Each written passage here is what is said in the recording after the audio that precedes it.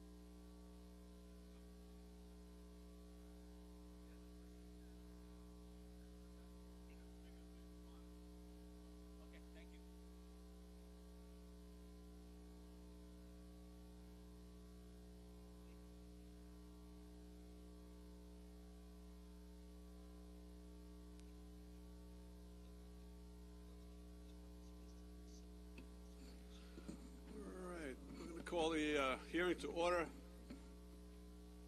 and ask Legislator Colonel Gaylord to lead us in the pledge.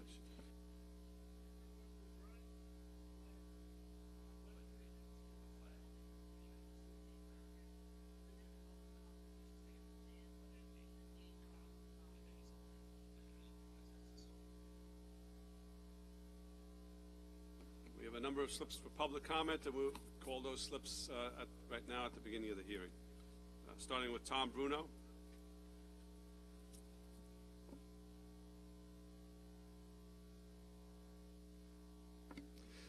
Good morning, everybody. I'm going to keep it brief because we do have other people who want to speak, and I'm sure you're all very tired of seeing my face up here every meeting. But again, we're very grateful for the increase that is in the county executive's budget. We're hoping through your efforts that you'll be able to increase that just a bit. Our young people, as you are well aware, have been suffering since the pandemic. The youth programs in Nassau County have been meeting the needs of these young people for the past 3 years, and we will continue to meet those needs, whatever has to be done. So please, anything that you could do to increase that budget line, the youth of this county will be so appreciative. This is our future that we're talking about. These are the people who have one day, hopefully, will be sitting in your seats. So please, anything that you can do to put money back into that budget will be greatly appreciated. Thank you for your time.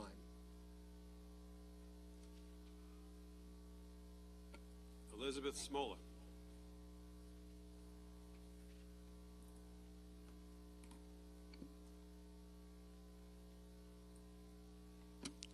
Hi, my name is Elizabeth Smoller, and I'm a licensed Master of Social Work. I work as a therapist at Yes Community Counseling Center in their Youth and Family Services Division. Thank you to everyone who is here this morning and providing us with the space to share our stories. If it's all right with everyone, I'm going to tell you a little bit about myself. I was born and raised in Massapequa, graduated from MHS, then moved across the country and traveled the world during my studies. But when it came time to settle and choose a career, I chose to come home. I chose to be a therapist in the community that has meant so much to me. And let me tell you what I mean by that. When I was 18, I was suffering with severe depression. And for those of you who don't know, 2 symptoms of this include suicidality and self-harm. I was terrified. My parents were terrified. But my parents called up Yes Community Counseling Center, a place they knew intimately and trusted because of the immense presence this agency has in our town. They called up, and I was immediately brought in for services. I was connected with mental health care that literally saved my life.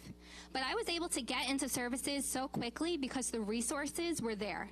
Accessible and affordable treatment were right in my community.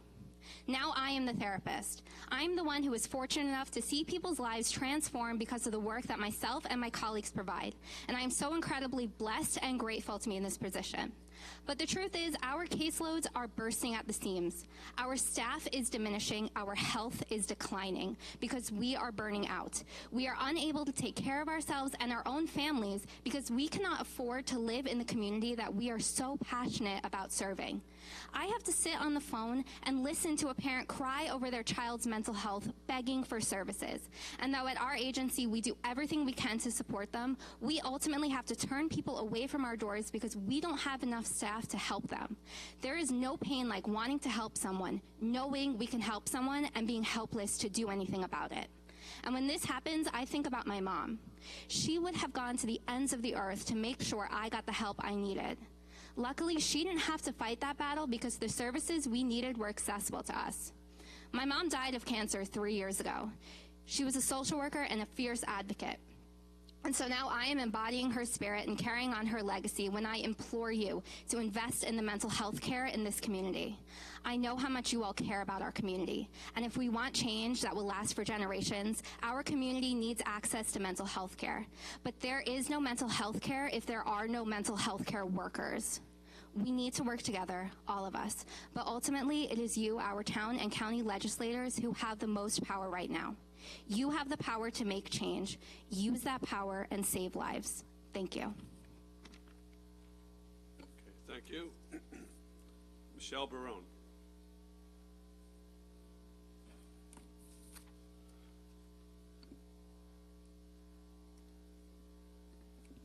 Hello, my name is Michelle Barone. I'm a licensed clinical social worker at Yes Community Counseling Center. I've been in the field for 5 years, and I appreciate this opportunity to help you all understand what we do as social workers and why, as much as we love our work, we have to unfortunately question our career choices. I want to start by highlighting how great the need is for mental health support services and how we constantly see how families and children who are not getting the correct support continue to have limited functioning with relationships. They're struggling academically, emotionally, and physically due to the untreated mental health symptoms, and how what we do within our field isn't Band-Aid work.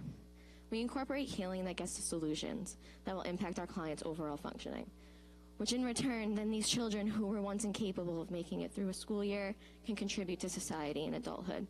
However, it's been horrifying how many clinicians we continue to lose due to not being accurately compensated for the important work that we do. Burnout is a real issue, especially when most of us have to work 2 jobs to even remotely support ourselves and live on Long Island. Meanwhile, all of us have master's degrees, and most of us have additional licensures as well. The work we do is crucial. We see how strong the need is when parents call to inquire about services so desperately for their child who is not functioning anymore, but we have to turn them away because we're short-staffed. At times, it is life or death work, and it's devastating for me to have to consider leaving a field that I'm so passionate about. I'm 7 months pregnant, planning for a growing family now, and I have to consider leaving this amazing nonprofit that I work for because I have to fear not being able to support my baby. I may have to go get a different job, and most likely will only require a bachelor's degree, most likely will pay double what we get compensated for, and I'm not passionate about just to make an affordable income and stay on Long Island. The infuriating part is that I would then feel like I'm not living a fulfilling life, or I wouldn't be contributing my skills that I was trained in because what I've put so much money, time, and effort into doesn't result in adequate compensation. It's impossible to live in Long Island with the salary we make. It's just not enough. We as social workers and therapists are not recognized for the imperative work that we do, and that work at times really does save lives. Thank you for giving me this space to share. Thank you, Michelle. Casey Fordham.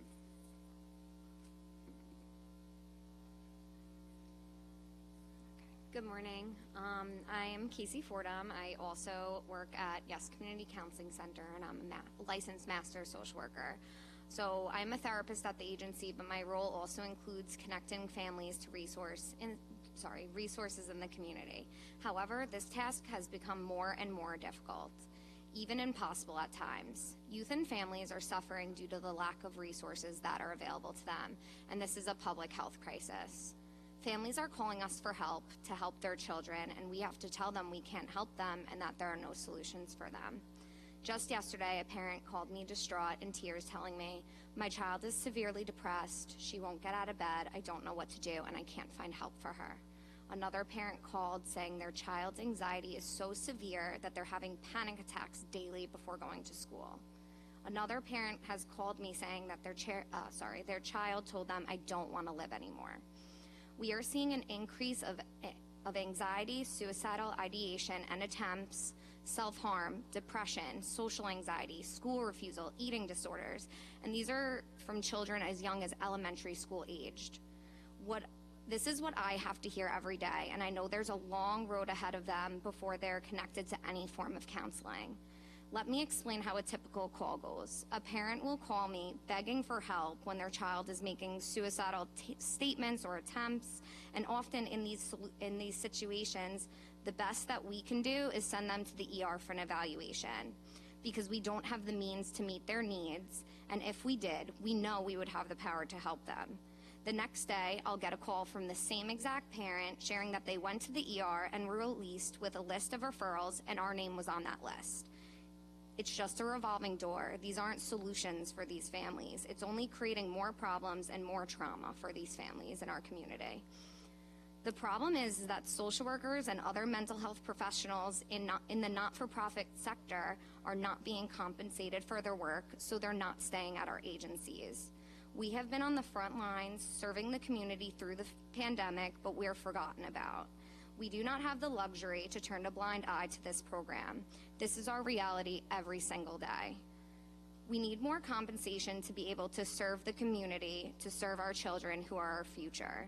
We are letting our children down, and if this problem is not resolved, the effects of this will continue into their adulthood. You have the power to make meaningful change in the community. Please support us so we can continue to support the youth and family in our community. Thank you so much for your time. Okay, thank you, Casey. Tony Lynn Hanzik.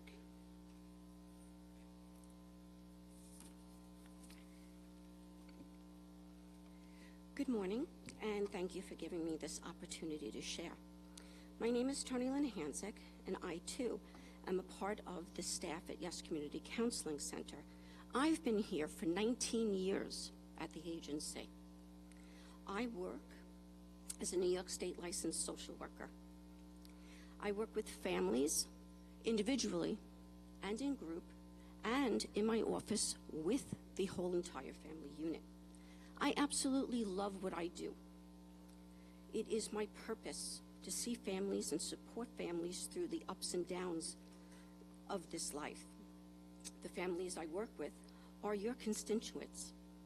They're the ones that vote and put you all in office, and they are hoping that you will help them and their communities.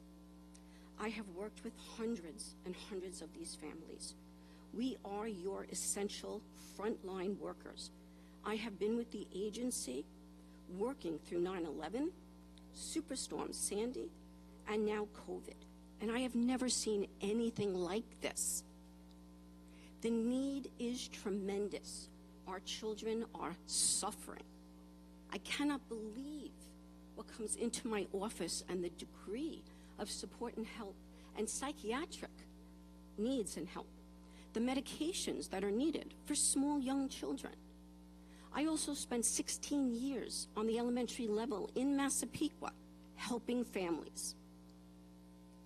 Our agency is underfunded and understaffed.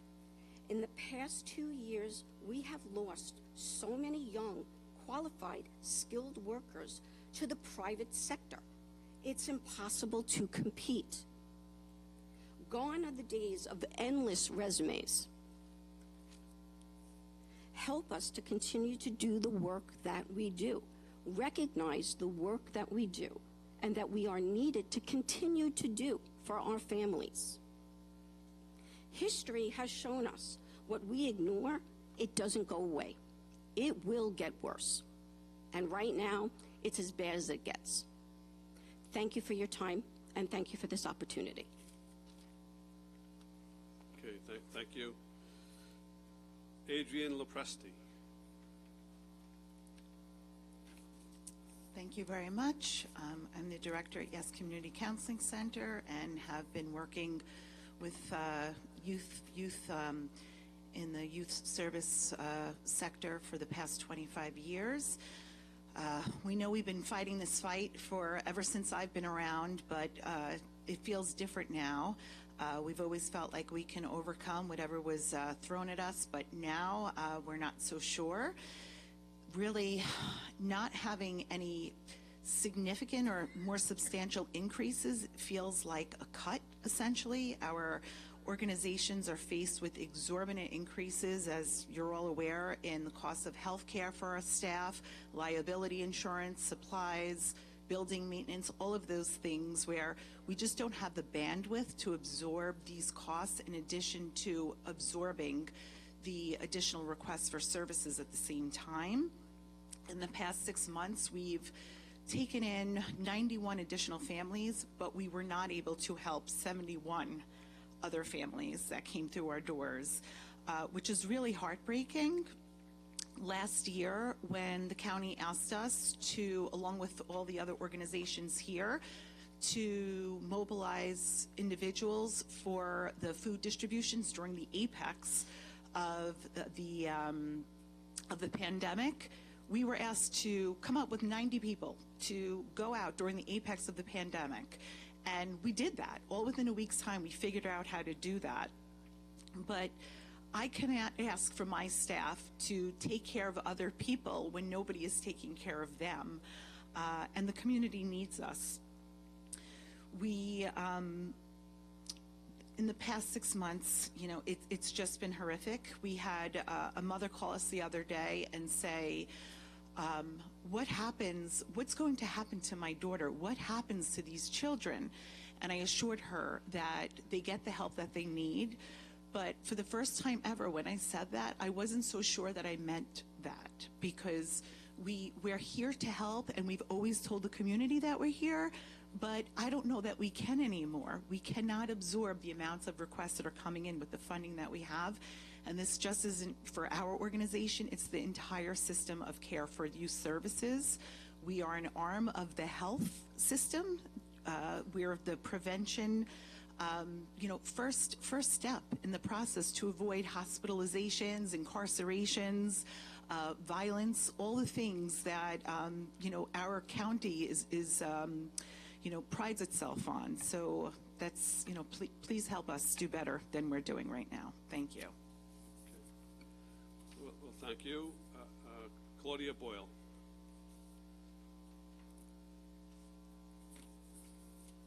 Good morning.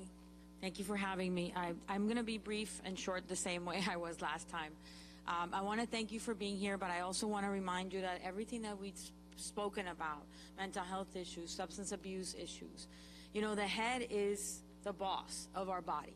We don't blink if the head doesn't give you that command. We don't walk if the head doesn't give you that command. When your head is not working right, when you have issues that are interfering with the way you feel, with your depression, with your anxiety, you're not able to function. But as a youth serving agency, we also have mental health and we also have substance abuse. And yes, there is a limit to what we can do. But the reality is, I want to tell you what I told you last time. We can prevent this. There is prevention in everything. There is prevention in cancer. There is prevention in diabetes. There is prevention in every other aspect of our lives. And if we intervene early, we're able to prevent something from happening and getting worse, right? That's all we're asking for. If you look at our youth need help, and we don't have enough resources to help them. And it only takes one person. It only takes one person to believe in the youth and to be there for them, to be able to change their life. But we can't do that if we can't be there for them without the proper funding. So please just consider that. Look at the line. Thank you for the increase, because I do know that there was a small increase, but we need more. We need your help, we need your support, and we need that to be permanent, to be a stream that is permanent for our kids. Please think about your own kids that, thankfully they don't need it right now, but all of our kids out there, the ones that are newly arrived, kids who have nowhere to go, they come to our centers. They come and receive services from our centers. So please think about that when you're thinking about the budget. It's not only numbers, it's lives that you're impacting. So thank you very much. Thank you, and thank you to all of our speakers. We'll be going through the departments. I don't know if there's an agenda available for the public, but we'll make one available.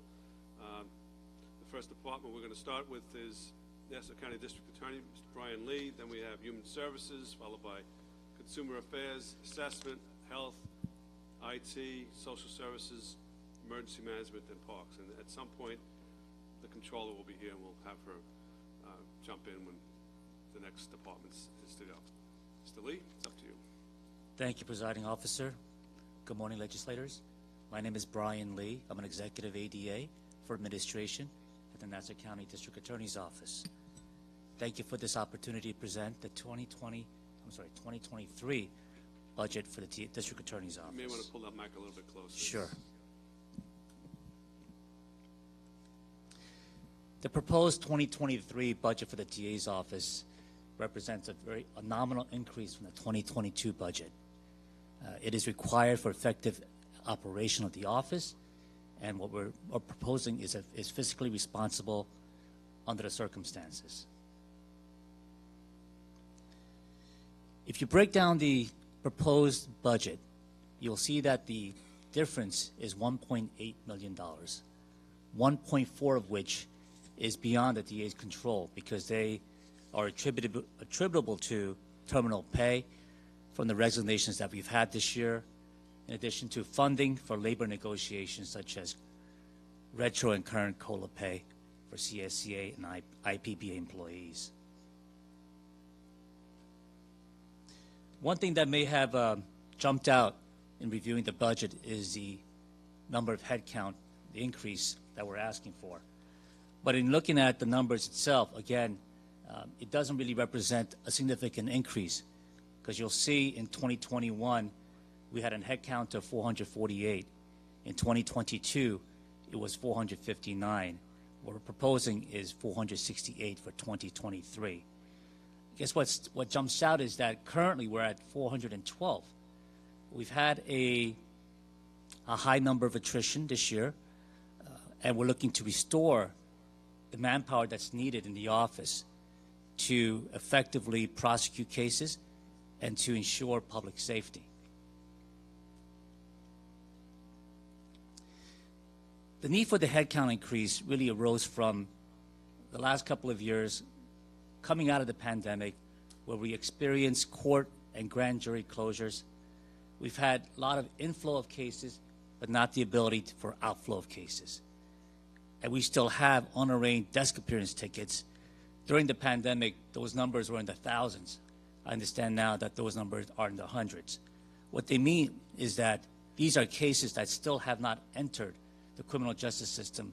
They received a desk appearance ticket, but have not entered the courts. What this has done, the backlog and the COVID, has contributed to the increase in the caseload per ADA. And if you couple that with discovery reform of 2020, it has become very difficult for members of the office, in particular the ADAs, to do their work effectively. I would like to give you one illustration of what's been happening in the office in terms of caseload versus the headcount. I'm not sure if you can see the numbers, but you may have monitors in front of you that you can see. The top portion of the chart represents the headcount, number of staff members we've had since 2019. The bottom chart represents the number of cases that have come in that particular year, the new filings. What's significant about this chart is that in 2019, that is pre-discovery, there were about 35,000 cases, new cases that came into the system, and we had an office of 399 personnel. In 2020, you can see that the caseload diminished rather significantly because of the pandemic and the court closures and the reduced number of arrests based upon mandates by the county of people not coming out of their homes and wearing masks and all that nature. Yet we had a head count of 420 personnel. The number of new cases rose to little over 23,000 in 2021 when we had a head count of 440. Now, this year, 2022, what you see there is a projection by the courts that we will have 39,000, almost 40,000 new filings, new cases, misdemeanors and felonies in this county. And yet we only have 412. Looks like we lost reception of the PowerPoint, but just to continue on, we have 412. So it begs the question, if the caseloads are increasing at a rate post-discovery, we need to have the manpower with the personnel to effectively prosecute those cases. Currently, we don't. So when we're asking for 468, it's in line with what we're trying to accomplish as an office, that we have to effectively prosecute these cases, give the victims their due attention. Otherwise, the criminal justice system will not work. You may have heard or you may have seen reasons why there's attrition in the office. I just want to give some highlights as to why that's happening. These are plausible reasons and explanations for high attrition. We've had a change of administration post-election, and it's only natural that when there's a change in administration, there will be some changes, especially near the top, the executive staff and bureau chief, and we have experienced that. We also had the discovery reform, which have and continue to become or continue to be a big burden on the ADAs in the office. A case that typically took 2 to 5 hours of time to prosecute, to prepare for prosecution. We're now tripling that time in terms of discovery. I'm sure that all my predecessors have spoken to you about discovery, but it's very onerous. It's very onerous in the sense that discovery, and defendants are entitled to discovery, full discovery, no question about that. But the timing of discovery, when it has to be turned over to the defense, is really causing the issue, is a problem here. The timing of it. In the past, before the discovery reform, discovery had to be disclosed to the defendant prior to hearing and trial. Now the discovery has to be turned over to defense within 20 to 35 days of the arrest, and certainly within the 6 months for a felony or 90 days for a misdemeanor. And the penalty for not being able to comply with discovery is draconian. It's dismissal of cases. The law allows for the judges to have discretion to impose sanctions upon the failure to meet the deadlines or file discovery. But it appears that the only sanctions that have been imposed on the district attorney's office on the cases is that judges are just dismissing these cases. To combat that, we have tried to hire discovery expediters, you may have heard that term, to assist the district attorneys in prosecuting, in preparing for discovery, but it's very difficult. It's very difficult because the starting salary for a discovery expediter is $32,000 and requires a bachelor's degree. It's difficult to find good employees willing to work hard when it's not, the salaries are not comparable to what you can be paid for a degree. We're also experiencing not just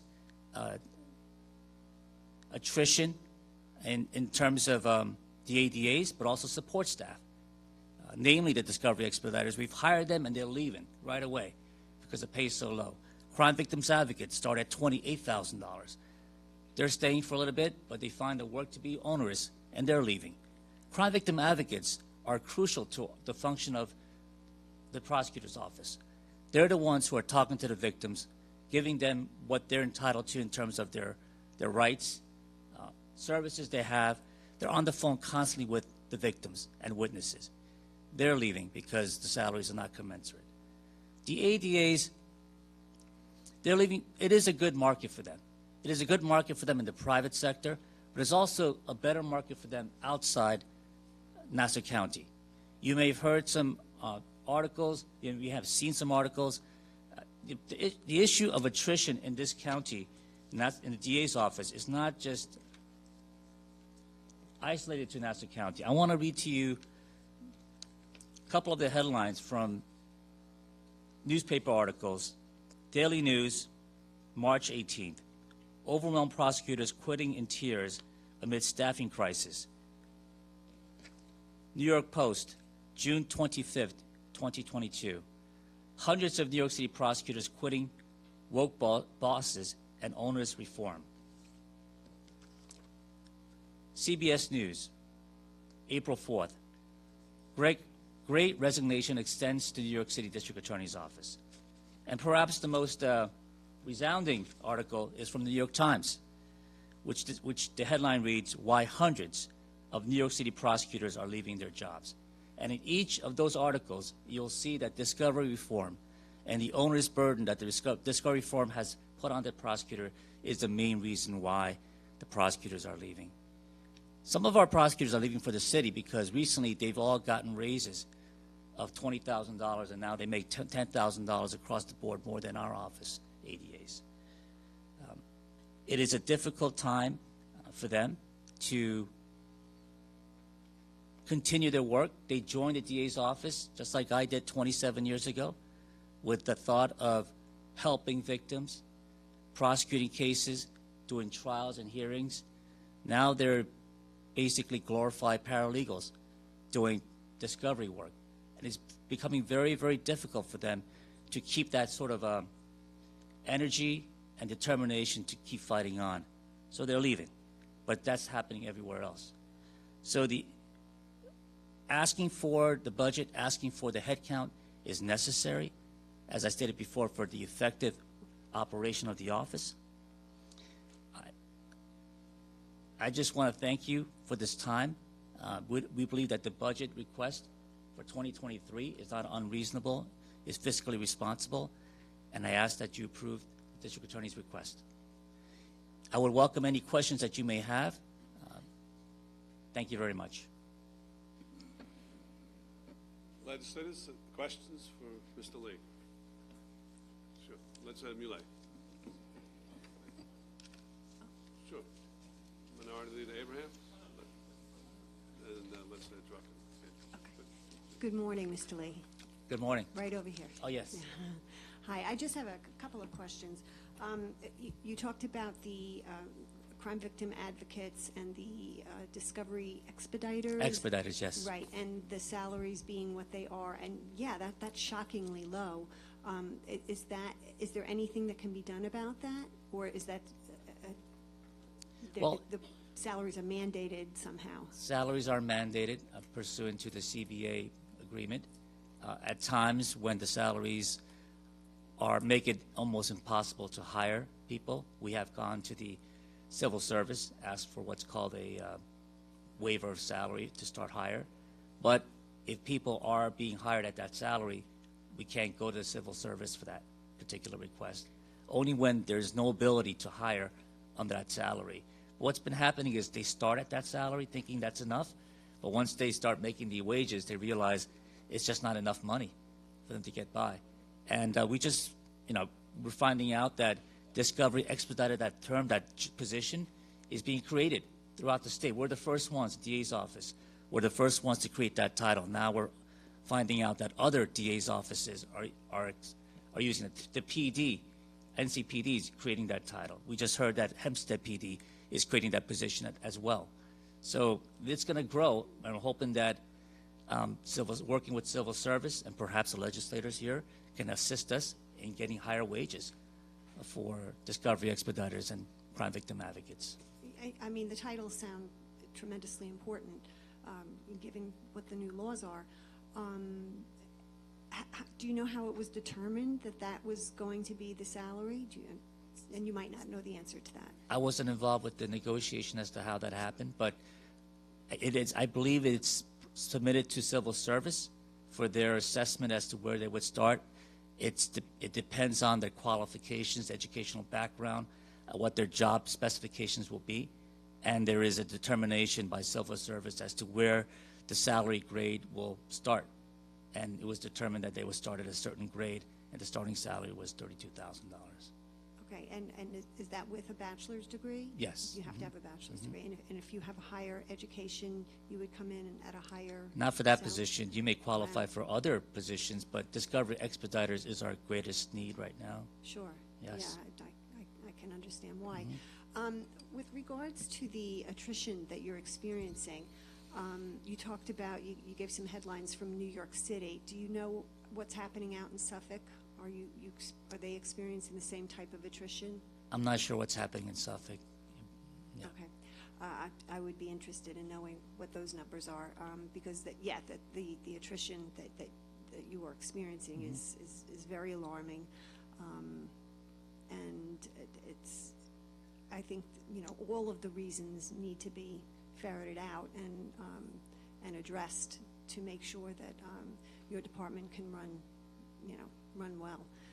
It's obviously critically important for the safety of our residents. So thank you. You're welcome. Minority Leader Abrahams. How are you, Mr. Lee? How are you, sir? I apologize. I couldn't see the screen. My eyes are fading over the years. I couldn't see the screen over there, and we were having technical difficulty. Okay. Mr. Coppell was trying to help us raise the screen here, so I couldn't see a lot of your presentation. If you do have a paper format, we would appreciate it. We can give it to Mr. Polzer and make copies for us, but I didn't get a chance to see it. And if you have it, Sure. Hard copy, I would love to see it. So forgive me if some of these questions seem to be redundant, because as I said before, I couldn't see it. If you could just go through the head count versus the actual budget amount numbers again. You had talked about, if I jotted this down, that you're looking for 468. Is it 468 or 469? 468. 468. And you're currently budgeted at 412. I mean, you currently have a head count of 412. That's correct. Okay. And some of the reasons that you had talked about in regards to the reason you're at 412 is, obviously change in administration, and obviously there's been changes in the way that cases are being prosecuted and what ADAs are doing.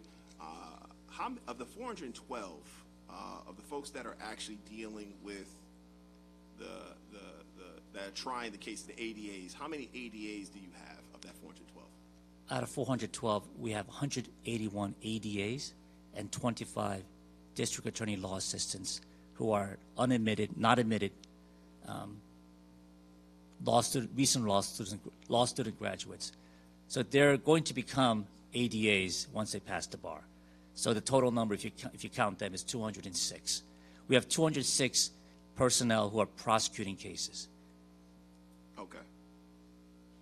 And of the 468, that 206 will become what again? We're hoping to come to about 230. 230. Okay. So, I know you had identified that obviously the headlines, and we appreciate that. I mean, I don't know what jurisdictions those headlines covered. I don't know if it was strictly New York City, all the 5 boroughs, or did it span over the entire country? I'm not too sure. The articles covered Manhattan, Talk about Manhattan. the Bronx, and Brooklyn. Okay. So, in terms of the caseload, and I apologize to my colleagues because some of the questions I may have may be a little bit technical in nature. In terms of the caseload in 2020, when you had said that it was a little bit lower versus where it is now, can you just go through those numbers again? Sure. Starting with 2020? In 2020, the number of new filings as defined by the courts representing misdemeanor and felony new cases was 15,220. Okay, that was in 2020. Yes. Okay. In 2021, it was 22,251. Okay. And this year, it's projected to be 39,964. And this is the court's data. So by my calculations, it's increasing tremendously by well over 100%. It is. Keep in mind that every year in 2019 we had 35,558 new cases. They don't all get resolved in one year. They get carried over to the next. I would say that 1/3 of the cases from any given year is carried over to the next. And that's how backlogs are created, because you're carrying cases. But in 2020, the 10,000 or so cases that carried over from 2019, we couldn't dispose of because of the pandemic. And we had 15,000 cases come into the system, coupled with the 10,000 or so from the previous year. And then you have this domino effect, keeps rolling, snowballs into a higher number. So what was the head count in 2020? Head count in 2020 was 420. No, not the budget head count. What was the actual people, staff people on 420. So the number went from 420 to 206? ADAs you're talking about, or personal? No. I'm sorry. I'm talking about ADAs now. Okay. ADAs. The ADAs have always hovered around 200 to 220. 200 to 220. So in 2020, they were able to handle the 15,220 cases.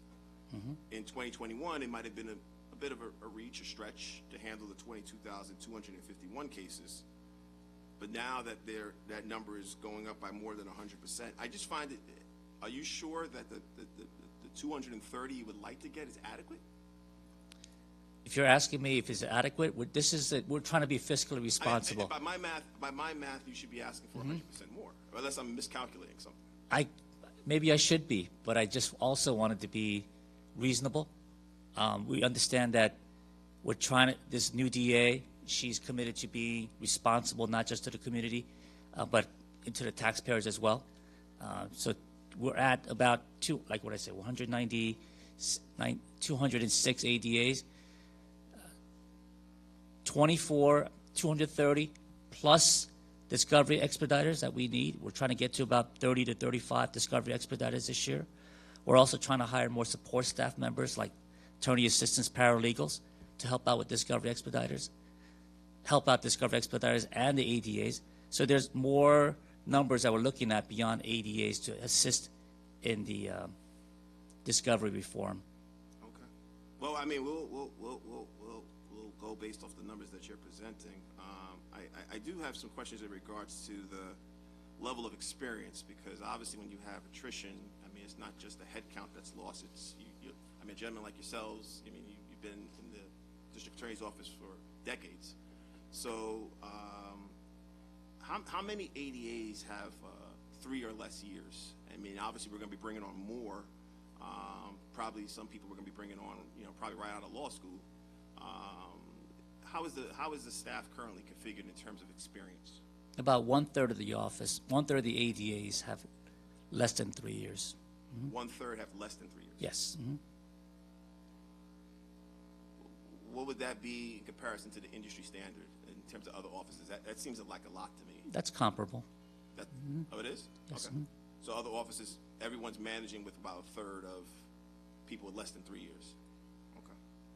All right. And how is the office designed in terms of its bureaus? How many bureaus are there? How many bureau chiefs are there? Has that number been reduced in changes in administrations over the years, going back to, I guess, when I first started here, it would be District Attorney Dillon, and then it went to Rice, and then to Singus, and then now with Ms. Donnelly? The number of bureaus have not changed over the years all that much. When DA Donnelly came in, she created 1 additional bureau, and that's about it. Well, So I we guess have what I mean 16 is altogether. When comparable to the ADA issue in terms of a third have less than 3 years of experience, the bureau chiefs, do they still, what does the average bureau chief have in terms of their experience, and have we seen a drop off in bureau chiefs' experience? No, we have not. We have not, because we were able to, the bureau chiefs that we currently have, most of them have more than 15 years of experience.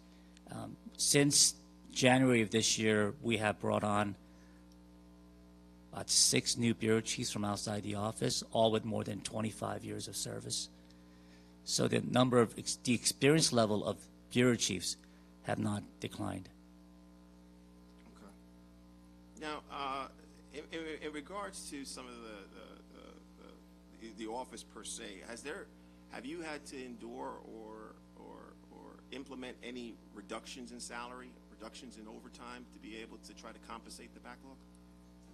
Reductions in overtime? Yes. The reductions in overtime was attributable to a bureau that we had called Early Case Assessment Bureau. Early Case Assessment Bureau? Right. It was a 24-hour operation. So to staff that bureau, we needed to expend overtime. DA Donnelly has now transformed that bureau into an operation that does not work 24 hours anymore. So we're able to save money in terms of not having to staff it. So that particular bureau saw a reduction in overtime? Reduction in overtime. Reduction in Expenditures overtime. you're talking about. Because you did the reconfiguration? Yes. Okay. Has any other bureau seen a reduction in financial resources or overtime or any other types of compensation? No. Okay.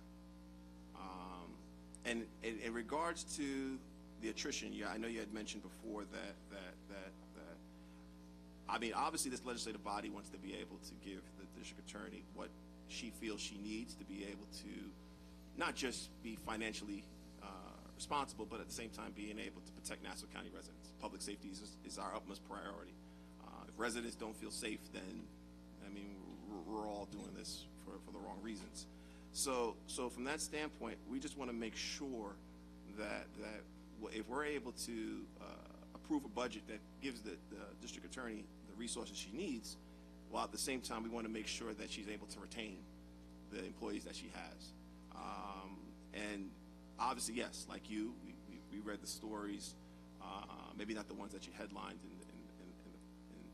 on part of your presentation, but we did read the stories more recently in Newsday that talked about the attrition. I concur with Legislator Muley. I would like to see numbers that compare us to district attorney offices based off the caseload and obviously the backlog that are more comparable to Nassau. When I hear city, I mean, it's just it's different. I mean, maybe there's some boroughs that are very similar to Nassau, but ultimately, I would like to see numbers that are based off of maybe potentially what's going on in Suffolk versus what's going on in Westchester, to ensure that we're able to compare apples to apples. Do you think you should be able to provide that to us by the time we vote on the budget, hopefully by the end of the month? I'll try. I have nothing further at this time. Legislator Drucker.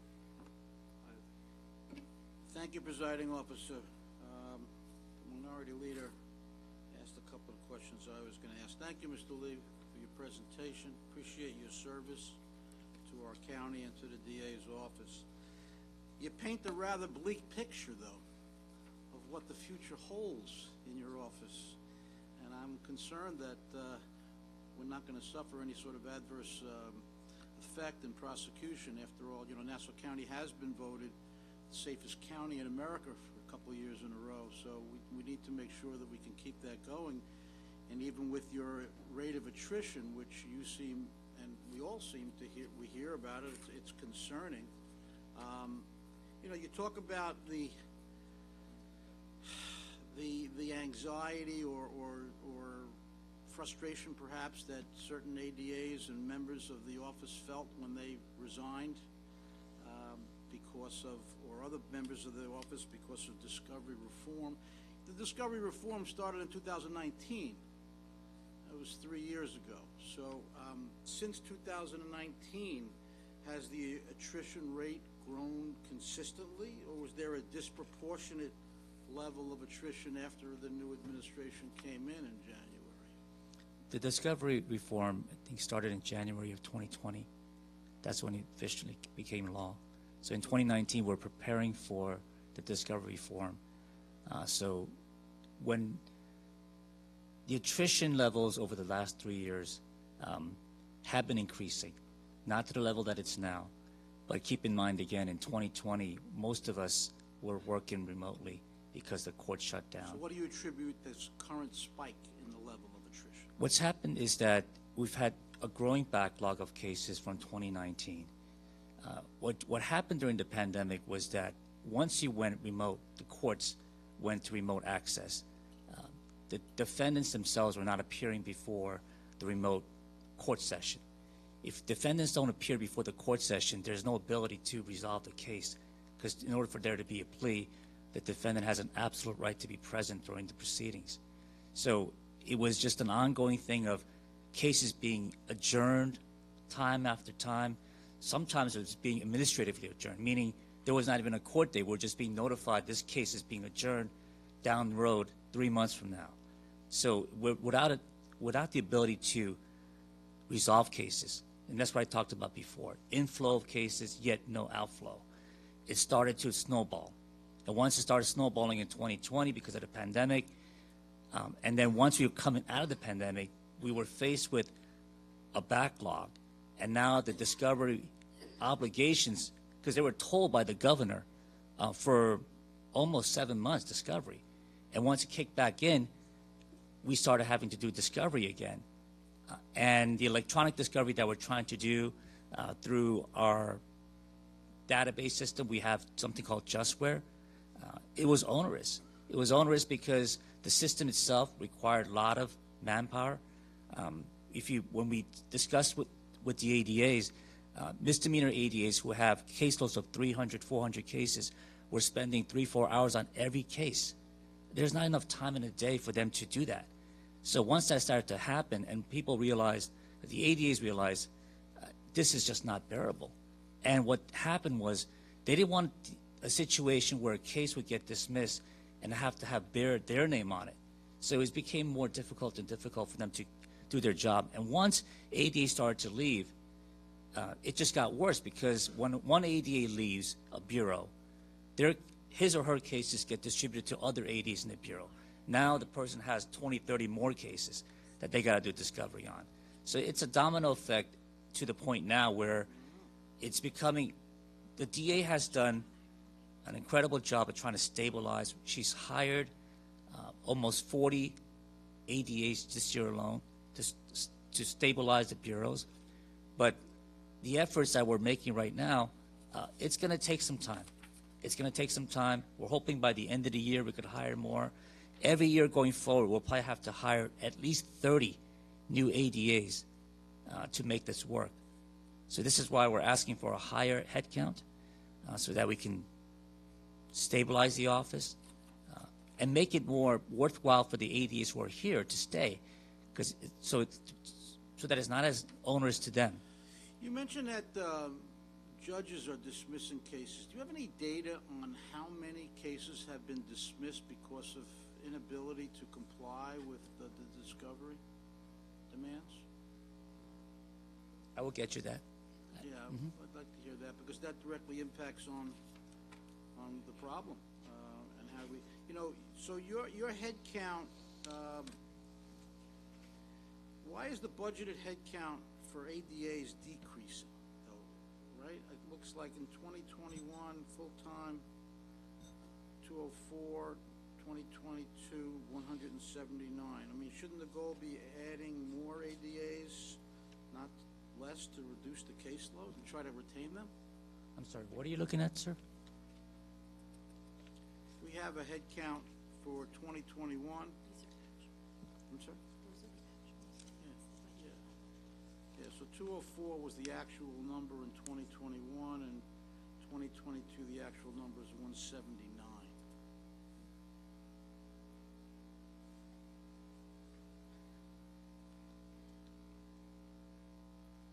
Are you referring to the Office of Legislative Budget Review numbers? It's the full-time, yes. Okay, I'm looking at those numbers too. I just don't see where those numbers are because they don't seem accurate to me. In 2021, you're saying that we had 179 ADAs? 204. And in 2021, we had 179? As of October 6, 2022, it's 179. October 6th of 2022. These numbers I presented are off the payroll as of last week. We're at 216. For ADAs, we're at 196. I'm sorry, 186 plus 25 DALAs. Okay, so let's move on. I think my colleague, Legislator Malaya, and our minority leader asked about, based on Newsday's report, 61 prosecutors, 27%, have resigned since January. And Suffolk County had a change in administration as well, a change in party leadership. I would like to hear what their comparable numbers are as well. Okay. Because that's indicative sometimes too. Now you talk about the fact that you're able to retain, some of the higher level ADAs, the bureau chiefs, the deputy bureau chiefs. You have 4 bureau chiefs and 5 deputy bureau chiefs, so that's 9. The number of ADAs who have resigned, those weren't your bureau chiefs or deputy bureau chiefs, correct? That's correct. So there's a tremendous drop-off in salary from that level of ADA to the ones who resigned. Would you agree? That's correct. Yeah. So for example, do you know what the average number of years of the 61 prosecutors or ADAs who resigned since January? Do you know what the average number of years of service they had? What I can say is that out of the 61 or so ADAs who have left, I would say the vast majority of them left from county court bureau and district court bureau. And those ADAs are typically have years of experience of 1 to 5 years. Is there a commitment to do 3 years, though? Yes. Mm-hmm. So Some broke their commitment. I'm sorry? Some broke their commitment. But it's fair to say, though, that the ADAs that you're replacing, the ones who have resigned, many of them are fresh out of law school. So they do lack the experience of the ones who have resigned. That is true to some degree, but we also have hired lateral ADAs from the Bronx, from Queens, from Brooklyn. So we have been successful in bringing other Suffolk County as well. I would like to make one note of the Suffolk County DA's office. Because of geography of where Suffolk County is and compared to where Nassau County is, it's easier for Nassau County resident or Nassau County DA to work in Queens and Brooklyn, which is where they're going, as opposed to Suffolk DA's office member who may be limited in where they can go because in terms of geography, they would have to travel more from Suffolk County. Is this your opinion, or you have facts to back this up? My opinion, sir. Sorry? My opinion. So I'm just concerned that with the lack of, the head count being lower and the number of, the pressure on these discovery expediters, are you feeling a need overall in your office to plea out a lot more cases than you have in the past? Not necessarily. We are committed to looking at each case. This is probably another reason why the ADAs are not that happy, because we're requiring them to look at every case. There is no fire sale. There is no, giving away the store. Each case has to be looked at individually, case by case. Victims have to be spoken to. It's an onerous process. So no head count has no bearing on whether or not someone's getting a plea offer or you're taking it to trial? No. It has no bearing. Yeah, we are dedicated to prosecuting each case uniquely. It's good to hear. Yes. Thank you very much, Mr. Lee. I appreciate it. Mr. Lee, I have several questions. Sure. How long did you say you've been with the DA's office? I started out in Queens DA's office, spent 13 years there. I've been here in Nassau County for 14 years. Were you there when DA Rice came in and DA Dillon went out? I was not. I came in 2008. It was my recollection, and I know a number of these individuals, that when DA Rice came in, many of the more experienced attorneys left the office. I had heard that. And actually a number of them went out in criminal defense work, and a number of them are doing very, very well. But I think that inherent in the nature of when the district attorney changes from one party to another, and when you have a new DA coming in with a different philosophy, there's going to be turnover. Would you agree to that? Absolutely. Okay. Now, traditionally, the DA's office for law students was attractive because you'd go there and you'd be put into trial work. You'd get your trial experience rather than going to a civil law firm and sitting in a library and passing papers back and forth, poring over documents for hours on end. So, in terms of the turnover, I guess people, new attorneys are looking for that trial experience, or instead getting the experience of having to work on discovery, making sure the paperwork was all done. Is that increasing the turnover, in your opinion? That these new attorneys are not getting the trial experience that they want? Instead, they're becoming, clerical staff in many ways because of these new discovery laws. That's true. Prior to my position as executive ADA for administration, I was the deputy executive for litigation, and I interacted with district court ADAs quite frequently. I even kept office hours in district court as an executive, and a lot of them came into my office and saying, I was sent out for trial, and the defense filed a motion because I didn't hand over one piece of document, and now this case got adjourned for 6 weeks for a judge to entertain that motion. And it was just lying in wait. The defense would just lie in wait until the case would go to trial and file this motion to say that we were lacking 1 page of discovery, and would just delay. And there was just growing frustration among the young ADAs not being able to do what they thought they were going to do when they entered the DA's office, which was litigation, doing trials and hearings. So absolutely, you're correct. And that's due to the discovery requirements imposed by the state? That's correct. Okay. Now, the discovery expediters and the additional paralegals, the expense of that is really related to that same thing, right? The discovery requirements. Yes. Now, did New York State provide additional funding to the district attorney's office when they imposed these onerous discovery requirements? This year, actually last year is when it started. DCJS provided funding for hiring and making available resources for discovery and bail reform reasons. And then we've applied for that grant. And it wasn't a grant to the office, it was a grant to the county. And it was monitored through the police department. And we were partners with the police department, Department of Probation, and the Department of Sheriffs that were supposed to share the money for bail reform and discovery reform purposes. So there is some funding coming in through DCJS. Do you know how much that is? For our office, I believe it was $1.3 million. Now, has that addition? Is that, by the way, is that a recurring funding stream? Yes. Has those additional monies compensated for the additional work in total? Yes, to some degree. Mm-hmm. To some degree. Yes. Mm-hmm.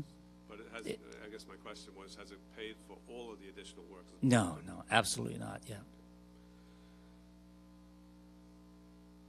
Just in terms of the discovery forms, you indicated, I think correctly, was it January 2020?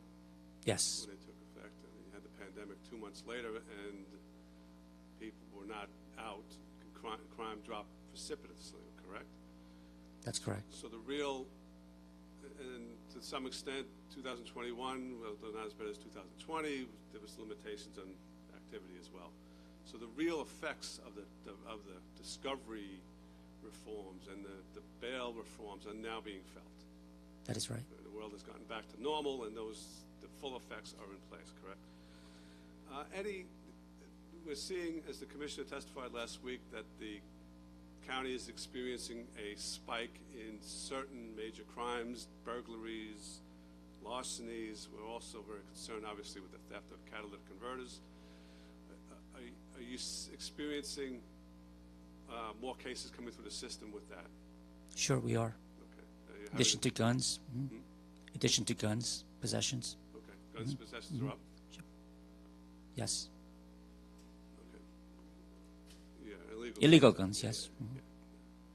All right, thank you. Legislator Ford, then Legislator Bynum. Pass, okay. Legislator Bynum. Thank you, Presiding Officer. Hi, good day. How are you? I wanted to follow up first on Legislator Drucker's question regarding the number of cases that are being dismissed. And you said you'd get us the number of cases. I'm asking if you could break down those cases relative to the type of cases as well. Okay. And then you mentioned earlier that ADA Donnelly created a new bureau.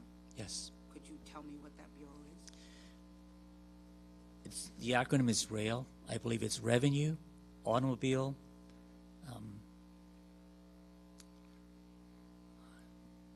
Labor, and I forget what the I is, but it's Investigative Labor.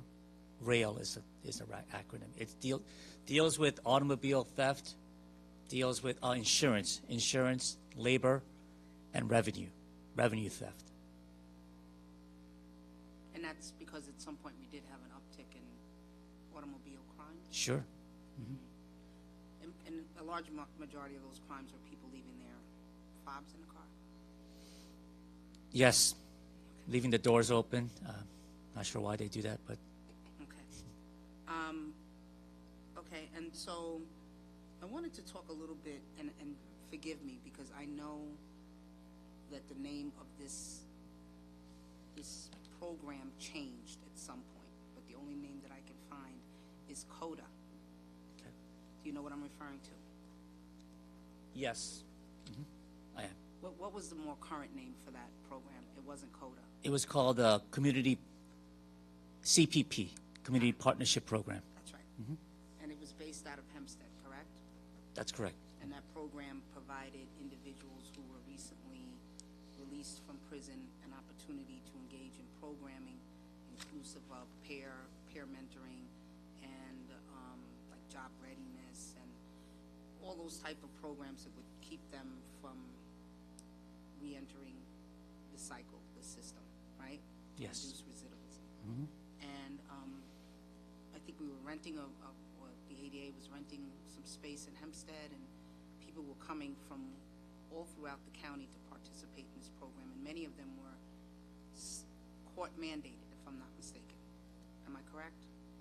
That's correct. Okay. Does that program still exist? No, it does not. And what was the reason for disbanding that program? The reason for dismantling that program was because the way it was structured, our DA's office was involved in creating the program, but we weren't necessarily overseeing the program. It was overseen by Family Children's Association, FCA. And when we met with the FCA representatives about continuing the program, they highlighted certain issues about the program itself that was concerning, and in terms of how it was structured financially, because it was money that was being taken out of the forfeiture fund, and the forfeiture fund in the DA's office varies every year greatly. There are years where forfeiture could be in the excess of millions, and in 2021, it was $161,000. To operate CPP annually, I think it was about $600,000 just on employees, and an additional, plus the rent, which was in excess of $70,000 a year. So it was about $600,000 to $700,000 a year for us to operate out of our forfeiture fund, except our forfeiture fund weren't there. So this wasn't a program that we could continue. In the golden years, forfeiture, when we seize assets, seize drugs and money from dealers, if that was plentiful, certainly we could run programs. But in waning years, such as we've had during the pandemic and in 2021, when the resources during the forfeiture fund was very low, we could not sustain it. It was unpredictable. So the district attorney decided that if it's not something that we could sustain moving forward with the forfeiture funds, we could not go forward with it. So isn't it, I also recollect that there are other grant funds that come into the DA's office for the specific purpose of reducing recidivism. Am I correct? The initial purpose of it? That there are grant funds that specifically go, that are sent to your office for the purpose of reducing recidivism. Is that correct? I believe there is, yes. Okay. So could you tell me how much money we receive for that express purpose? I'll have to look into that. I don't know the top of my I'd be head. very interested to learn how we're using that money. Okay. So my second question would be, and I've only learned that this program was discontinued this weekend, and so I'd like to know what kind of notice was provided to those individuals who were voluntarily participating in that program, and then those that were mandated to participate by way of the court. How were they notified that the services would no longer be provided? Through the court. What type of time frame was provided to them to seek other supportive services? They were given at least 2 months leadway through the courts. Those who were mandated were given leeway through the courts. Those who were giving or coming there voluntarily, the director of CPP had been in communication throughout. I made sure that he contacted anyone who was a regular client of CPP to give them notice. There was notice put on the door of CPP at least a month ahead of time to announcing that it will be closing down. I work with the employees at CPP to make sure that they would land well on their feet. And the director, Rodney, assured me that at the time that we were shuttering down CPP, everyone who had worked there had found another job. So they were taken care of. Where were these folks, they were notified? Was any technical assistance provided to them so that they could find additional supportive services and Technical services? technical assistance? Assistance? Did someone provide them some level of counseling or advise them where they might be able to find this type of supportive services elsewhere? That was done through the director, It was done through Ronnie the- Grayson. Okay. I personally wrote recommendations for each of those employees. I'm not talking about the employees. I'm talking about the people who were mandated to receive services from that program. Were they given some level of technical assistance in order for them to find services elsewhere? If they were mandated by the courts, yes, because there's a social worker that worked with the courts. But not the voluntary people. Yes, not the voluntary people. And so, I'd love to look at what the rate of recidivism was for those that were mandated by court to participate and those that were voluntarily going to the program.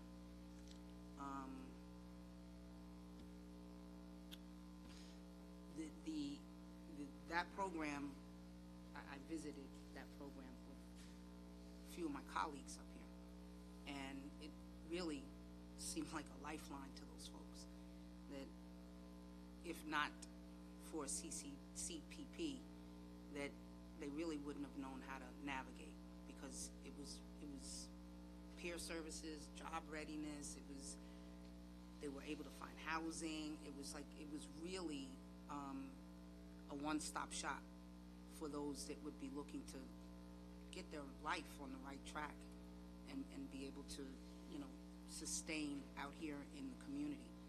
And that program existed. Well, let me not say how long it existed, because I'm unsure. I know Risco Lewis mentioned Lewis, which I'm not sure which way it goes, but she was the first director of that program, if I'm not mistaken. That's correct. What year did that program start? Do you I know? believe it was 2016? 16? No? No, much earlier than that. CODA you're talking about, or CPP? When it was CODA. Okay, CODA. It was the same, because it was the same, they changed the name for whatever reason, but it's the same. I remember program. Risco, yes. Yeah. I mean, that program has to go back to 2006 maybe? Yeah, I was going to say exactly 2006. 2006. I was going to say mid to early 2000s. So, and it really had significant benefits that we were actually able to hear about every year when they came and talked about the budget.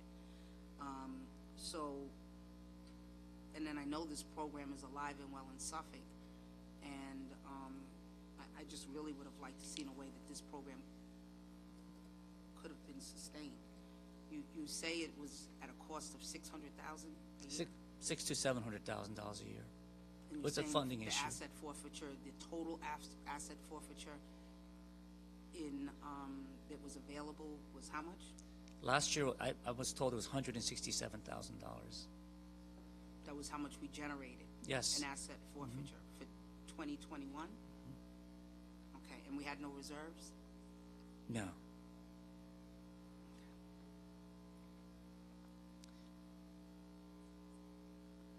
There are other programs that we fund through forfeiture funds, not just this one CPP. So it's not like we have to take into consideration how much of the forfeiture funds we could use for allocate for CPP versus other funding that we have to provide. And I know that you had other funding, because I know the PEACE program that's run out of Terrace also wasn't funded because of a lack of asset forfeiture money that's coming in there. How much have we received in asset forfeiture to this part of the year I'm not sure. in 2022? I'm not sure I can find that out as well. But the asset forfeiture law changed a couple of years ago. And now the money that comes in, the money or any assets that we seize now have to be separated. And the federal government takes about a third of it. The state takes about a third of it. and the county takes about a third of it. So what used to be a large portion that comes to the DA's office is no longer the case. So in that coupled with, the uncertainty, COVID, with less of these. Okay. Final question. Sure. In the moment, what other what other type of program like CODA exists here in Nassau County that we provide out of the DA's office? Because there are programs, other programs are funded. Was there anything comparable or similar in any way? So in other words, what I'm asking is if we're providing here in Nassau County any opportunity to assist those that are recently released from jail from re-entering the system, helping them to be able to build coping skills, gain employment, find housing. By the DA's office? Currently, there is not. Currently, there is none. Okay. Do you know of any being provided by any other department in Nassau County? The Department of Probation, Department of Parole, if they are on parole. Well, that program's separate from being monitored by a probation officer or a parole officer. I'm not aware of. That's totally not the direction I think we need to be going as a county. We must invest in those that are coming out of jail. We're only as safe as as those that we're safely returning to the community from jail. And if we're not giving them any opportunity, desperate people do desperate things. So I think that we have to rethink where we are today, and we need to make a significant adjustment in our policy in order to make sure that people have a fighting chance to resume some semblance of a life, and that we, the community, we feel safe when they return to our respective communities. And I don't think not having any type of supportive services in place that we're going in the right direction. I think that's totally unacceptable. Thank you. Legislator Rhodes. Thank you, Presiding Officer.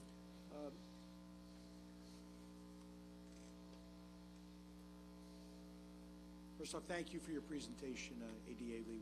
We certainly, Executive ADA Lee, we appreciate that. You're welcome.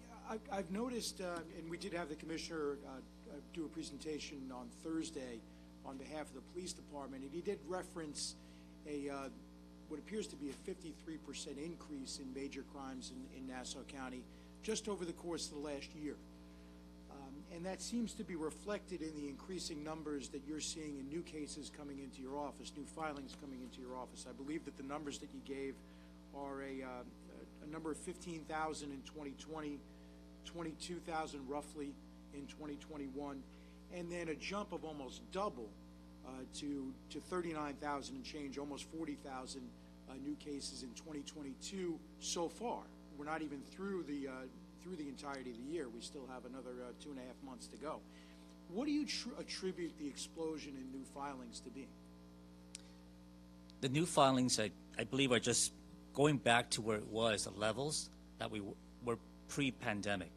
In 2019, they were at 36,000, and now we're at that level again. So typically, since I've been in Nassau County, 30,000 misdemeanors, about 5,000 to 6,000 felonies. That was a typical year, and that's what it was until 2019. 2020, you had the pandemic. 2021, the effects of pandemic were still being felt. Now we're going back to those rates. There's a spike because once we're coming out of the pandemic, I think there's been, and this is just my opinion, there's been more of a driving force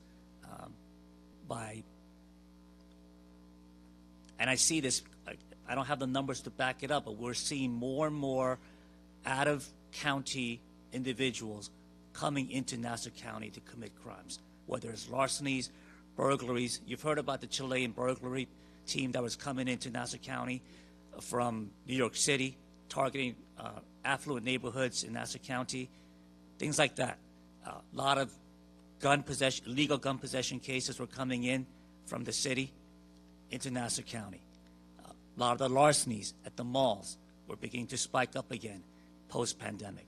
So those are the things that we're seeing in terms of as to why the numbers are growing once again to the pre-pandemic levels. Well, actually, we're talking about significantly more than pre-pandemic levels once We are. reach the end of the year. I mean, you're talking about it being the equivalent now, roughly. You said 36,000 in 2019 to about 39,000 and change today. But with another 2.5 months to go, you're probably looking at a number approaching 50,000. Yeah, let me just clarify that the projections that I gave of 39,000, that was the court's year-end projection. Okay. So when I got these numbers last month, and they projected it based upon what we had for the first 9 months, it would project to about 39,000. Okay, so you're still planning, Yes. you're still projecting there being an increase of somewhere around 3,000 to 4,000 new filings. That's correct. Just out of curiosity, I know you mentioned the groups from outside the state that are actually coming into the state. And we had this, asked this question of the police commissioner, who seems to attribute this to our new lax bail laws as a result of bail reform, that individuals are coming into the state, committing these crimes, knowing that there are no consequences ultimately for those actions. Are you seeing the same thing? Yes, I am. We're seeing that at that level, out of state, but also individuals in the past who bail would have been set on are not, misdemeanors particularly. We've had individuals, we discussed this not too long ago in the office, someone being arrested 10 times this year alone for petty larcenies at stores. We see that a lot. And there's nothing that law provides for us to ask for bail, because unless they hurt an individual, there is no remedy under the law to ask for bail. So we see this revolving door of individuals coming into the system, getting arrested, coming to court, being arraigned, no bail being set, and then weeks later or days later coming back into the system again. I mean, we had one individual that was referenced during the commissioner's testimony that was actually arrested 5 times in the same week. Yes, I think I'm aware of that case. Yeah. So they would go into the filings, because every time that person comes into the system, filings are defined as new cases, new accusatory instrument to the courts. So if that person got arrested 5 times in a week, that's 5 new filings. So that's why you're seeing the numbers being up where they are. That's a great point. When we're talking about recidivism, and ultimately that's what it is, that's contributing to the increase that we're seeing in recidivism rates, correct? That is correct. So, for example, the commissioner again mentioned there was a list of the top 10 repeat offenders for 2022, and that top 10 repeat offenders, he estimated, committed between 6 and 7 new crimes per offender. So those 10 individuals who were arrested wound up committing 60 or 70 new crimes in addition to the original arrest while they were out, without the opportunity to be able to set bail. Just if you could explain the process to me prior to the institution of cashless bail. Would the judge have had an opportunity on a second offense, I guess even on a first one, would have had the opportunity on a second offense for somebody who is a repeat offender to set bail and establish consequences? Yes. And would that be done in most instances? If someone is, absolutely, if someone's arrested multiple times in a week, I don't think any judge prior to the bail reform would have said, you're free to go again to commit more crimes. But that discretion is no longer with the judge. They're mandated by the law on any misdemeanor cases. Unless they injure someone, there's no recourse for the judge. His hands are tied, or her hands are tied. And in fact, in some instances, they don't even get before a judge, at least as far as arraignment is concerned, right? Desk appearance tickets are mandatory on misdemeanor cases. other than the ones that involve orders of protection. And incidentally, if someone is issued an appearance ticket, there's no appearance for them at probation either. Unless they're arraigned, that's correct. So, in other words, not only are these individuals not getting before a judge, the concept that you are going to avoid these individuals being in jail and the notion that they would somehow be supervised while they're on release awaiting for trial, that's not happening either, correct? That's correct. So if they never get before a judge and never get into the court system, probation is not doing anything with respect to these individuals in terms of monitoring them and ensuring, one, their appearance to return to court for their court date.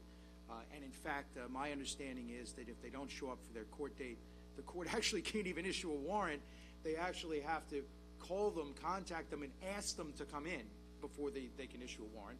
Am I correct in that understanding? That was a procedure put in place during the pandemic, yes, because I guess at some point OCA decided that to issue bench warrants on failure to appear on a desk appearance ticket under the circumstances would be onerous.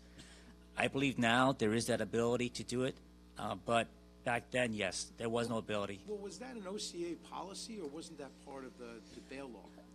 The bail laws did not address specifically what would happen if the person did not show up for a DAT. That's been in the books for some time. You have the ability to request an arrest warrant. It's just that when you have situations where the person doesn't show up, we don't know if that person's not showing up during the pandemic I'm talking about because the person's ill, or and so there was some latitude given to offenders who were given DATs and not asked for. We did not, as a DA's office at the time, ask for arrest warrants. Eventually, when it became evident that they were not coming to court, the DA's office were asking for arrest warrants to be done in those cases. Okay. And just to point out one more thing, you're absolutely right. Probation does not get involved until the person gets arraigned. And during the height of the pandemic, I believe the number of unarraigned desk appearance tickets rose to about 9,000. So 9,000 of people who had offended the law were given desk appearance tickets, did not come to court, and never saw a judge. Probation was never involved with those individuals. And some of those individuals kept reoffending, and yet there was no ability to bring them into court because of what I just discussed, that we had the inability to ask for arrest warrants. And that's something that still continues today. Now you may have the ability to ask for arrest warrant if they don't appear, but they're still not being held on bail initially. No, that's correct. It's a misdemeanor, and probation is not monitoring those who have been released on a desk appearance ticket to ensure that there are no further issues. That's correct. With respect to those individuals. That is a problem that's still occurring today. Correct? That's correct. And incidentally, when we talk about the purposes of bail, obviously, one is to ensure their appearance for a return date in court. If they don't appear, theoretically, bail would be forfeited under those circumstances, right? Wouldn't that be the same case if bail had been set, if they had committed an additional crime? Would the bail be forfeited? Yes. Yes. So really, the bail is also a disincentive to an individual to go out and commit new crimes while they are actually out on bail for the original offense. It would be a disincentive. It should be a disincentive. So, I mean, it's still, I'm sure it still occurs, but it's certainly not at the rates that we're seeing, I would imagine, today when we're talking about those, and this is just, the trying to extrapolate to a larger population, the findings of those 10 individuals that we were talking about on Thursday going out and committing 60 or 70 brand new crimes. In most of those instances, the establishment of bail would have been a disincentive for them to go out and commit those additional crimes, I'm assuming. That's right. Okay. Just in terms of, and I know you spoke quite a bit about the really onerous discovery reforms that were put on district attorneys' offices and in terms of providing information to criminal defendants.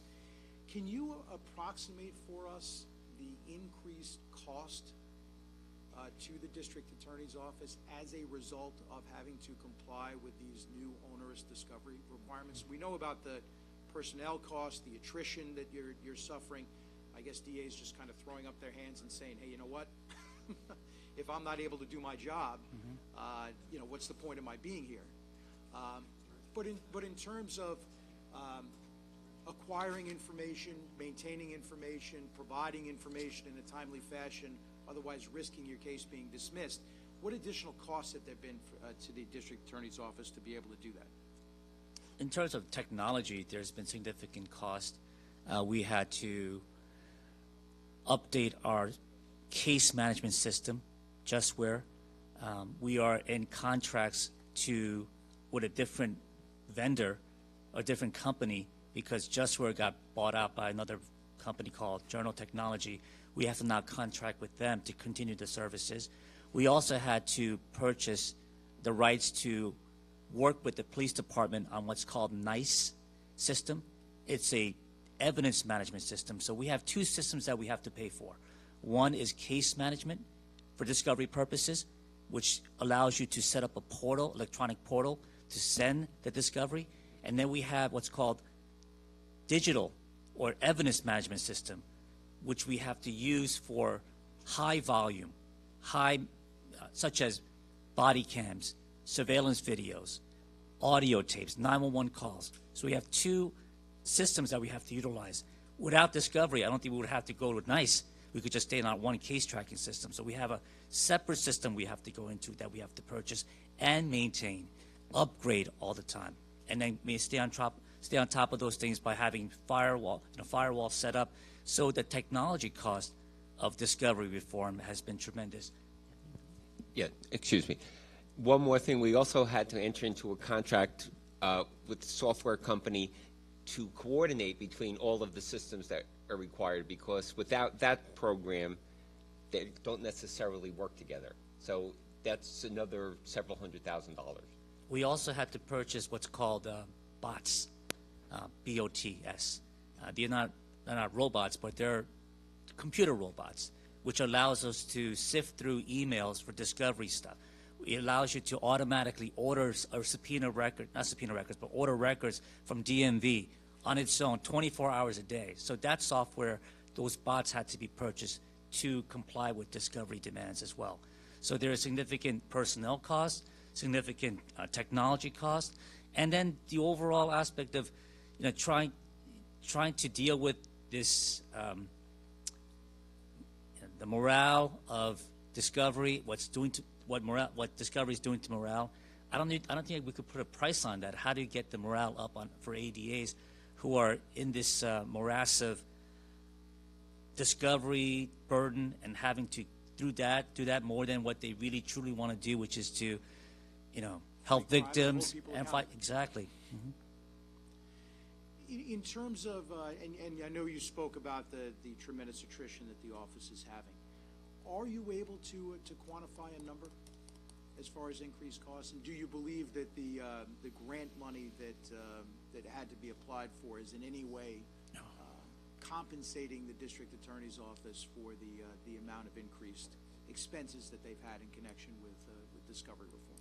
No, the grant money is just a drop in the bucket. That's not going to. It'll help us, but it's not going to be enough to sustain what we need to do here to offset the cost, all the costs I'm talking about, of having to deal with discovery reform. And your costs are separate and apart from the costs that the police department has had to incur as far as gathering and maintaining body camera footage, for example, researching the records that the district attorney's office is looking for in order to be able to comply with discovery requirements. That's a whole separate issue. Just in terms of, and one thing that I don't think we spoke about was that part of discovery reform was information that had to be provided about the victims of crimes as well. And I know we remember the testimony of Jed Painter, who was here a few years ago and explained to us that if you were the victim of a rape, the criminal defense attorney would be provided with, and the criminal would be provided with your name, with your address, with your telephone number, would have the opportunity to be able to interview you, If there was a break-in, for example, into your home, you would have to allow them access to your home to be able to theoretically look for exculpatory information, theoretically, before you even got to clean up the broken glass. Are you seeing an increase in the numbers of victims who are reluctant to come forward now, or reluctant to cooperate upon finding out information about them that would have to be turned over?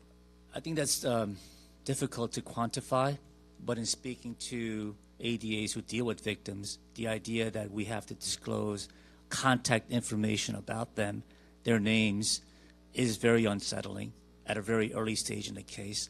That could be a deterrent. Sometimes has become a deterrent for victims to come forward. I can't quantify a number, but anecdotally, that I've heard that to be true. Are there statistics that are kept on that by the district? I know you may not be able to tell us off the top of your head. I mean, you didn't know we were going to ask that question. But I'd be curious if they do quantify it, what the number of cases that has to be dismissed is due to a lack of cooperation on the part of the victim. I'll look into that. I appreciate it. I have no further questions. Thank you. Legislator Ferretti, then I think Minority Leader Abraham said. Thank you for your presentation, gentlemen. I'll be pretty short. Many of the legislators talked about the reforms that went into place early January 2020, but I hadn't heard anybody talk about the raise the age legislation. Did that also go into effect in early 2020? That was 2017. That went into effect can you explain what that is exactly? So raise the age back in 2017, October 2017, individuals who are 16 years old, you could not be prosecuted as an adult. All cases, felonies and misdemeanors, were to be handled in family court. In 2018, they moved up the age to 17. So currently, anyone under the age of 18, if you commit a misdemeanor crime or a felony crime in New York State, presumptively they go to family court, unless we can demonstrate. When I say we, the district attorney's office could demonstrate at a hearing before a family court judge that this case ought to be kept in county court and the individual prosecuted as an adult. The only way that happens if you can demonstrate by preponderance of the evidence that the crime itself involved an infliction of significant injury to a victim, that a weapon was displayed during the crime, or that there was a sexual component to the crime. Even if you were to make that showing, ultimately it's up to the judge and his or her discretion to decide whether or not to keep the case in county court in a youth part, or send the case or remove the case to family court. And that's the essence of the law. What we've experienced is that with the age raised to age, I believe that individuals who are offenders are understanding how this works. So DA and I were talking about a case not too long ago about 4 individuals in a car with a gun. And of course, they all pointed the finger at the 16-year-old as being the owner of that gun. And the 16-year-old is now in family court. So if offenders get wind of how the law works, it could actually be used against us in the criminal justice system. So that is concerning. But the raise the age, we understand the idea behind it. We understand that, yes, there are young people who make mistakes, but we don't want the law to be utilized or manipulated in the manner that we're seeing. Have you seen it manipulated more recently? I would say from the beginning, we're seeing those kinds of cases. Like if there's an assault case, it's always the young person who started the fight, and that person's the aggressor, and that person needs to be, seems like more than willing to take on the blame, so to speak. What are the ramifications? I mean, I'm not a criminal law attorney, but if it goes to family court, what's the difference between the case going to family court or county court? The big difference under the law is that when you go to family court, it is very program resource oriented, not penitentiary oriented or whatever, it's less punitive. The judge must exhaust all sorts of programming available to the individual, the adolescent, to make sure, and then ultimately the cases get sealed if the programs are done successfully. So those numbers of adolescents, 16, 17-year-olds, they're not included in your projection for 2022, correct? Of total? They wouldn't be if they're not in our system. Okay. And they weren't in the 2019 numbers either? No. Okay. All right, thank you. I appreciate your explanation for that. Thank you. Mr. Lee, I want to thank you for your candor. You're welcome. Your presentation today. I know you've spent the last almost 2 hours here, so I promise to be brief. I just have a follow-up based on your responses to Legislator Rhodes. If I understand your response correctly, let me pull this down so it came clearly. If I understand your response correctly, were you indicating that crimes or recidivism was a contributor towards the higher amount of cases in 2022 to 39,000? Yes. Contributor, or so say an example, and I stand corrected, because I know you had indicated that there were 36,000 cases in 2019. It seems that your current head count and what you're projecting to be what you would like to see, your 2030, is probably more in line when you match it up to 2019. So I apologize if I gave the impression that I wanted to see a higher number than the 2030. But I just have to make sure I'm clear. So if recidivism is a contributor towards what you're seeing in terms of higher amount of cases, why would the district attorney disband the diversion program, which curtails that? The diversion program wouldn't curtail recidivism in the sense that if the person is going to reoffend, the fact that they're in a diversion program wouldn't necessarily stop them because they're still at liberty. So whether the person's in a diversion program or not in a diversion program, I don't think would have any impact. The diversion programs that are still available in a large degree. We still have mental health court that we actively staff. We have veterans court. We have a drug treatment court. We have a heroin court now. We have a youth part. These are all sort of diversion courts that we still have in the books, that we have staff members working on those cases and social workers. But the CPP program has been disbanded. Yeah, CPP program. That's the one I was referring to. I'm sorry. CPP was never a diversion program. What CPP provided was access for the public to come in, and some of them were individuals who had just served prison time, to come in to acclimate or reacclimate back into public. Yes, CPP assisted them in the resources that were mentioned previously in terms of job counseling, in terms of providing them with food if they needed food. Did it help them counsel in addiction, drug addiction? Yes, it did. But it wasn't a diversion. When you say, I guess your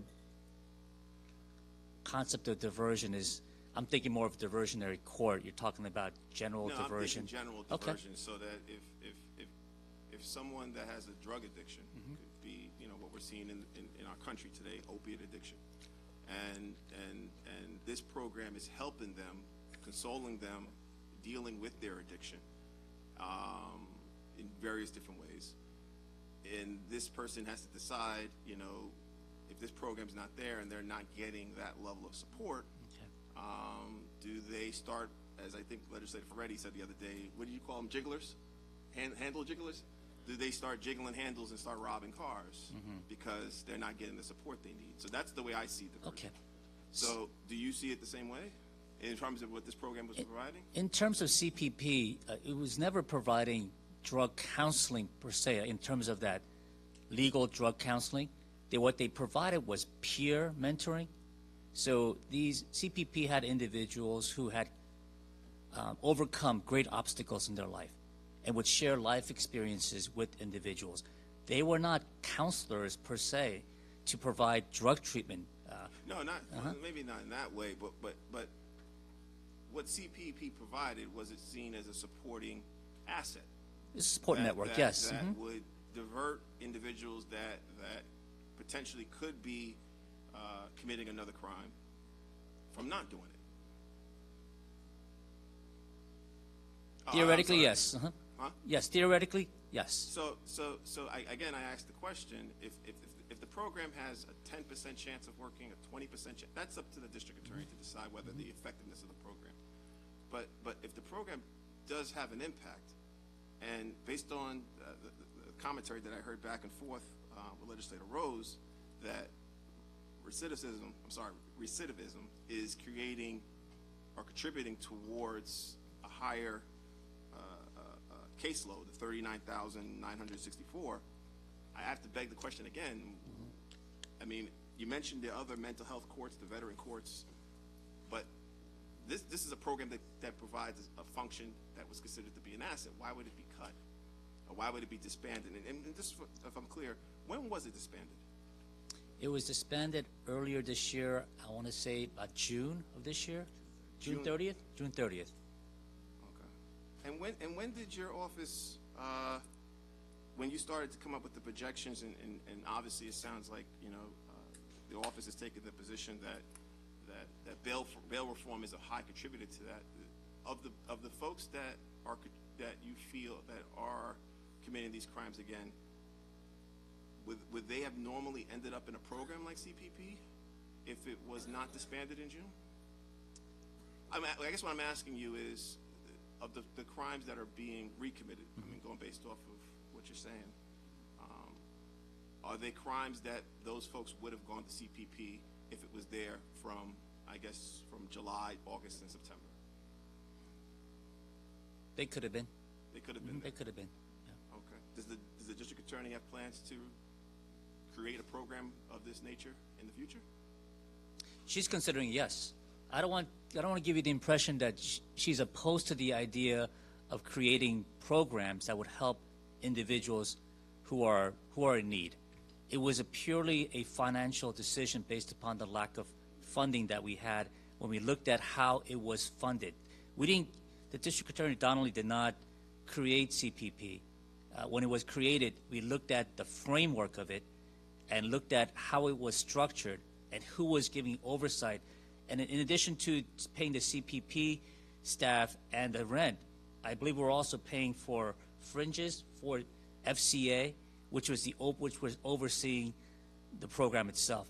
And then there was the other issue of conflict, which I didn't mention previously, which now comes to mind with CPP. Here's the conflict. Some of those individuals were attending court sessions because they were one of the functions of CPP that came about was that they were providing drug testing for individuals as an overflow of the court system. They're located few yards away from district court. So the judges in district court and the court personnel would say, go over to CPP and get drug tested and come back.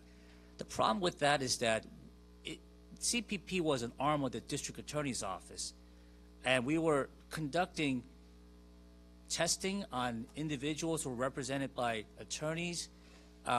We are prosecuting these individuals, yet we are providing testing and also some sort of support.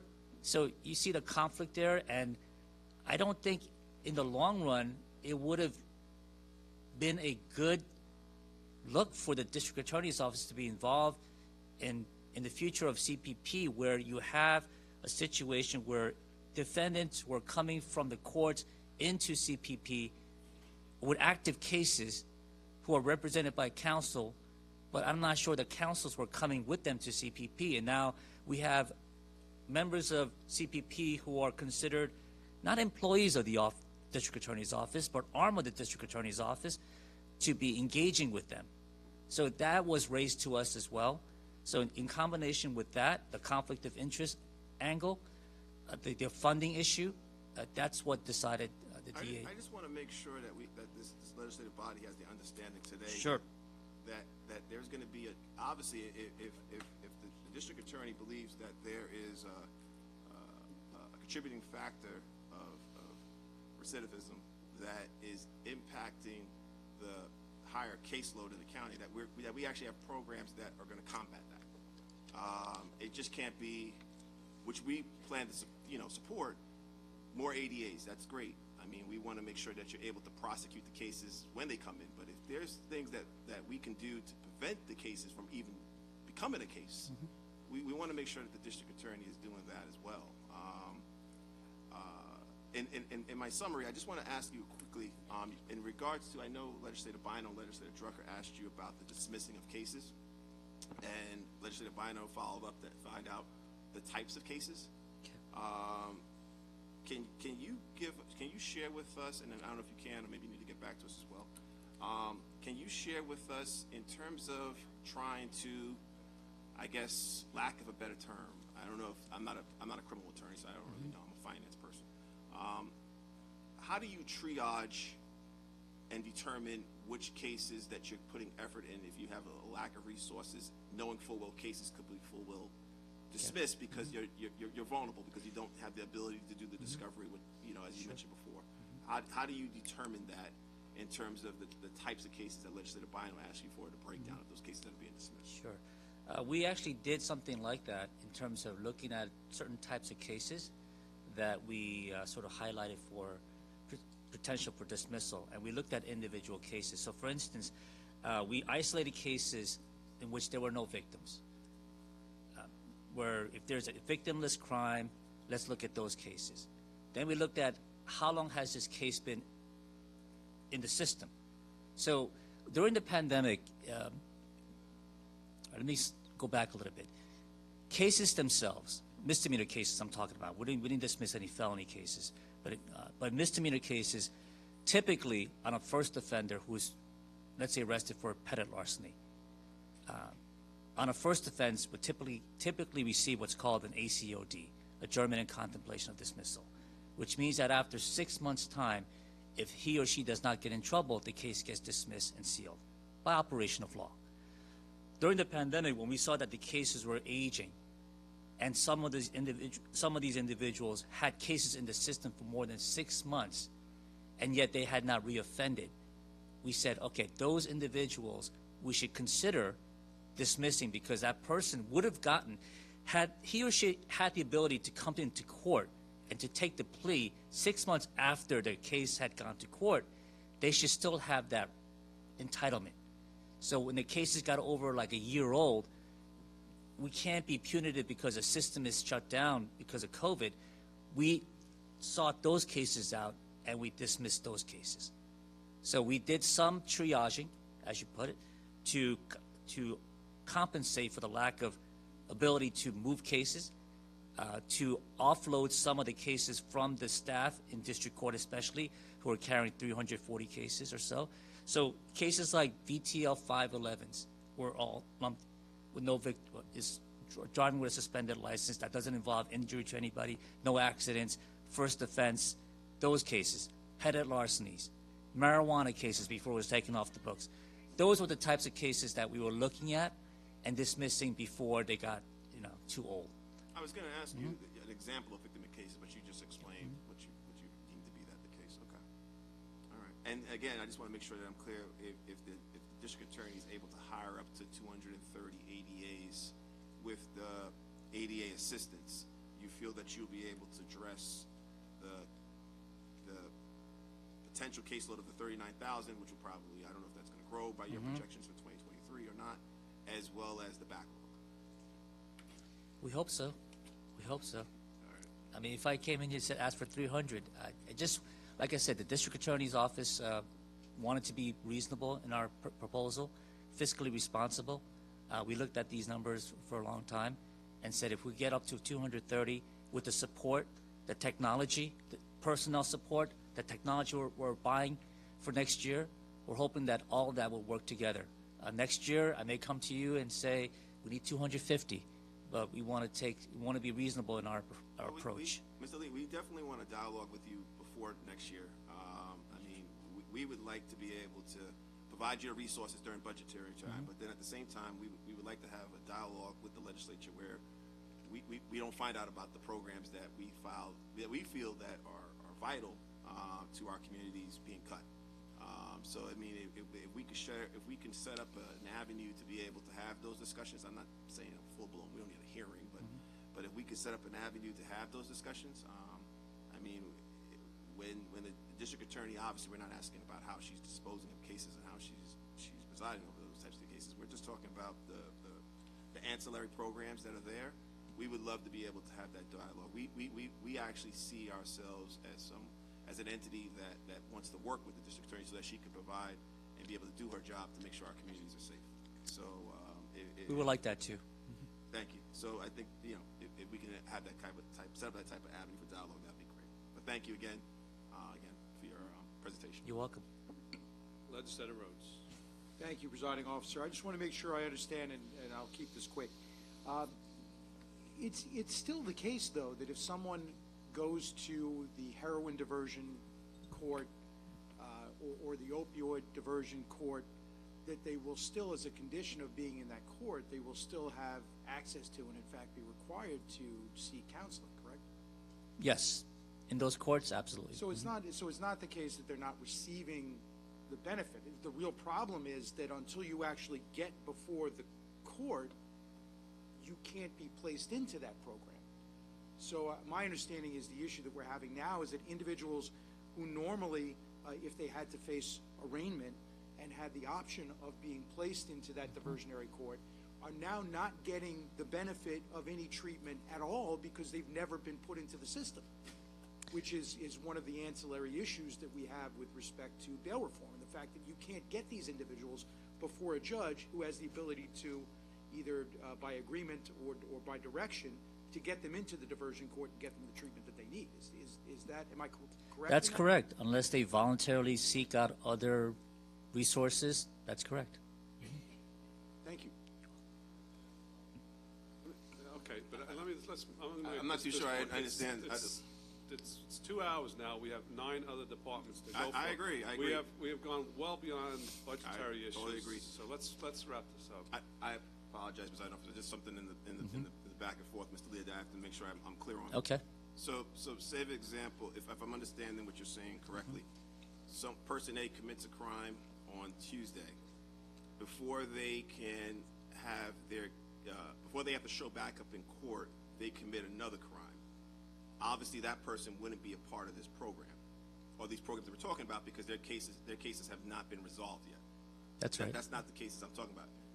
Those types of cases, based on the larger scope of people, is that a smaller percentage or a larger percentage of what we're talking about of the people that normally commit crimes? If you're talking about individuals who are voluntarily seeking treatment, that's a very small number, even at CPP. But that's what I would think. Well, I guess what I'm saying is, I guess by Legislator Rhodes saying that because their cases wouldn't be resolved, they wouldn't be eligible for this program because it hasn't come before a judge yet. But what I'm saying is the amount of people that are committing those crimes again that you're seeing, is that a large percentage of the folks that would be, a large percentage of those folks that would be committing those crimes that would be eligible for this program? Or is it, my vision is that, I mean, correct me if I'm wrong, that more people that are committing these crimes that are having this level of recidivism are committing their crimes after their cases are resolved? Or are you seeing a higher amount of recidivism before the cases are being resolved and they have to come back to court? Since the bail reform, we have seen that. We have seen individuals who are. So the recidivism rate is higher among folks that are committing crimes before their cases, before they have to come back to court? Sure. Can you document that for us? If you're saying that if the individual gets arrested today? Yes, today. Sees a judge today. No. Okay. So the person's given a DAT. They're not seeing a judge. So they're given a DAT. Yes. So and then come back in, I don't know, was it 30 days, 45 days? 30 days, let's say. Yeah. So you're asking me, before the 30-day lapses, are they reoffending? Yes. Yes, some of them are. No, not some of them. We know some of them are. What I'm asking is, of the folks that actually are reoffending, Okay. is it more people that are reoffending before they have to come back to court? Or is it more people that are reoffending that they've come back to court, they got the benefit of a program like this, and then they commit the crime again? After the 30, 40 days they come back after court. You understand what I'm saying? I would like to see that percentage. Okay. Because if I'm understanding, look, we want to get to the bottom to be able to make sure the district attorney has what she needs. So I don't want to get caught up in politics and spending time on politics. So from that standpoint, but we need to truly understand where your office is, because your office is based on your testimony, it contradicts what we're seeing, at least from the study that was done by the State Department of Justice, that talked about recidivism was not a contributing factor toward the increase in crime. I don't know whether or not that's true or not true. Bottom line is that's a state authority that's saying that.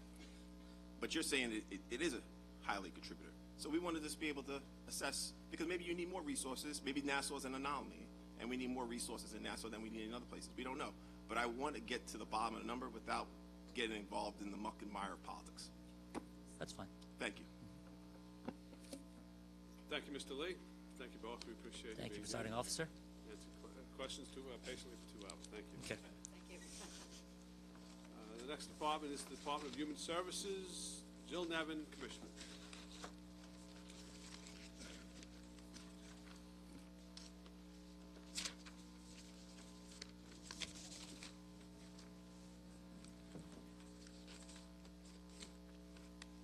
You take it down, Kevin.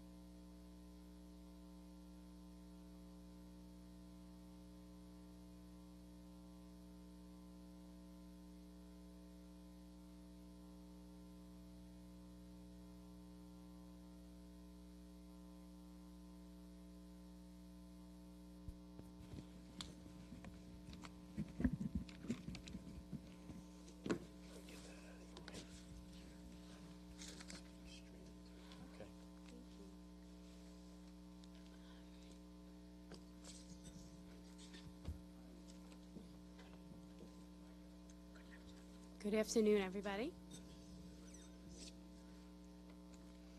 I'm Jill Nevin. I serve as the Commissioner of the Department of Human Services. Just quickly, my fiscal staff and I worked closely with Office of Management and Budget to prepare what we consider a fiscally responsible Human Services 2023 budget. What we're presenting today, we're very comfortable with and happy with. And we plan on to continue to work closely with OMB on any issues that may arise throughout the year that might need some attention. Our budget is in line pretty much with last year's.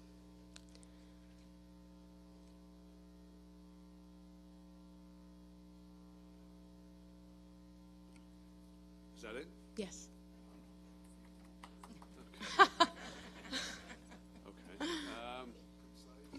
Okay. Questions? Legislator Muley. Hi. Good afternoon. So, we've heard a lot from the youth service agencies that they are requesting, that, they acknowledge that there's been an increase, but that they need more. The argument that they makes sense to me, and I'm a social worker by training, that the more money you put into preventative services, the less problems you have going down the line, and given the need that COVID has presented, and the fact that we have so much money available to us through COVID funding. I heard one person say a continuous stream of funding. I'm not sure if that's possible, but certainly it must be possible to get more money for youth services, particularly to address the needs, the mental health needs of our youth. So that way, we end up avoiding having to deal with the DA down the line. It just makes total sense that's where we should be able to add money. So I'm making a request that additional funds be put in the youth services line. Okay, well, we are working within the confines of our budget. They are getting awarded the ARPA funds, all of them that we're speaking. We have offered also recently additional support to most of the ones speaking today through our opioid settlement funds. So we are supporting them additionally beyond their... I'm sorry. Yeah, I'm sorry. Kevin did tell me to say that. I was saying we are working within the confines of our budget, but they are all being awarded, ARPA awards. And we have supported them above and beyond through the opioid settlement funds, in other ways through other areas of human services, but it is support for those organizations. Can you give us the, pardon me, can you give us the amounts that the youth services agencies are getting from both ARPA and the opioid settlements? I could tell you the formula. So youth ARPA is 20% of their 2021 contracts. I don't have all those numbers. I have for the few that spoke today. The Hicksville Teenage Council, they requested $32,000 and they're being awarded $32,000. Yes Counseling Center requested $60,000 and they're being awarded $60,000. And Hispanic Counseling Center was requested $60,000 and awarded $60,000 through ARPA. Is this above the amount that's been budgeted, or is that factored This in? is ARPA. This is. So it is above? Yes. Okay. Yes. All right. And do you know specifically what type of services are being provided with that additional funding? It's to expand on what they're existingly contracted to provide. So whatever services they're providing under their contract is what's going to be expanded. And they're, is this a 1 year or 2 year? What's the? Well, the ARPA is a one-shot, I believe. It expires in 2026. So it's annual? No, it's a one-shot. The funding will expire. Yeah, it's a one-shot, but it expired. They could use it through 2026. Okay, so they could choose to parse it Mm-hmm. out over the year. And then what about the opium? The opioid monies, we for two of the agencies that spoke today, they're getting $60,000 each year for the next 4 years. So just about $250,000 over the next 4 years to be utilized. That's through the opioid settlement, but it all overlaps, especially when you're looking to hire social workers and whatnot. Okay, and again, that goes above and beyond the budget. Yes. That you provide. Yes. Mm-hmm. Yeah. Okay. I'd still like to see additional funding go towards them. Thank you very much. No problem. Legislator Ford? Hi, good afternoon. Just to follow up to Legislator Malay's questions. In regard to the ARPA awards, this is, as you had stated, this is a 20% of the total monies that they would get. Like if somebody was getting $100,000, they'd get $20,000 from ARPA, correct? Correct. Have all of the agencies that have been promised this money, have they all been paid to date? They are in the process right now of rolling that out. Okay, and how many agencies have been paid so far? I don't have that number. I could get that for you, though. All right. So the contract process has not been completed yet. Yeah, so the contract process has not been completed yet for the ARPA. But and I understand due diligence in going through this, but I ask, though, that because, you know, you weren't here last year, so the money was promised, the additional funding was promised the agencies. And to a certain degree, they counted on this, okay, which I would think rightfully so. The beginning of the year, when the new county executive came in, I believe letters were sent out reinforcing that he was going to fulfill this commitment to all of the agencies. So even with the change in administration, there was confidence in the fact that they would receive this funding. We're now in October, the middle of October, and still not all these agencies have been paid, and now we're going through the contract process. How long is this contract process going to take? And is this are you reevaluating each and every agency that is receiving funding through your office? We're not reevaluating. They're going to be awarded it. Seema could speak on the contract process. To the mic. The length. My name is Seema Zaki.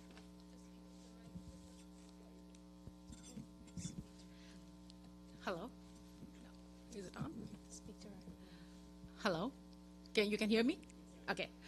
So Haggerty has been hired by the previous administration, and Haggerty is putting through the contracts for the whole Department of Human Services for the ARPA funds. The department will be responsible, once the contract process is complete, the department is responsible for reimbursing the claims. And in fact, either today or tomorrow, we are going to have a training on the portal Haggerty has created to reimburse these agencies. So we are just waiting for the contract process to be completed. The providers have received letters from the current administration of how much they're receiving. I guess current administration has vetted the agencies again, so that delayed it a little bit maybe.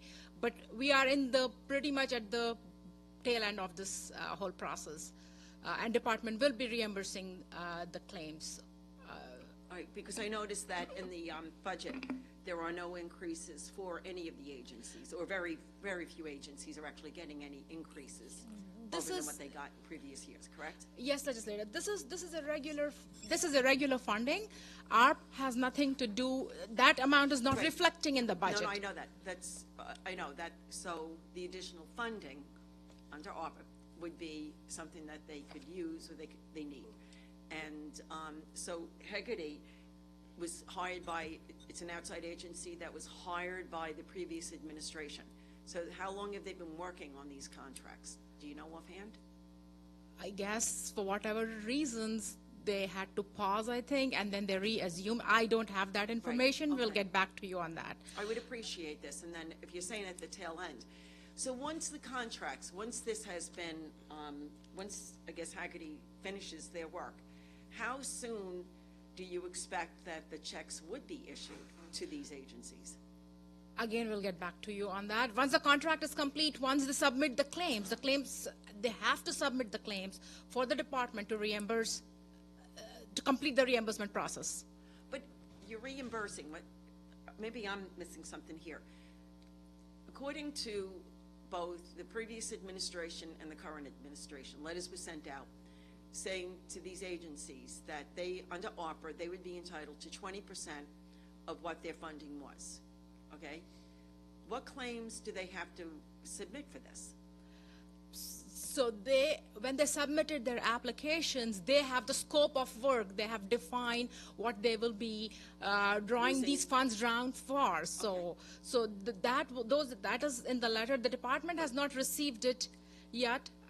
It has gone directly from the county executive's office to the providers. Once we start receiving the claims and the rest of the documents, the budget especially, the fiscal will be more involved in reimbursing the claims process. So then, but now there's a new portal system that they have to apply through? No, they have already applied. The portal is for Haggerty has created this portal for the claims reimbursement process, it seems, which fiscal will be receiving training on like in the next couple days. That's where we are from the fiscal point of view. So they need to spend and then submit claims to us in order to get reimbursed up to, let's say, they're getting that $20,000. They need to spend and then submit a claim to Human Services, and then we will reimburse them for that claim. Okay, and I'm going to go out on a limb on this, because we all know that they probably spent that money already, and that they're waiting to be reimbursed. That would be my guess. It's quite possible with some. Yeah. So I'm hoping that we will follow this, because I want to make sure that it has been a time. And this started with the previous administration, but you know what? We really need to put this one behind us so that we could work on, you know, helping in other ways. The RFEI that was issued, and, you know, as you know, like with the opioid settlement monies, have we been receiving a lot of responses from interested parties? So questions and letters of intent were due on Monday. Monday was a holiday, so we do have some things in that are going to be going through review. Okay.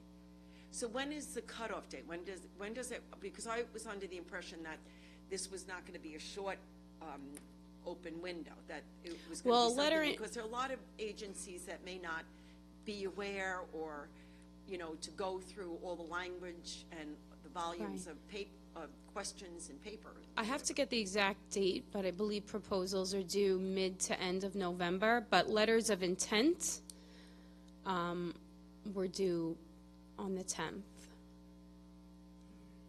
All right, and that's not really set in stone.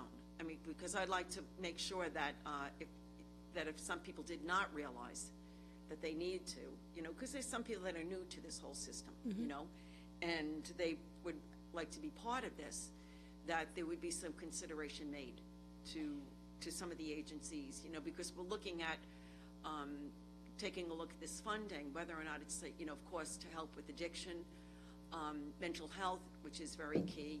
We have our veteran agencies, and I don't even know, because we did, you know, when we accepted this settlement money, we basically, I guess, restricted it to a certain degree, or put some caveats on it, that it could only be used. And I believe that there's many of us, if not all of us, that would like part of this money to be used for our veterans. And I don't know whether or not, if maybe all of the veteran service agencies were aware of this, because if they have not registered with the county, how would they know that they could put in a letter of intent? Well, the way we put it in Newsday as standard practice, and we also reached out to all of our executive directors that we partner with currently to let them know that an announcement has been posted on the bid board.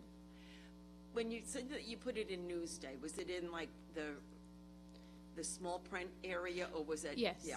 Is there any way that maybe we can do something where, do like, just like another blast out, but in regular print, so that, you know, like not everybody reads all those? And yeah, I could see if we could get creative and see what additional options. I hope we can, you know, just in case, because it would be a shame that there may be some agencies, and you know, it's like, it's very important, you know, I believe in due diligence, you know, and I thank you for providing the funding to the agencies that you already did, especially NUMC. I think that's very key.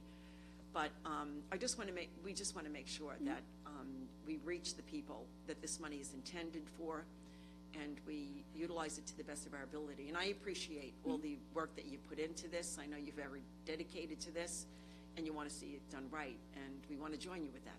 So, all right, thank you. I just wanted to follow up Legislator Ford's questions, comments with respect to the ARPA funds. You know, this legislature passed that funding in August of 2021. So it's 15 months now. You know, and the youth agencies have come to us a number of times. We received commitments that they'd receive the monies, and it's ridiculous that it's 15 months later and we're being told that, well, you know, we're working with the contractor, the consultant, and we have a portal will be set up for reimbursement. I mean, just getting the money, for Pete's sake. I mean, what else do you have to do? Let me back up. Just, can you give us a timeline, a real timeline as to when money is going to be dispensed, assuming they get their information through the portal? Do we have can you give us a timeline? I'd have to look into that and get back to you. I mean, are they going to get the money by the end of the year? Yes, definitely. Yes, definitely. It's right around the corner. All right, I mean, it's frustrating. I mean, I it's understand. frustrating for us as legislators. It's exponentially more frustrating for them who've been promised this money for over a year and still hasn't arrived yet. So whatever has to be done, just let's get it done as soon as possible. Legislator DeRidge Whitten? I think there's an end date also, correct? I think, what was it, 2026? So if we don't get the funds out, we're going to lose the funds, so. They will certainly be out well before 2026. Because we're still talking about a huge amount of money that has to be dispersed, including the money that was pulled back from other programs. So I just have one other question. I might be getting the wrong information, but I was told that, like, groups that, I'm talking about, I guess, both avenues of funding, but groups that don't do business with the county are not eligible for this type of grant. Is that incorrect? That's incorrect. So any, like, 501c3 or any counseling group is eligible, not just the ones that the county has a relationship with? Is that correct, Jill? I don't want to speak incorrectly, so I could look into that and certainly get you the details if Yeah, any. I was told by a group that doesn't do work with the county that they were told they would not be eligible because they're only responding to the groups that previously did work. I know from my contracts, it was a blanket for the different areas, whether they were getting a scaled percentage, whether they were all getting a dollar amount, or just one single percentage. But I can get back to you on details about non-contracted. Because there's a lot of groups out there that are not contracted with the county that could benefit from this funding also. And the last thing, I know we've been speaking with the jail, and it sounds like there's both the sheriff and the unions are really receptive, and I think you would have a place in this, you know, to put some of the opioid funding there. I think we can even use it for capital improvements to help really make a better drug rehab facility in the jail. Yeah, we're currently in the process of working with jail on some MAT services over there, so. I think that could be so needed. Expansion, we do provide MAT services Yeah, now, right but now. expansion into methadone. I think, believe me, I know that the need is there. Yeah. Okay, I know. Legislator Bino, then Legislator Rhodes. Thank you. Good afternoon. Hi. So first I'll start with, I think maybe just your head count. You're down 10. Can you tell me in what divisions? Is it? We're not down 10. We've shifted a few, but we're actually increasing by 1. So I have a proposed head count of 60, but your on board is 50.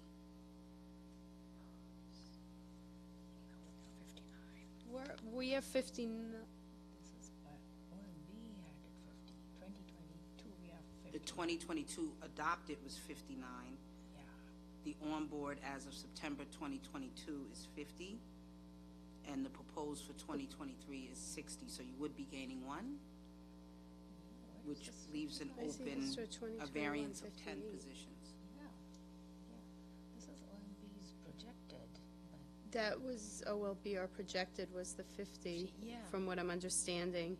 The 2021 is 59, I believe, and we're, 58, we're looking for 60. Right, so that,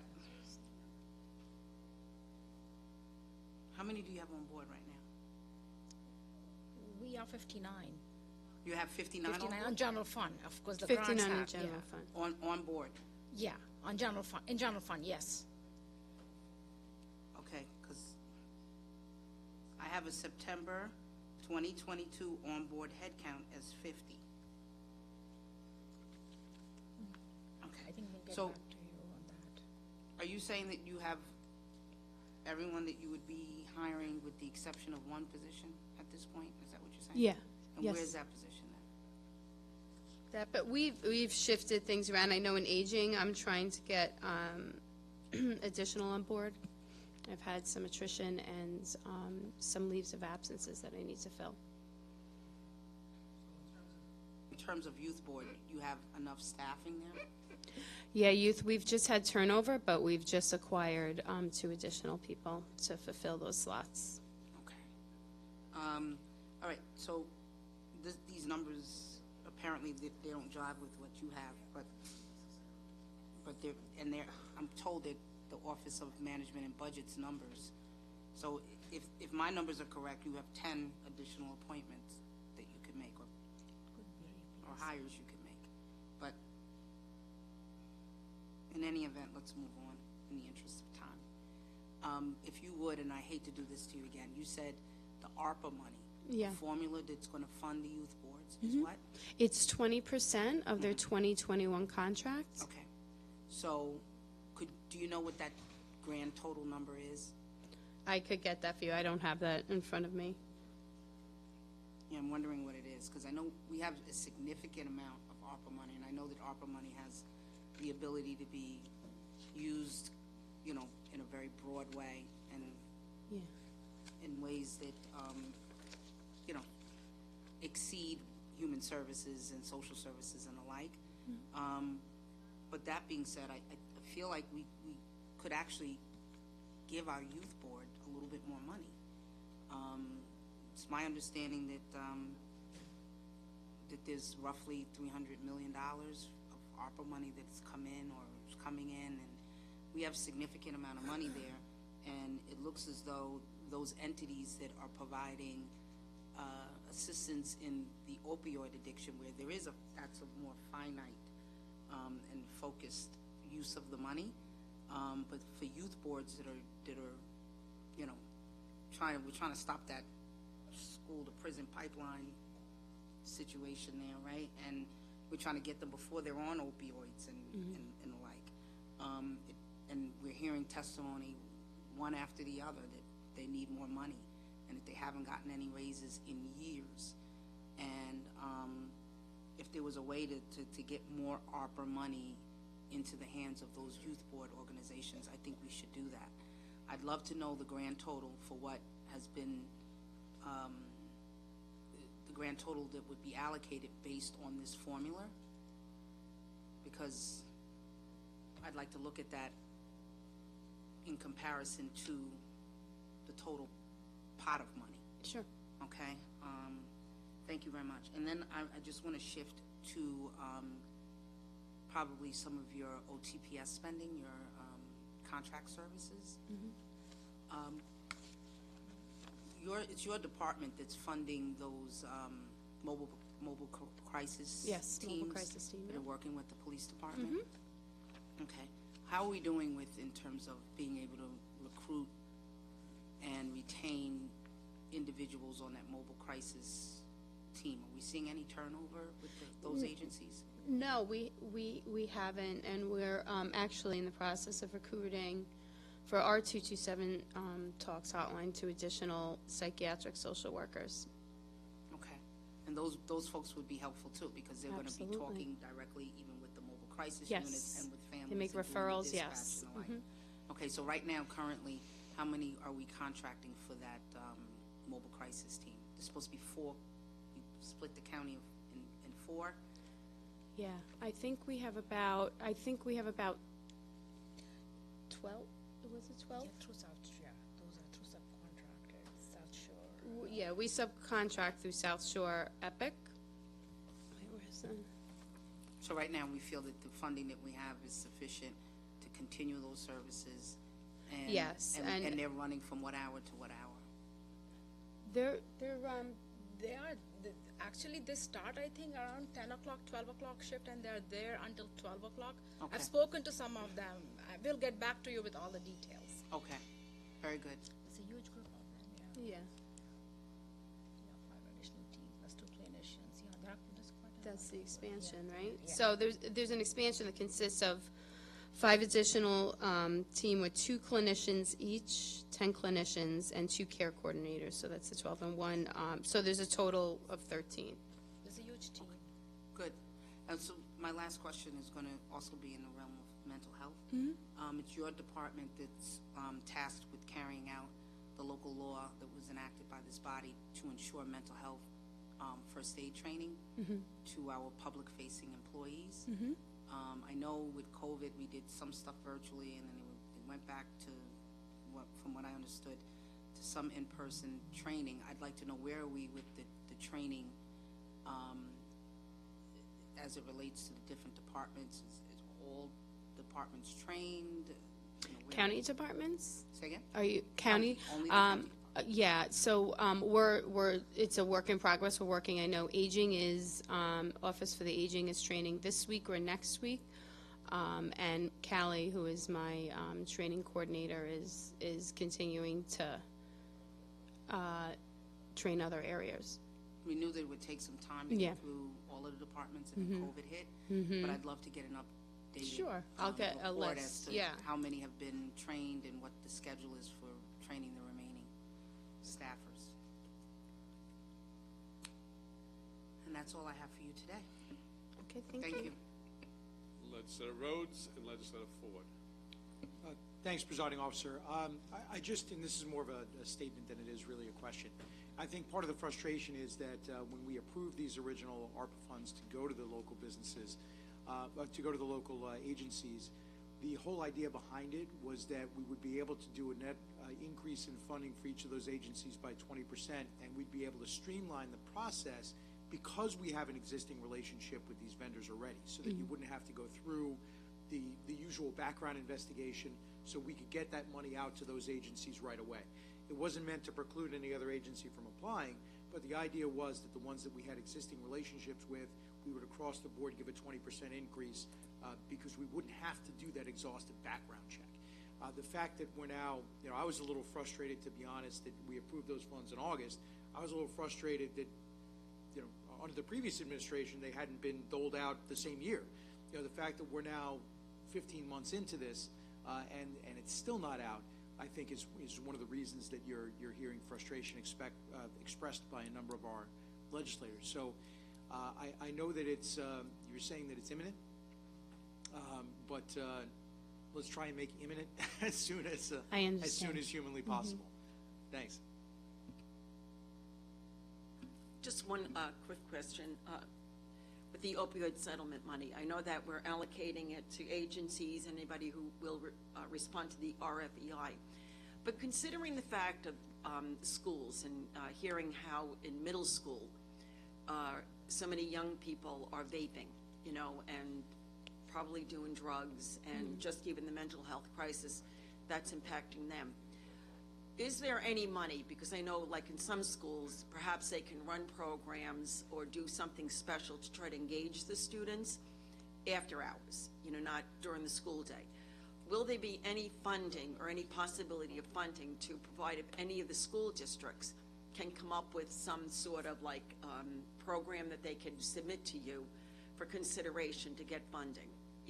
Like I know in the city, this Long Beach School District, every year they always did teen night out, where they brought all the, they get anywhere between 300 to 400 students that would congregate on a Friday night. They'd open up the high school, they'd have all these events, and the whole purpose of it was to have the students socialize with one another without the use of cell phones and social media or anything like that. They just have plain fun, just to show them that this is something that they can do.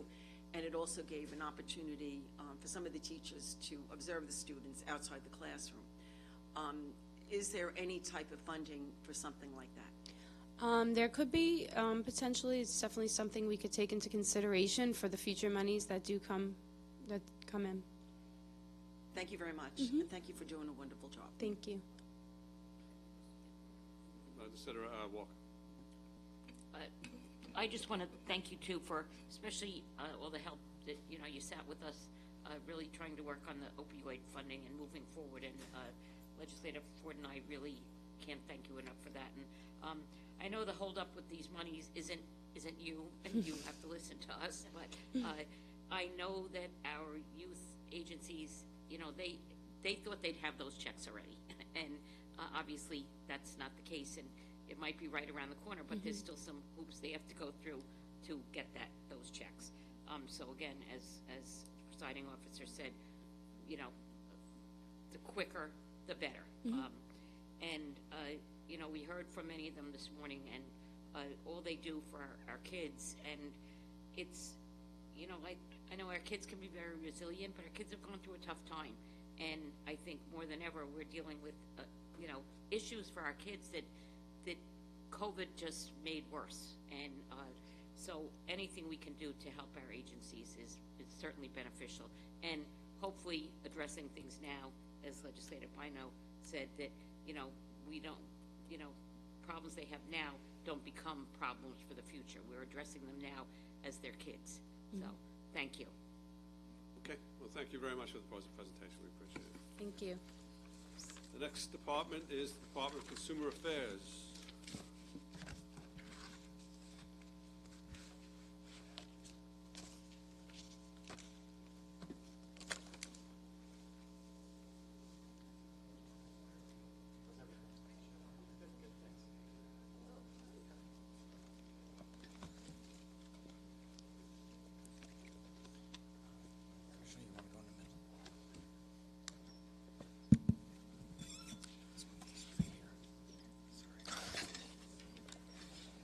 You're making me crazy. We need that mic. Middle.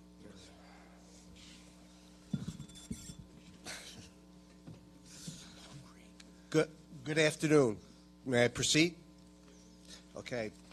I'm going to read a couple of notes out, and then I'll be open for any questions that you have.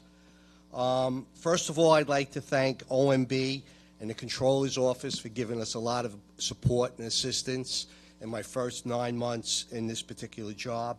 And I want to thank again my staff for all their good work.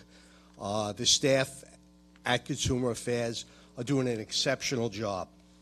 One of the things I tried to do in transitioning from my previous life in the police department and going into Consumer Affairs, I tried to instill upon them the team approach.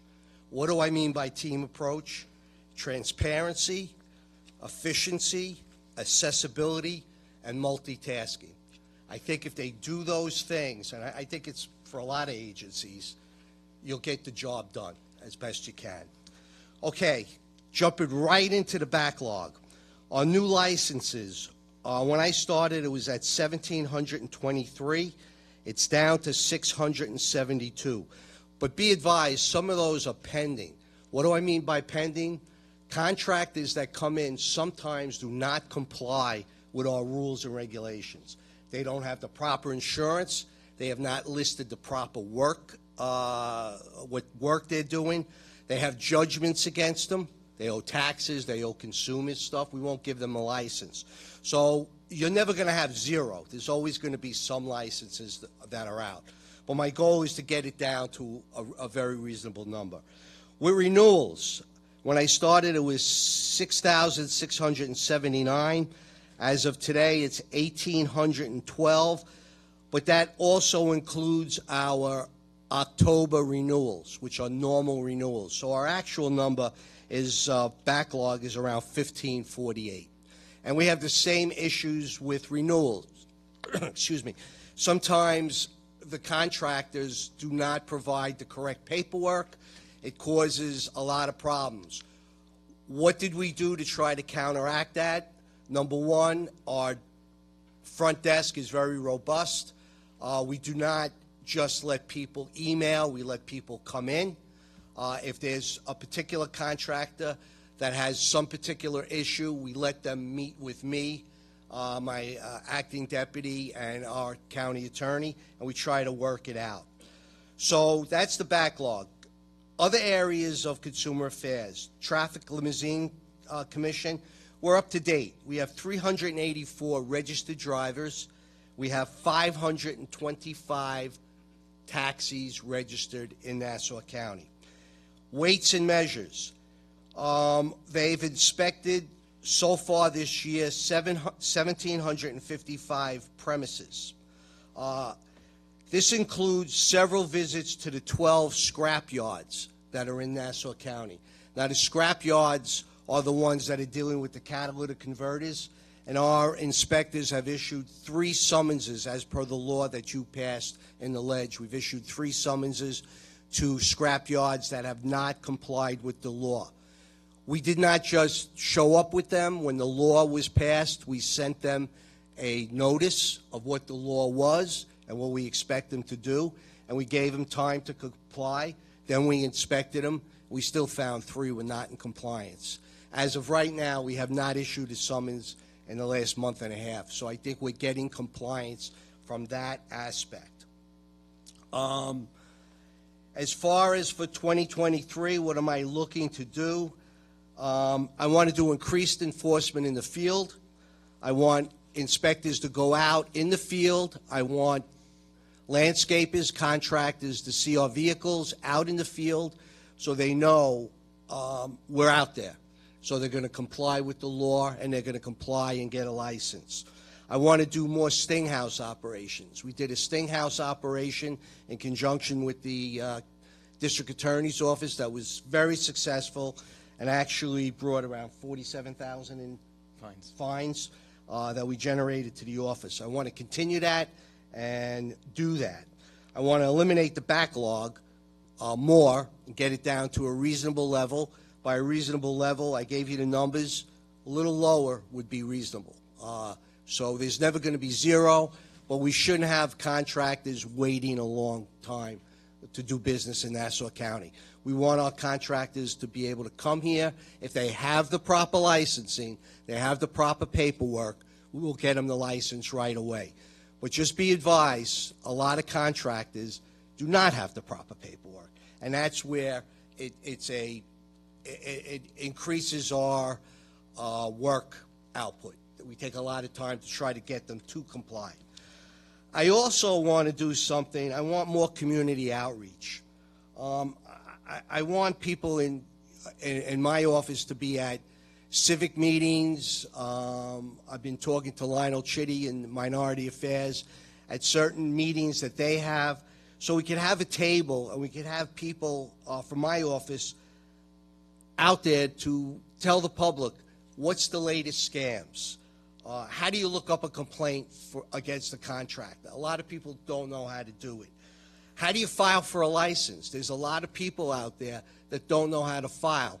And unfortunately, it came to our attention, there's a lot of so-called expediters that are charging people money to get through the system. By doing that, they're filling out their paperwork and stuff. And that offends me because I think we should be able to help our citizens do that. So I want to get more outreach to do that. Other than that, that's my plans. I want to reach my full head count of 26. I'm down to 19. I'm hoping to reach my goal for 26. Also, I didn't mention consumer complaints. We have approximately 700 outstanding consumer complaints. What do I mean by a consumer complaint? That's someone who registered online or at the desk or through the mail. They've registered a complaint against some sort of business or company that have not fulfilled an obligation they feel that they should, that the consumer feels they haven't. With more people, I could get that number down a little, but consumer complaints are very difficult because each one is individual. It's not a time and motion study. Like it takes 15 minutes to do this, 20 minutes to do that. Everyone is different. So with that, if there are any questions, I'll be happy to answer. Thank you for the presentation. And then, number one, you anticipated most of my questions, so well done. But also well done on getting the number of licenses and renewals down. You've made a tremendous amount of headway over the last few months.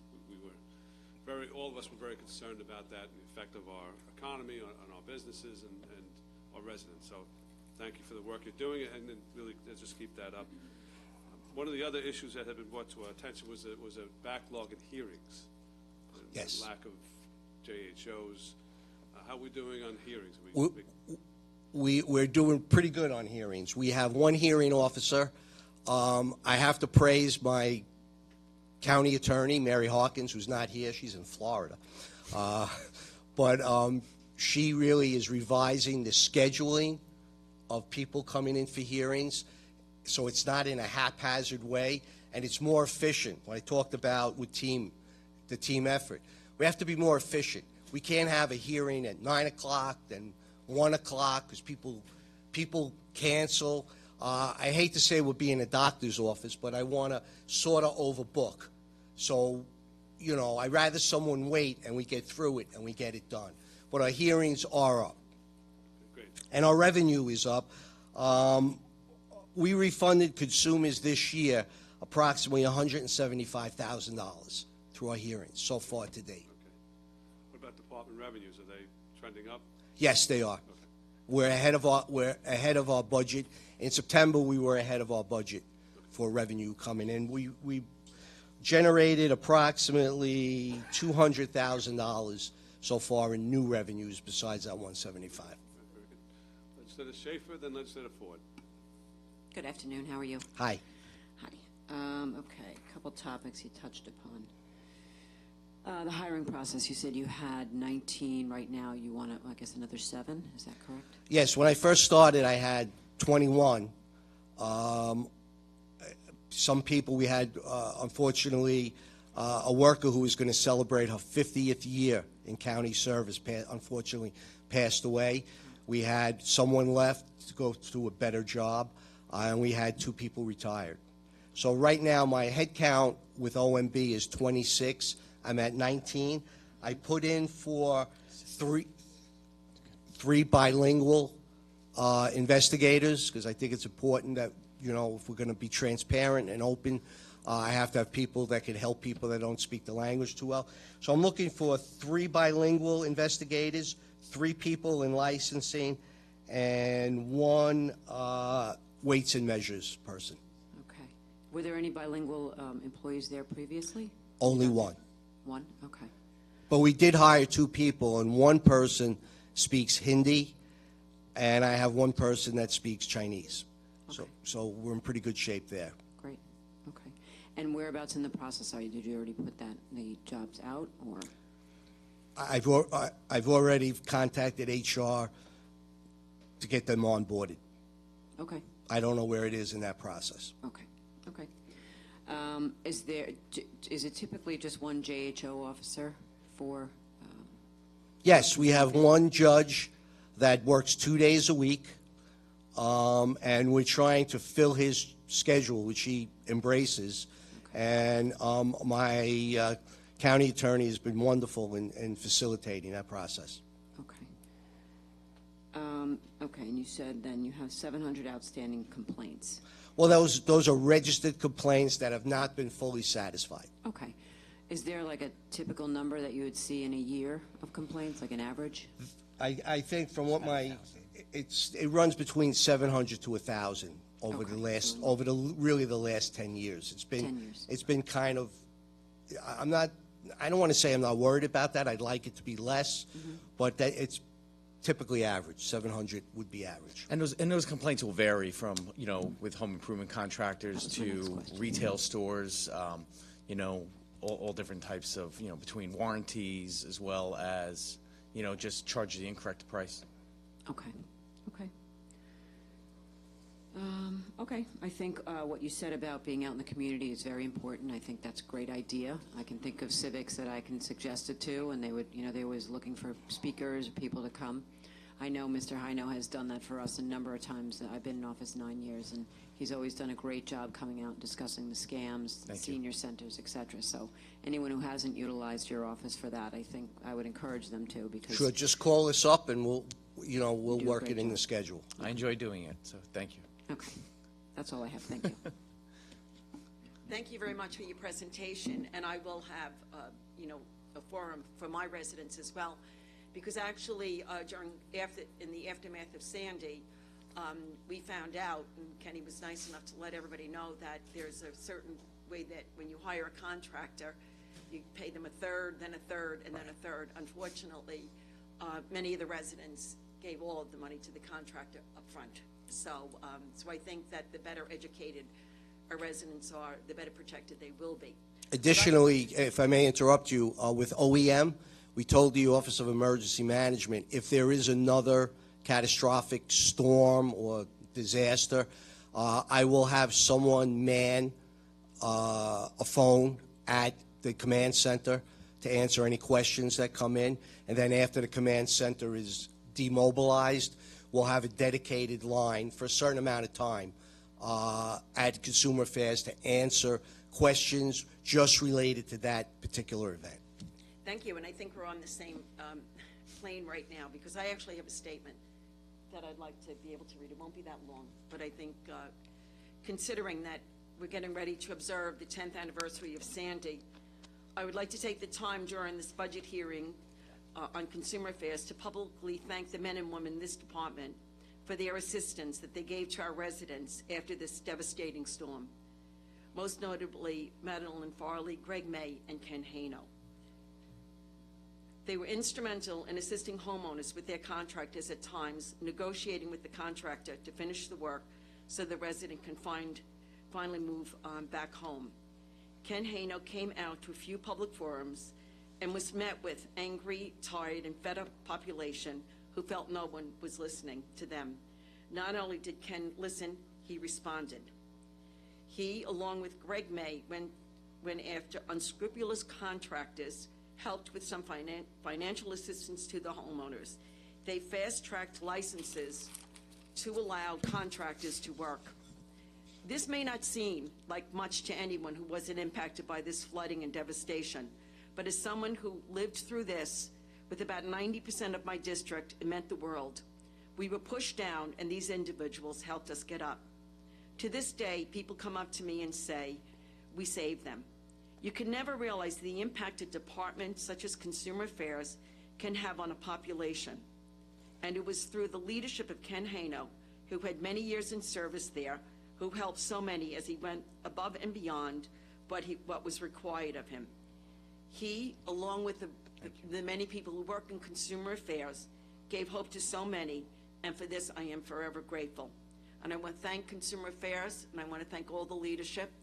I want to thank Ken Hano, and Commissioner Capice, I thank you very much for your leadership, and I look forward to working with you. Thank you. Thank you. Let's Walker, and then let's Bino. And I will be brief. I want to thank you for trying so hard to clear up the backlog, because I know when you stepped in, you inherited kind of a big mess. And also for any time that I know that my office reaches out to you regarding whether it's a business that has a problem or an individual that has a problem or a problem with the license, you get on top of it right away, and you really do help us. And thank you. As Legislator Ford said, all the people that you helped during Sandy, and I have to tell you, some of those people have now left here and moved to Florida, and now are dealing with the mess they have from the recent storm Ian in Florida. And if I tell you how many of them have reached out to me and said, if it wasn't for your help during Superstorm Sandy, and they're advising people down there, just on their own, now that they live down there, as to things that they should pay attention to. So just know you're still helping people from here that are now down there, and they're helping other people. So thanks for all you do for us. Thank you, and I'm willing to travel. Oh, I'm traveling with you then. Hi, good afternoon. Hi. So I have a quick question. Sure. I have a few questions, but quickly on the enforcement you were doing.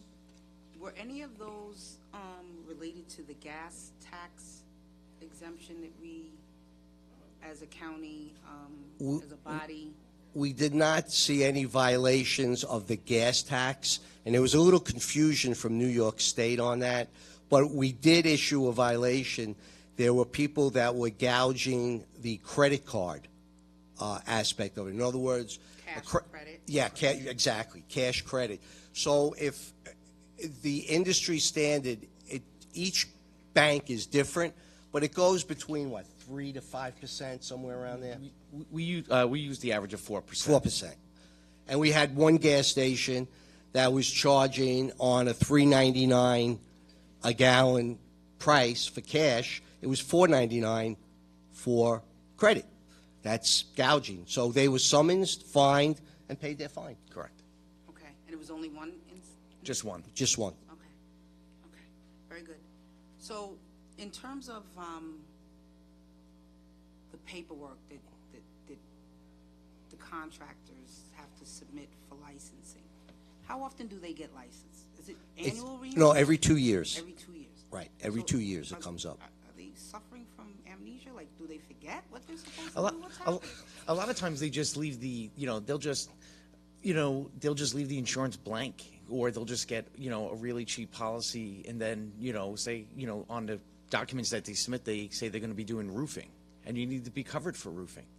So when we start examining the insurance documents, we look to make sure that it matches the scope of work that they're trying to do. And if it doesn't, that's when we, send them memos asking them to up their insurance.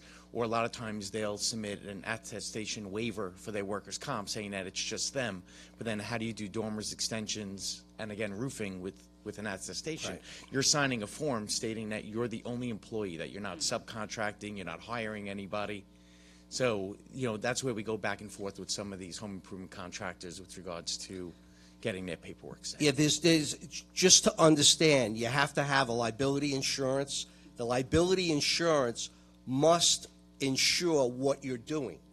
So if you're a concrete type of person, you have concrete, whatever, driveway, whatever, you would, your insurance has to reflect that. Sometimes, like Kenny says, they leave it blank. Also, some of them don't want to do workman's comp because that's an increased expense, but you have to have that. Also, some of them have judgments. There's certain judgments we will not give you a license. For example, if you owe taxes, we're not giving you a license. If you owe New York State workman's comp money, we're not giving you a license. If you're a deadbeat, that's the wrong terminology, I'm not supposed to say that. If you're a delinquent parent, we won't give you your license. If you owe money to a vendor related to your work, we won't give you your license. And these things, and if you have a judgment against you for, something of that nature. If it's a judgment with a student loan, if it's a judgment with your MasterCard, we don't touch that. It has to be related to the business. Sometimes they don't understand it. And sometimes people, these are men and women that work with their hands. They're not with laptops. So they come in, we tell them, they forget, we're starting to write it down. And sometimes there could be just a misunderstanding. I don't know if I mentioned it at my hearing, but we had a gentleman come in that said he did, I do roofing, I do siding, but he works alone. We said, how could you do roofing and siding? You bring up, the bundle of tile, roof shingles up to the thing? He goes, no. If I have a hole, I fix the hole. If there's someone's taking an air conditioner out of the wall, I fix that wall. He's now a handyman. But there was a miscommunication. And over the computer, sometimes you can't do that. Like, I'm all for efficiency, computerization, but sometimes you got to have that one-on-one conversation. And that's how we got this guy's license that he was waiting over a year for. Right. Okay, and so there's a checklist or something? that Yes, they we have a take? checklist that every employee working the front desk has. Okay, so you talked about expediters, people who are, I guess, charging as third parties? I'll let Kenny explain that. We've got wind of this. Sure. So what we've noticed was in an intake in minority communities where these people are holding themselves out as expediters, that they'll fill out their paperwork and that they'll drop it off and submit it to Consumer Affairs and expedite the process. We don't have an expediting process. And then when you hear these stories of these people at the front desk and they're saying, oh, well, I just paid this company $1,200 to fill out an application that, I know they didn't want to hear it out of my mouth when I said, well, you could have filled it out yourself, or we could have even assisted you with filling it out for free.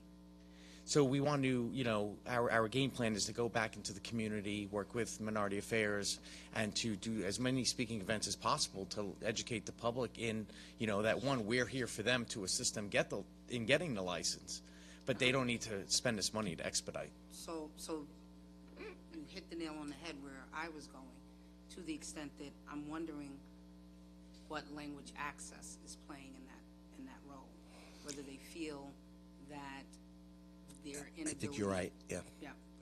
Yeah. That's why I requested 3 bilingual investigators. So I'll have people at the front desk. And while we really can't fill out the application for them, we could guide them and tell them. If I had more people, it would be a little more efficient. You know, give me the people, we'll get it done. And I just feel they're being exploited. It's an exploitation. And so I'm not trying to cut out an industry, but So here's my question. sure. What does your documentation look like in terms of language access? Is it interpreted? Can they read the forms in Spanish, Haitian Creole, Hindi? We don't have multi-language. I'm working on when I get the bilinguals. One of the things when I interviewed them, I said, "Do you have writing skills?" Because I want to make our documents now. I want to do it in-house to make our documents in several languages. A professional service that we can engage. We're going to look into that too, but that would surpass the limited ability of the three people who are coming Correct. in, just able to translate those three Correct. languages. Aside from that, there are dialects in these languages that need to also be controlled for. So, you know, you need to. we do have Language Line. We subscribe to Language Line, which helps. So I'm just trying to tell you something from a young woman. I hear you.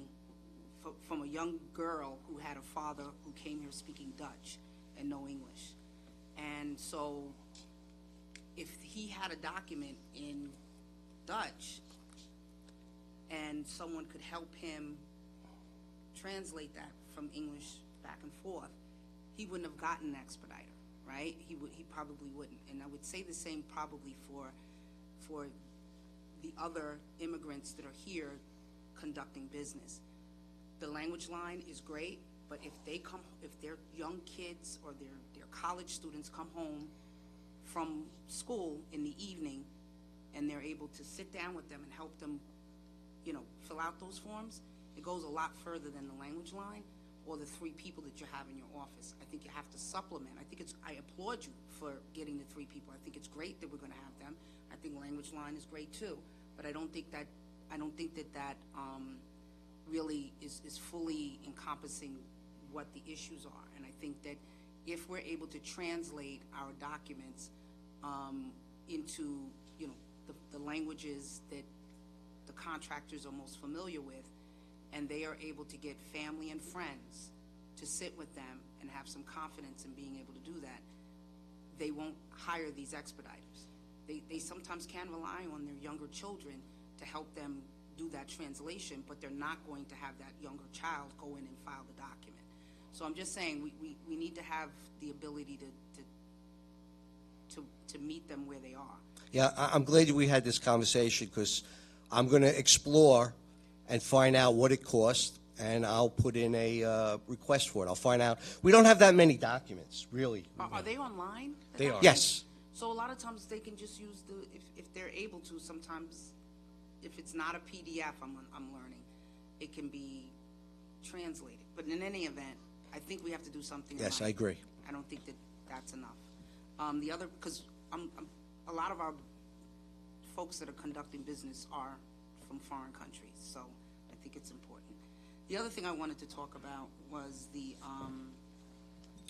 sprinkler system program. That program was Is widely completed. Successful in 2 years, and then I'm understanding that we did nothing with it this particular year. Could you explain? Well, the sprinkler, we used up the funds, the original funding, and I was told that the second funding has to be approved. No, it's an annual allocation. That piece of legislation included an annual allocation for the program. It wasn't a pilot. It was a program. It's funded every year? Every year. We did have a lot of issues with the computer program, with the way it was also being conducted, and one of the things we did start looking at is a way to revamp it, so that will be back up and running. So the problem is that there was a problem with the internal. With our internal system, we had people that had applied for this funding in 2020 and only received the check this year in June. I know, because they were calling. No. And me too. I mean, I don't know why it wasn't processed prior, when the commissioner came in January and we started reviewing all the documents, we did notice that, I would say three-fourths of them were never submitted to the comptroller's office to even be reviewed. So where are we now? All of them? All of the ones that we have been submitted for payment. Over 700. One of the things that also, Commissioner May only accepted it via email. We're now also going to expand it where they can come in, they could drop it off, they can mail it in, just to expand the program as well to give people more access. And while this body, can communicate to our constituency regarding the program, part of that policy, that legislation also required that Consumer Affairs marketed the program. The county has to market the program, and since it was what I suggest we sent to do. your department for the purpose of managing and administering the program, you're responsible for marketing it and making sure that people are aware of it. What I think we should do, what I'm going to do is when I get back to the office, Don is our accountant. He was going to handle all the applications that come in. We talked about the sprinklers, that we just can't do it the way it was previously done, so we have to change it.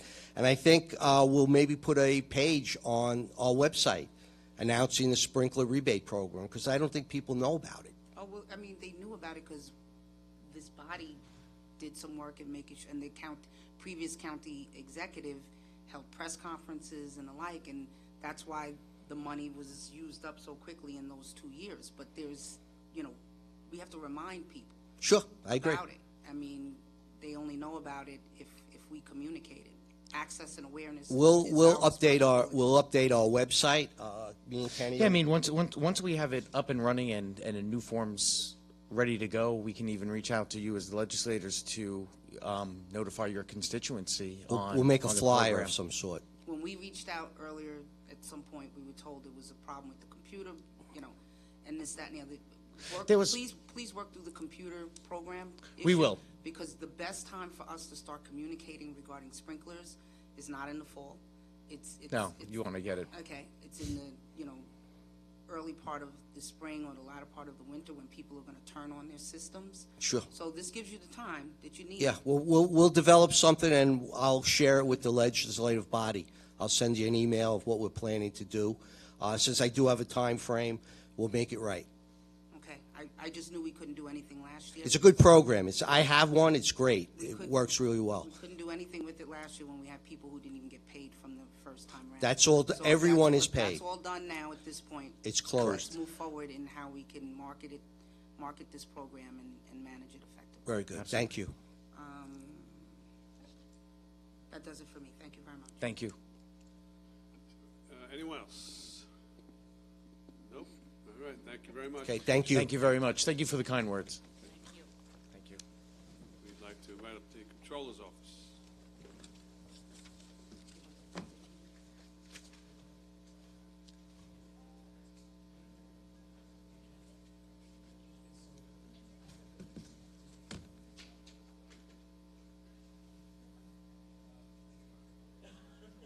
We're actually going to take a 10-minute break.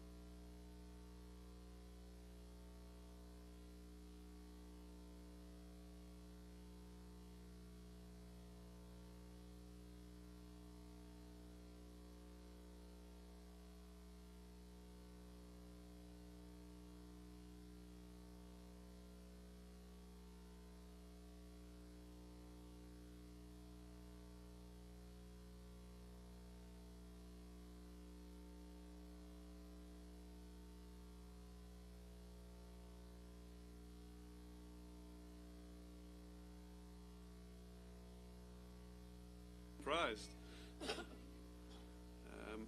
Inviting all the legislators back into the chambers so that we can continue.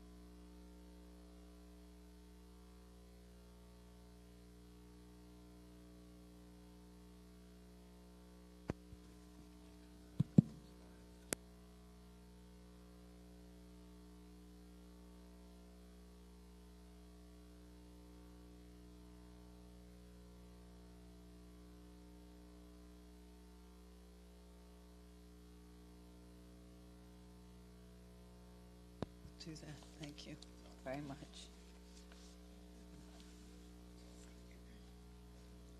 Good morning, or good afternoon. Yeah. This is the one time I'd actually like a 3-minute clock, right? All right. Can we start? Yep. Great. We okay? Good. So, good afternoon, everyone, and how is everyone? Long day, so thank you for taking the time today. Presiding Officer Nicolello, thank you for inviting us. For those of you that don't know me, which I believe you all do, I'm Elaine Phillips, the Nassau County Comptroller, and I'm honored to be sitting here today with my Deputy Controller, Betsy Hill, and Lisa Sikoris, who is in charge of our accounting division. We also have quite the team behind me, and you know, as all of us, I'm sure, feel, we don't do this alone, right?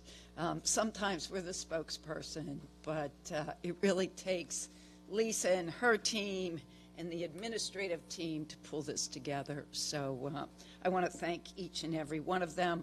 I also want to give OMB and Andy Persich, he did not pay me to say this, a little shout out for the hard work that OMB does, because without getting ahead of myself, I will say that this is a financially sound, well thought out budget.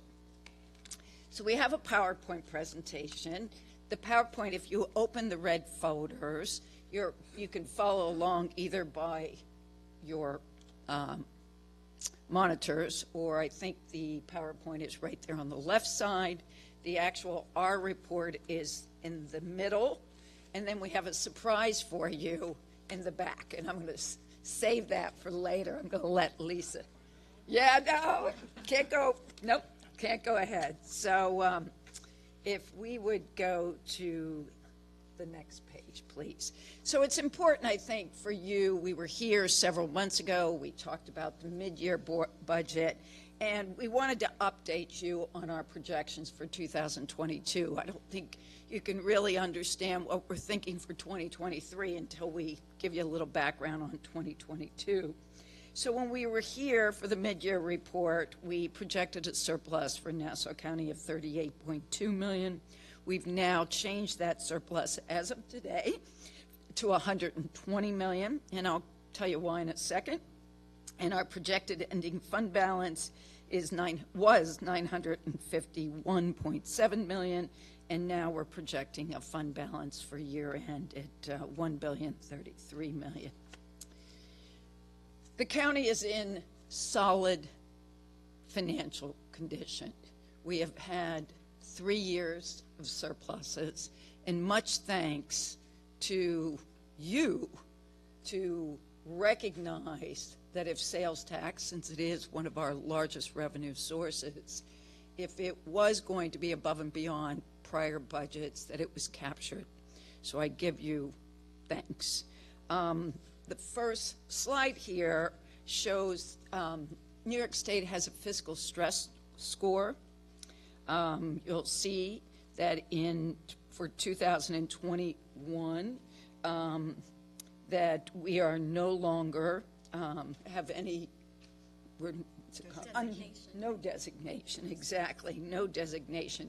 We were very close last year. I think we were a half a point. Instead of 45, it was 44.5 would have taken us out of that designation. So we were very close last year, but it was a significant change this last year.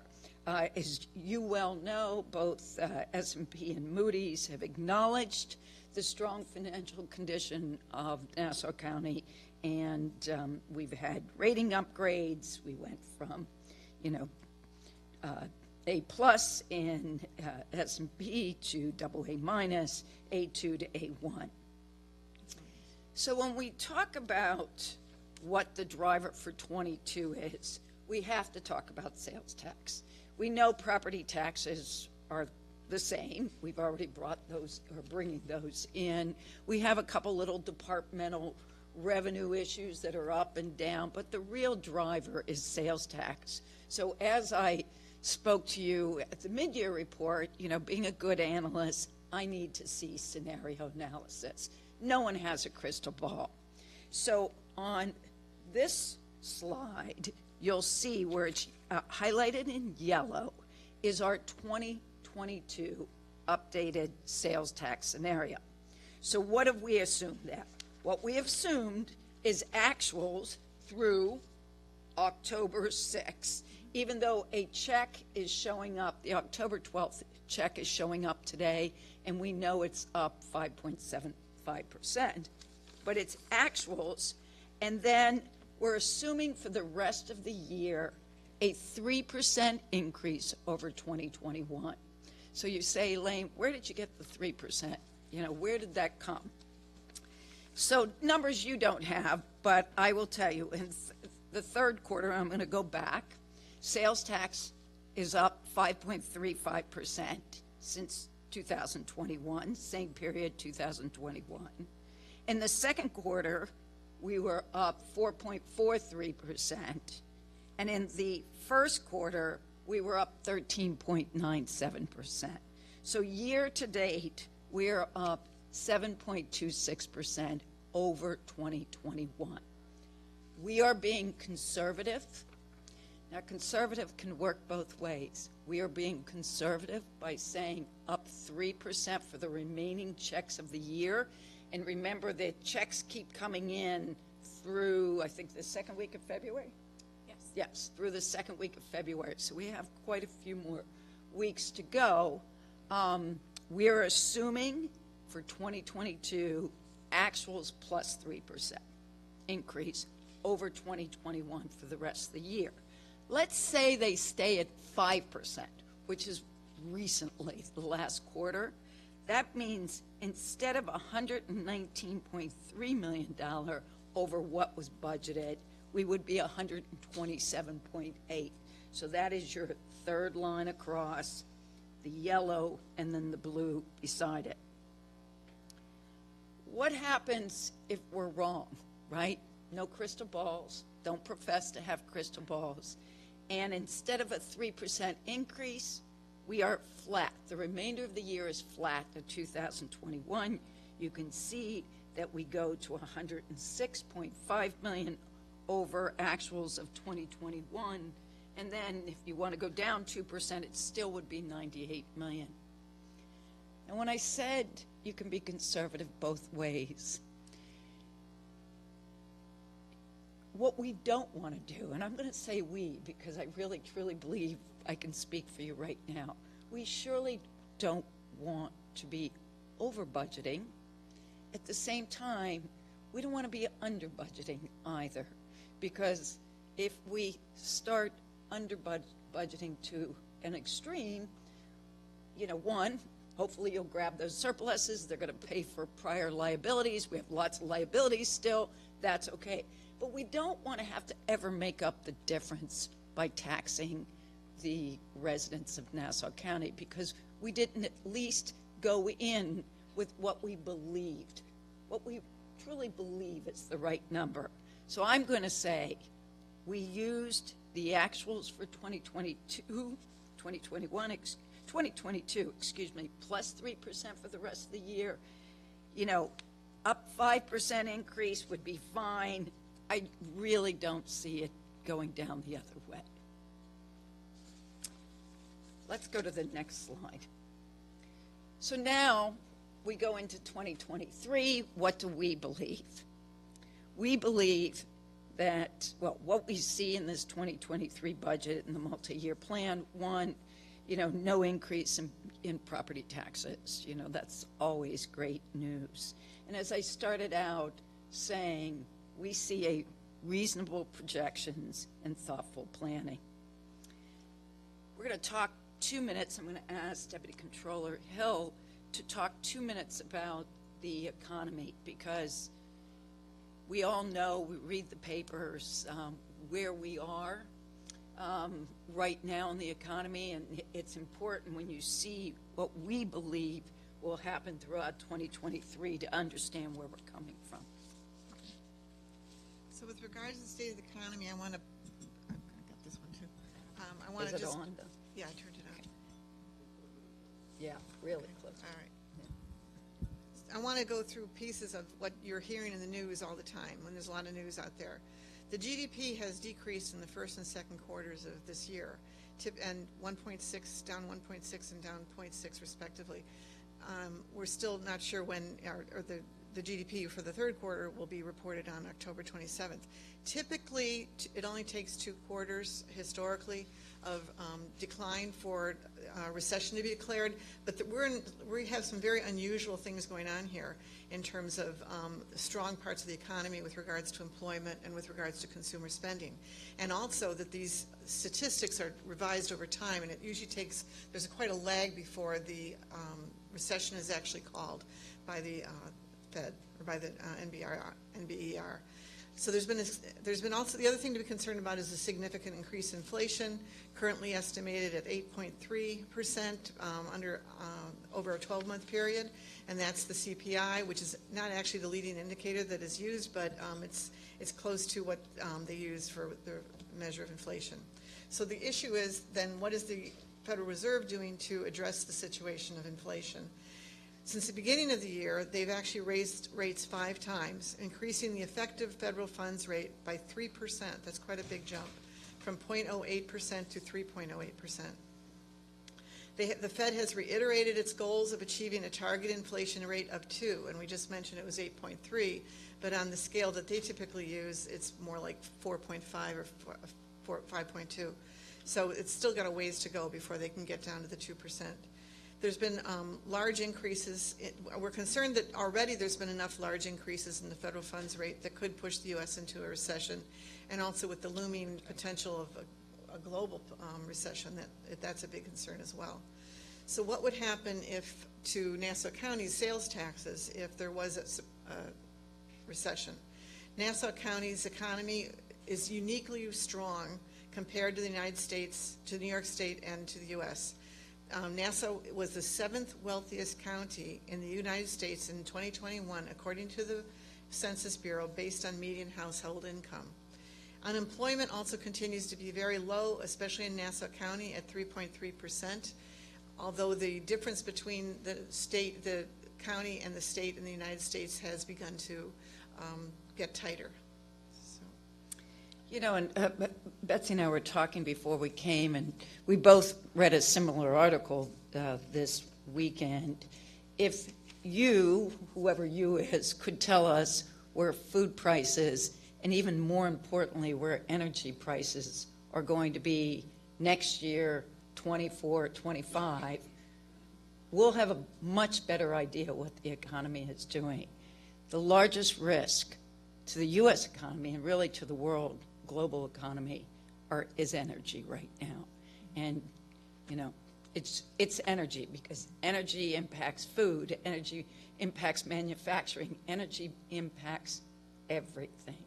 So that is an area that we will keep a very close eye on. Let me make one more mention.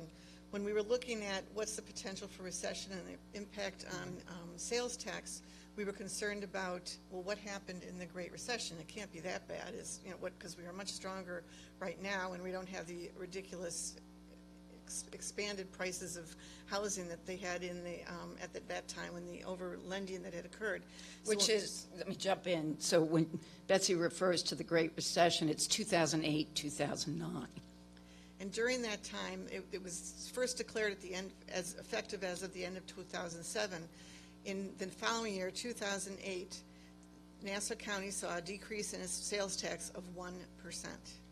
The following year, 2009, which was the end of the recession, the sales tax decreased again by 5%. The following year, they had recovered, the Nassau County sales tax had recovered back to 98% pre-recession, and by the following year, it was up over the recession. So that's a worst case analysis, which we can't imagine would occur if there were a recession at this point. Okay, please, you get to give them their gift.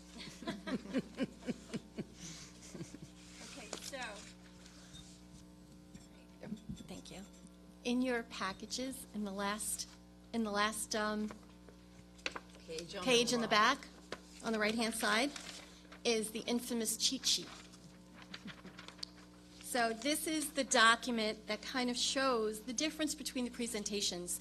I know that there continues to be some confusion between what we report in the financial statements, the fund statements, our 3 primary funds, the 5 major funds. So this is the way we walk through how we have to present our financial information.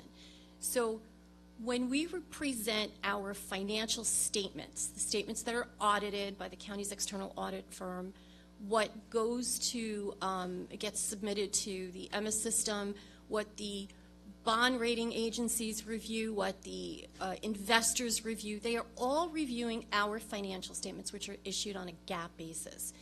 So when we report our projections, we're always looking at it in a similar manner. So if you follow along on the cheat sheet, you'll see we have the first column is the 5 major funds. This is what's used by the county's administration, OMB, when they're putting their budgetary information together. That's typically what you see when they come to you for the annual budget. The three major funds is also the basis for the NIFA control period calculation.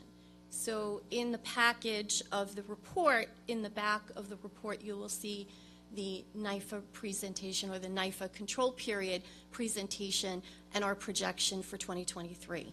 And again, that's also used on a 5 major fund basis, not the 3 primary that we are looking at, as the NIFA Act was created many years ago when the 5 major funds were looked at and not updated since then.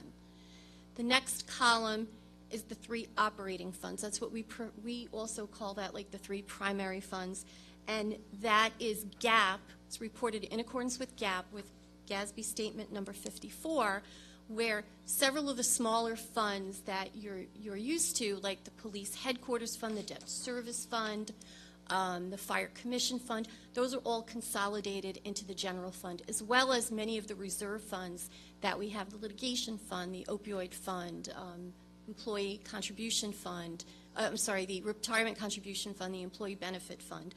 All of those are included in the general fund for reporting purposes. So our presentation will also include those funds in the column under the general fund. We also look at the sewer and stormwater resource district and the police district. So those 3 funds, the consolidated general fund, police district, and sewer and stormwater, make up what we call the 3 operating funds. And I'm going to just jump in, and we're repeating ourselves from the mid-year, but not everybody was here. This is the way counties throughout the United States report. As Lisa has mentioned, this is what the rating agencies use. This is what our outside auditors use. The way we report it is the way it needs to be looked at. And we have entities that look at our balance sheet that somehow have created their own way of looking at things. Well, then I would ask them to go and look at all the counties throughout the United States, or at least through New York State, and look at those counties that way too. We are more conservative in many cases this way. And then the next column you see where it says governmental funds. So for financial statement purposes, we're required to report our financial statements in multiple ways. The first way is our fund statements or governmental funds. And that's basically the 3 operating funds plus all the other special revenue funds that we have out there, including the grant fund, the capital fund, the ARPA fund, the COVID fund, the FEMA fund, all these other funds, and also our component units, our blended component units, which you can see are listed at the very bottom.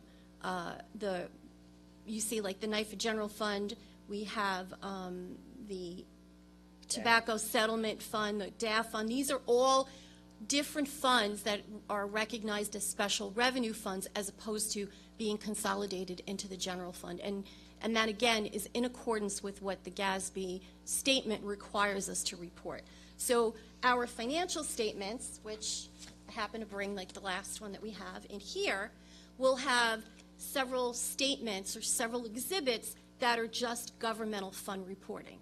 And then the last column in here refers to the government-wide reporting. And government-wide reporting, for I guess the best way to describe what that is, it's its full accrual. So it's more in line with what you would see in, let's say, a normal, like, P&L statement or a normal balance sheet. The government-wide reporting includes the long-term obligations. You'll see bonds outstanding on there. You'll see our capital assets on there. You will see our liabilities, our long-term liabilities, our long-term litigation liability, our long-term tax certiorari liability, our retirement system liability, our OPEB, our OPEB liability will be on there as well. Those are all full accrual statements. And as I said, those are kind of the all-inclusive. Everything is in there. So for our financial statement reporting and our projections, we're really using this 3 operating funds. And so that's the difference between what you will see in other presentations where maybe the OMB is talking about the 5 funds.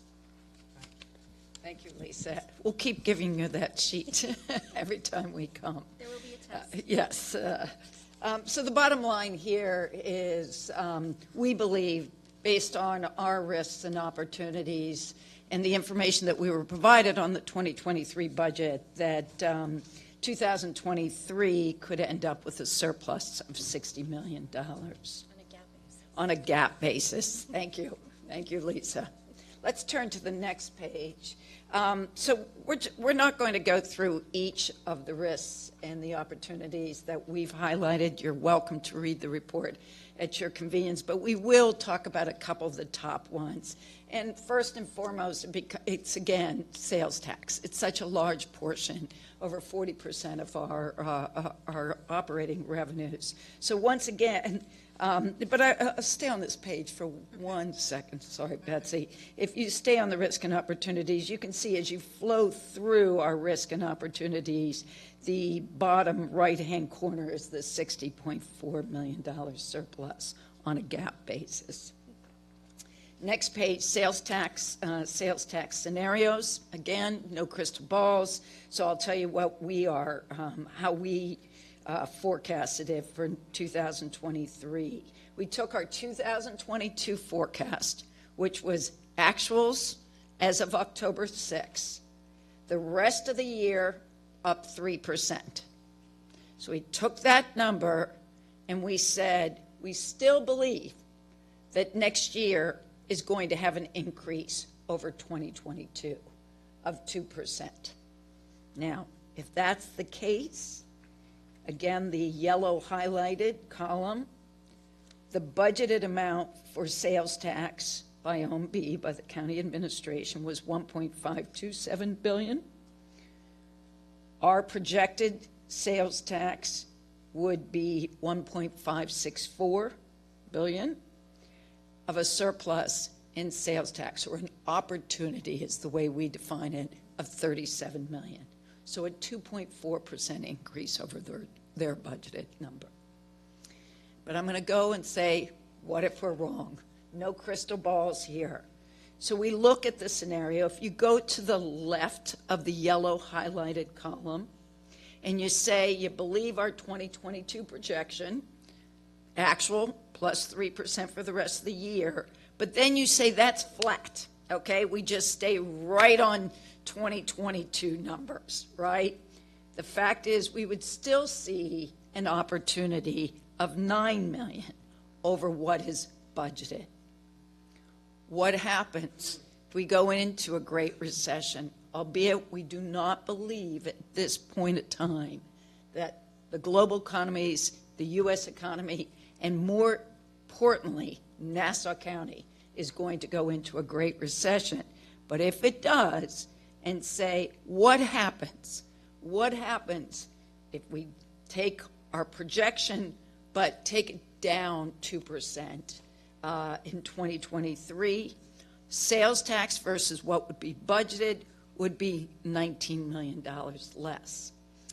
And by no means do I want to casually talk about $19 million of our tax dollars, but $19 million on a $3.6 or $3.7 billion budget. OMB does a good job.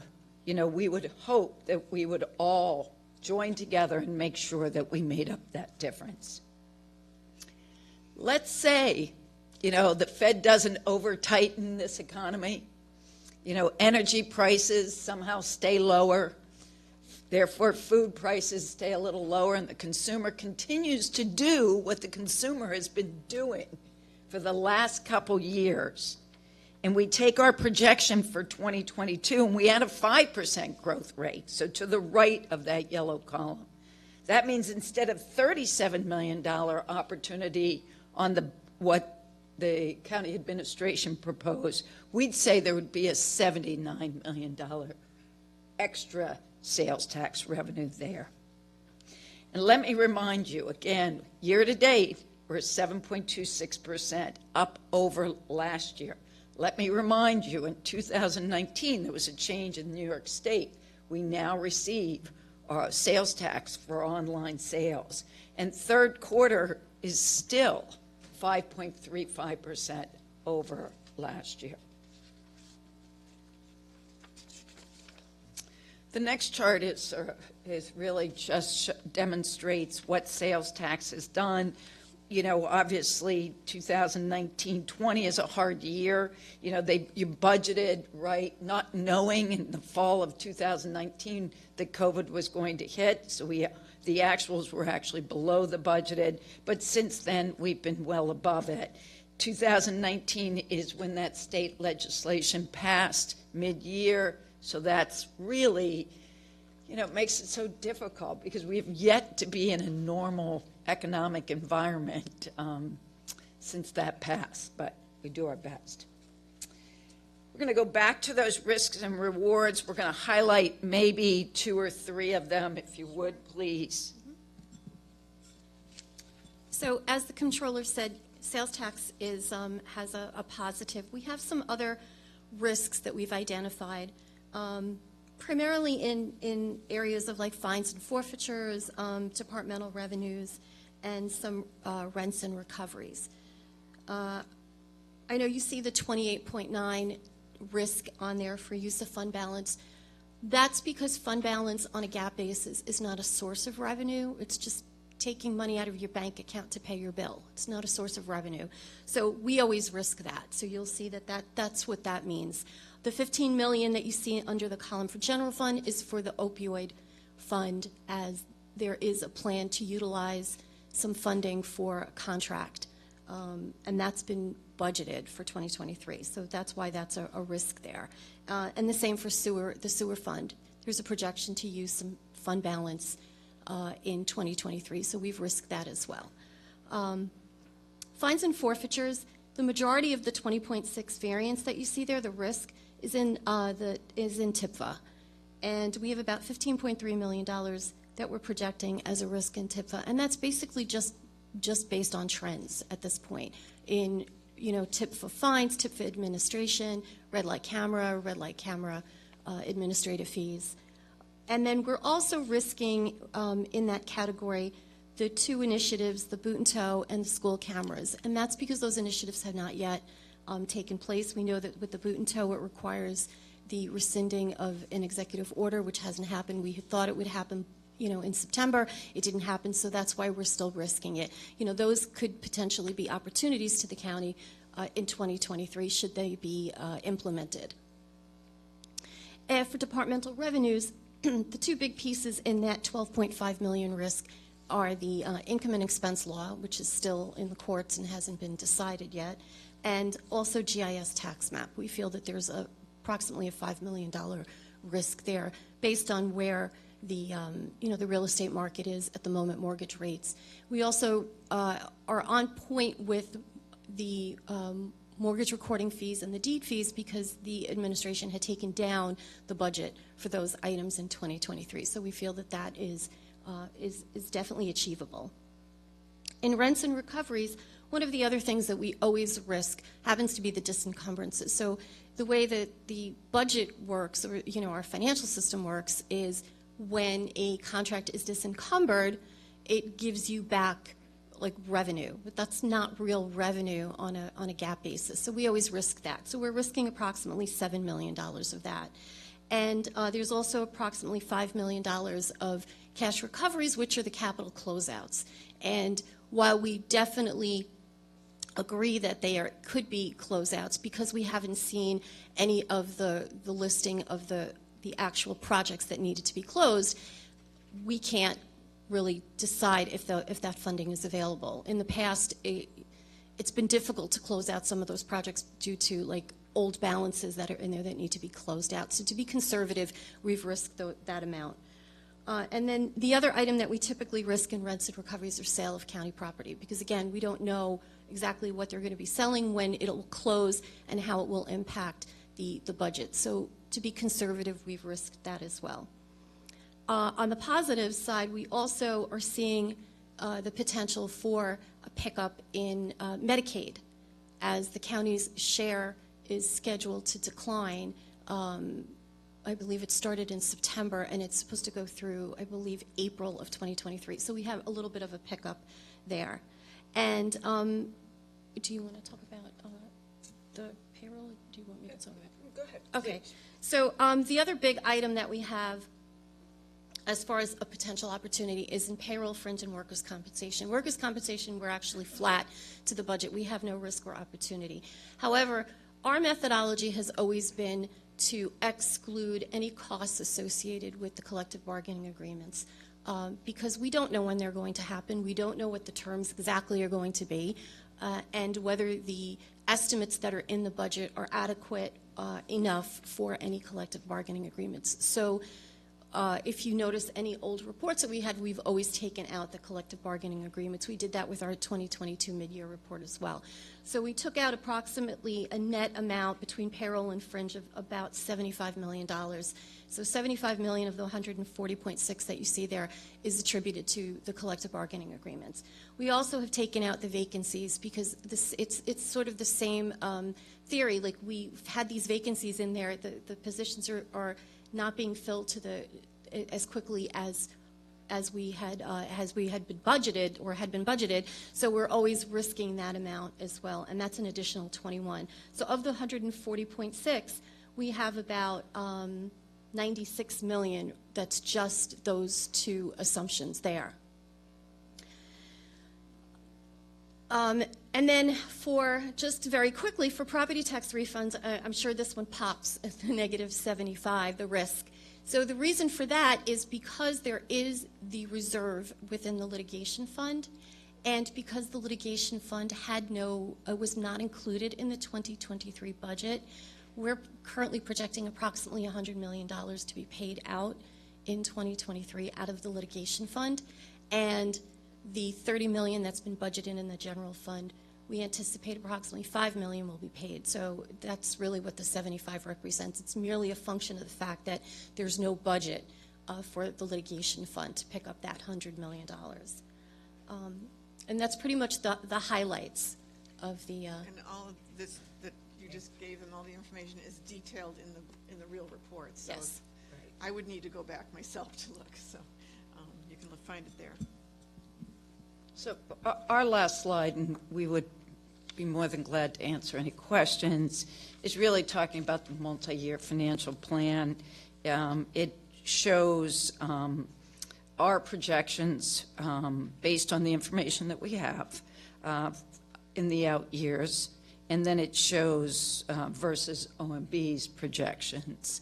I just want to, look, multi-year plans are good financial practice. I mean, they really are. It brings a good fiscal discipline, but they're as good as somewhat, not the paper that they're written on.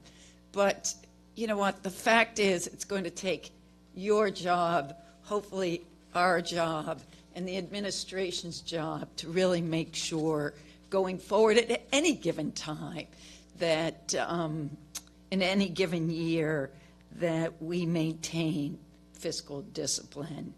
Nobody has a crystal ball. Like I said, it's fine. We want to go through the exercise.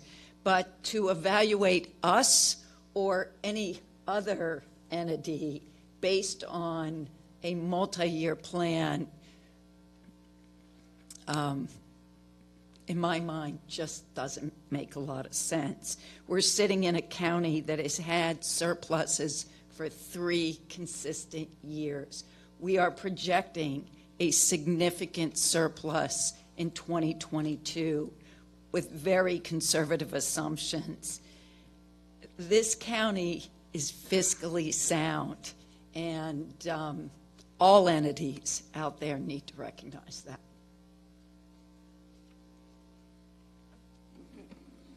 Given the pause, I'm gathering. We're done. Thank you for the presentation. We very much appreciate the information and the cheat sheet, of course. Any legislators have any questions? Deputy Presiding Officer Coppell, then Legislator DeRidge-Whitten. Thanks for that very comprehensive presentation. I hope we'll all do fine on the quiz.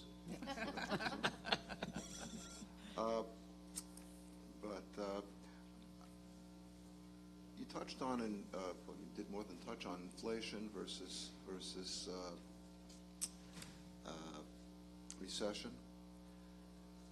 But I would assume that there's a rather complex interplay between, or among various factors, such as when you talk about inflation,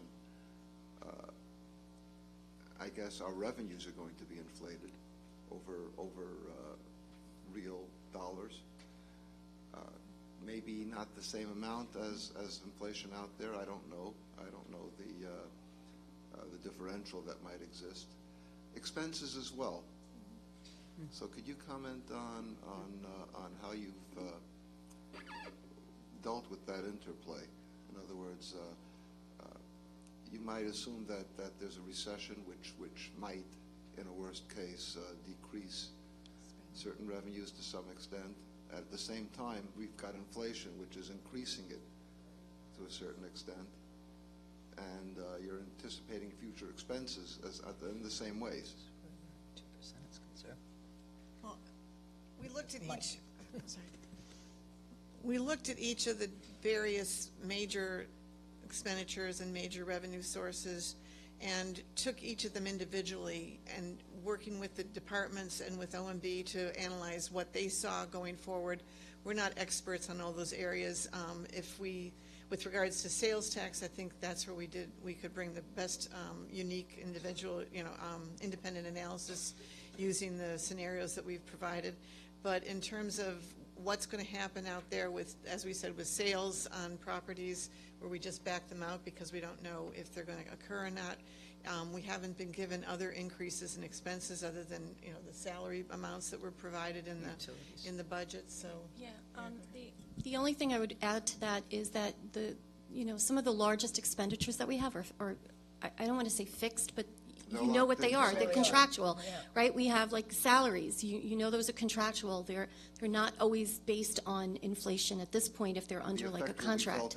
In out years. Correct. You also, you kind of know what like your debt service is at this point in time, right? We don't have variable debt, so we're not, until we go out and and issue additional bonds. But what we have right now is set.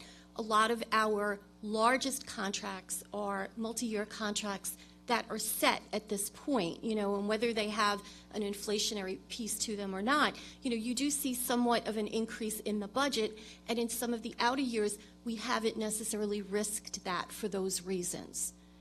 So it really depends, but when you think about what the bulk of the county's expenditures are, the majority of them are set, So what you're saying then, as I understand it, is that we're kind of reaping benefits from inflation right now, to some extent in dollars. Right. We're reaping some benefits, but we may pay for that down the road, right? Yes, correct. All right. We Well, could. that kind of segues into another area to some extent. The federal money windfall. And in the same way, are we using this wisely? In other words, are we spending money to increase programs or to set up new things, which once they're done, that constitutes typically a base? Mm-hmm. You never go down with programs. You always go up. So the revenue's here now, both from inflation, but from those windfalls, and they may not be there down the road. Are we being prudent in that way, sufficiently prudent in your view? So I'm going to tell you a quick story. I had the opportunity. I love stories. Yeah. My legislator Delia DeRiggi-Whitten and I had the opportunity to go to a press conference that the county executive had on the initial spend for the opioid money. And I am on a board of the largest non-for-profit that provides child and family services. And very little exposure here in Nassau County. It's really New York City. It's where we're in Brownsville. And I thought about that because I thought New York City has these similar pots of money, right? And I thought, as a provider of social services, particularly when it comes to mental health or drug abuse, how do you make a proposal and not lock in those costs forever and ever? Because the money is not going to be there forever and ever. And I didn't come up with the answer, but I think that is going to be the biggest challenge you, the county administration, and you are going to have, is when you're approving opioid money and as it goes out, or ARPA money, that we don't do the wrong thing for these organizations, and we don't, not that we don't allow them, because it's not our job to manage them, but we make sure that they're not locking in fixed costs that they're not going to be able to do 2 years from now. Question, what's your opinion? Do you have an opinion? You know what? That's a different pay grade than mine. How's that? Okay. All right. Fair enough. Fair enough. So you did comment rather obliquely, I guess, on the persistence of NIFA. I did. Yeah. We wrote a op-ed after the mid-year. And unfortunately, Newsday they dragged us along for a long time, but they wouldn't publish it, even though, and our point it was, and still is, and I'm going to use a football analogy, which I really shouldn't. They keep moving the goalposts. They keep moving the goalposts. And if they were moving, and there is no question that years ago, Nassau County needs a little control oversight, right? But that is not the current financial condition of Nassau County today. And that is due to hard work, a little bit of luck, nothing wrong with luck, and sound financial decisions. And we as the people of Nassau County, deserve to be controlled by the people that are elected to do so, not by non-elected individuals. If we, as elected officials, don't do the right thing, there is a process to get rid of us. But we've met the guidelines of control when the legislation was put in place. And once again, the goalpost seems to move. So I don't want to say it's politically motivated. I truly don't want to. But I can't figure it out. I can't figure out why a statement, or they approved the multi-year plan last year, they approved the budget. I hear through the rumors that, oh, by June they're going to be gone, and now they're still here. What are we supposed to do? Give us the formula. Give us the equation. Right. But compared with pretty much every other county in the state, we're solid. We're solid. We're more solid than many counties that don't have any. We're solid. Absolutely. Okay. And look, you can always be better. Always be better. But we're solid. But that's not the guideline.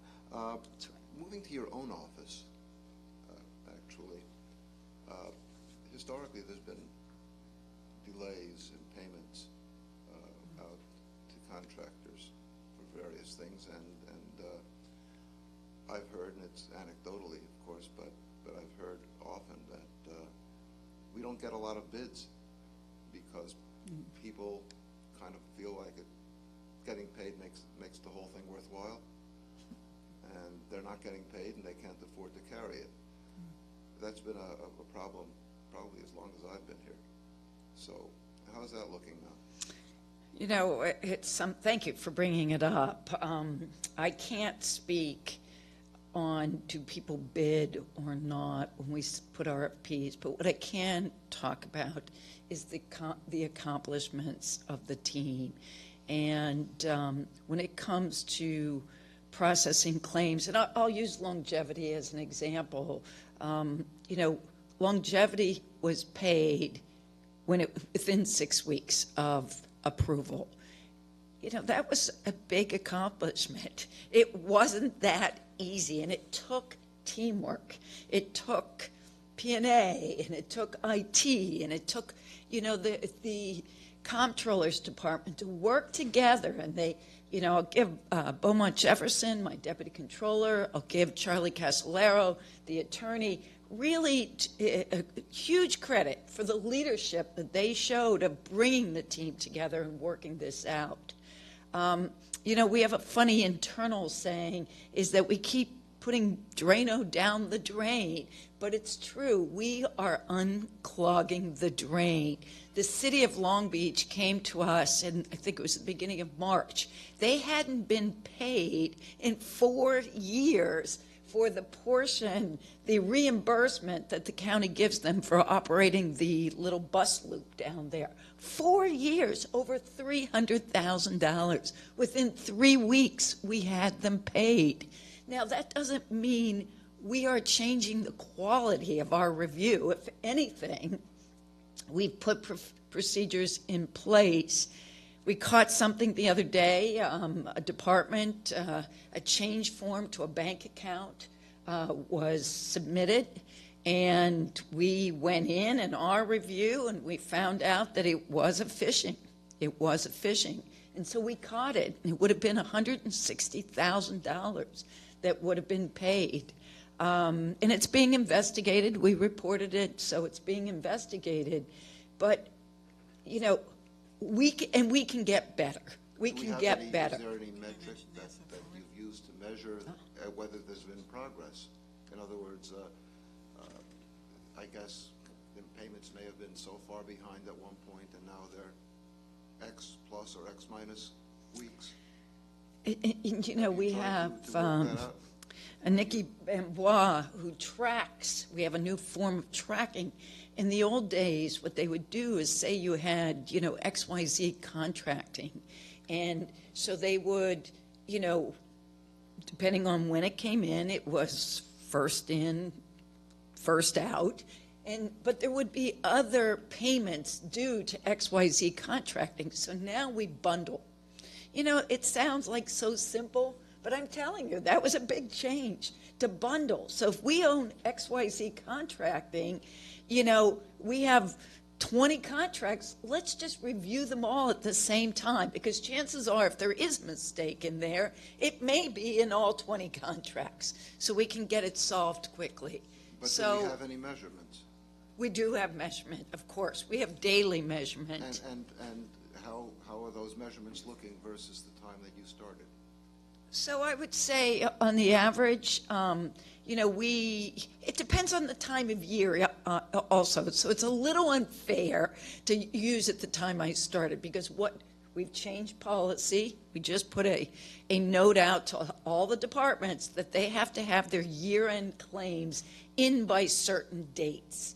It used to be, I believe, I wasn't here, that, you know, people were busy, so they'd all wait till December 30th and submit all the claims. So what would happen is the claim department would just balloon out, and it would take months to, you know, make up for the backlog. So now we've put a new policy in place. You know what? You know, any claims that you have to be in by this date. If there are December claims, you have until the second week of January. So we don't have that clogging. So are we down to 15 days? You know, anywhere between 2 and 3 weeks in the, they're giving me, 17-day average is where we are right now. Were we at the beginning of the year higher? Yes, but I don't want to. You know what? These are hardworking individuals. And like every department that has come in here, we can't hire. You know, one, there were no tests. I said this, I complained about this at the mid-year. There were no tests. Then the tests that were given were taken a year to, you know, score, even though I believe we're in the day and age where you could take a test online and know your score immediately. And then the salary structure, it just has to be, it has to be addressed. Truly has to be addressed. All right, thanks. Who's next? I think Delia. Yeah, my county legislator. All right, Delia. Thank you. You actually stole my question, because I was wondering about our turnaround. We think alike sometimes. But I just had two quick questions. One, with your cheat sheet, like, and again, I defer to you on most of this as far as understanding exactly how this works, but it seems to me that both on the operating fund and the governmental fund, the operating fund I would assume you would use for operational purposes in your budget, and the governmental fund, which I would assume you really can't touch, but it seems like they're duplicative in both columns, like many of them anyway, like column 2 and column 3. Yes, because if you see just above the 3 operating funds, it says budgeting, right? So when we do our reporting, like to this body and internally when we're looking at things, we look at it with these 3 operating funds. But when we're reporting on a financial statement basis, we have those 3 operating funds plus the additional funds. So if you were to look at our financial statements and look at you know, one of the exhibits, you would see the general fund, the police district, the sewer and stormwater fund, and then you would also see the NIFA general fund, the disputed assessment fund, the capital fund, the ARPA fund. You would see the other ones. We're only looking at what we consider the operating funds. These are like the daily operations of the county. A lot of the special revenue funds, the majority of the special revenue funds, are segregated for certain purposes, right? We know that the DAF fund is for the DAF collects the DAF charges and records the tax tertiary payments made to the commercial property owners. We know that the grant fund maintains all of the grant information that are typically funded at 100%. So those aren't daily operating funds per se. But what runs the county, the daily operations of the county, are really these three funds. So that's why we segregate, that's why we talk about the three operating funds. But those same operating funds are recorded in the financial statements. So the last two columns are for financial statement reporting purposes. Okay. Those last two I have a columns, question. does that make, Yeah. does that make it more clear? It did to a certain degree, but for instance, the opioid settlement litigation fund. Yes. Now, that is being listed right now in our operational fund, or no? Yes. Yes. So with GASB 54, there are rules to determine whether a fund is recognized as a special revenue fund and stands on its own, or whether it has to be consolidated, becomes part of the general fund. So this is on its own? No, it's part of the general fund. Now, can I ask you a Yes. question? And again, I'm not accusing anybody of anything. Does it help us to get out of the NIFA control period if we have a large amount of money in our fund, our operational fund? We do not meet the criteria for what was established to be in a control period. Nassau Correct. County does not. But I know we're trying to get out of it, so I'm wondering if that is part of the reason why we are hesitant to be dispersing some of these funds, like the opioid settlement fund, because we want to hold on to the cash. Is that a possibility? No, so remember, like if you look at the first column where we talk about the 5 major funds, and then towards the bottom, the NIFA calculation does not include those extra funds. It only includes the 5 major funds that. The one on the left. Right, the one on the left all the way, the general fund, the police headquarters, debt service, fire commission, and police district. Okay, So that other cash currently has no impact on the NIFA control period Okay, good. calculation. I'm glad to hear that. Because I, like you, I really would like to see this. I'm trying to figure out why it's taking so long to disperse that funding. I know what a crisis, I get phone calls all the time. We have no beds available. I have a neighbor whose son is in jail right now, and they're grateful. They're not paying the bond because they know he's alive and they can sleep at night. I mean, this is just walking my dog. I run into people like that, and we get calls all the time.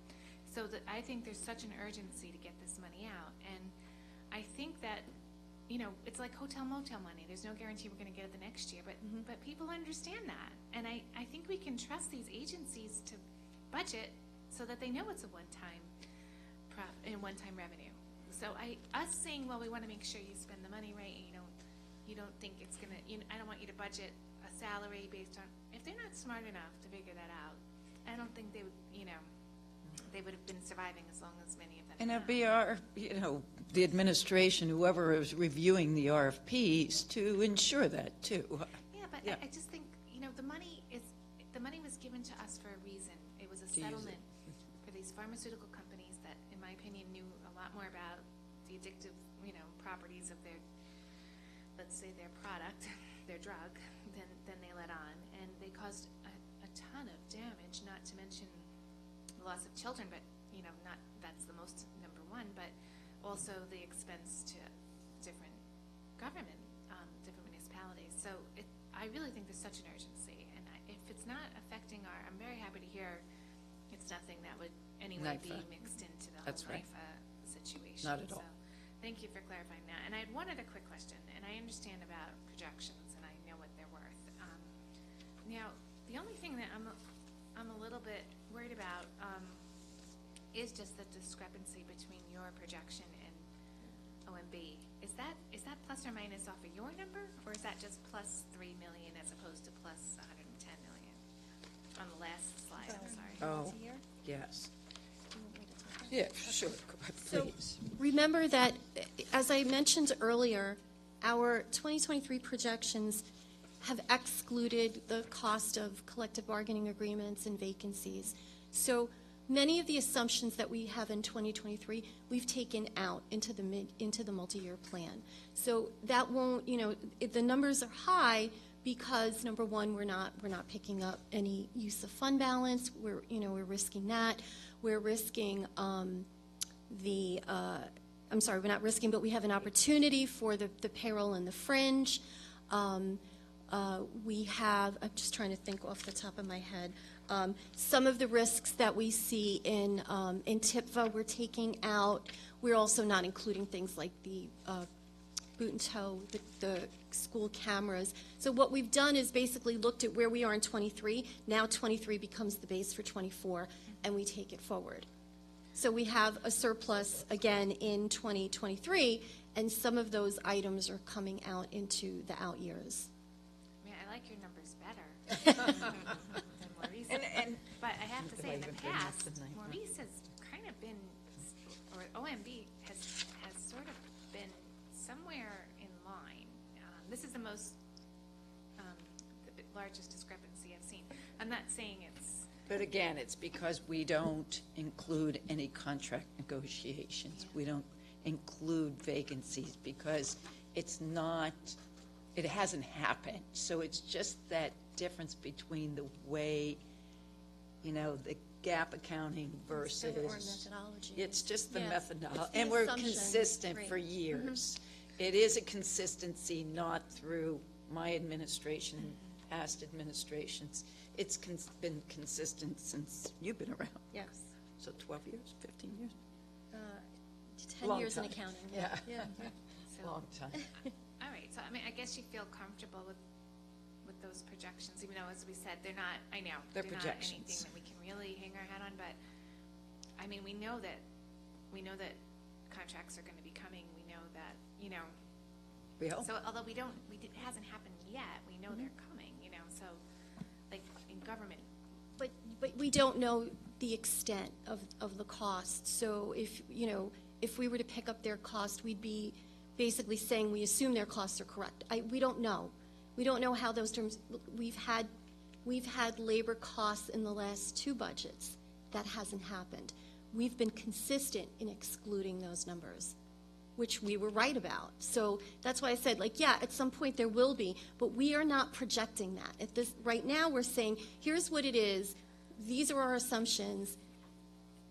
They are our assumptions. And it's more of a snapshot. Maybe that's a good word to use here. It's a snapshot of what we know today. Right. What we know today.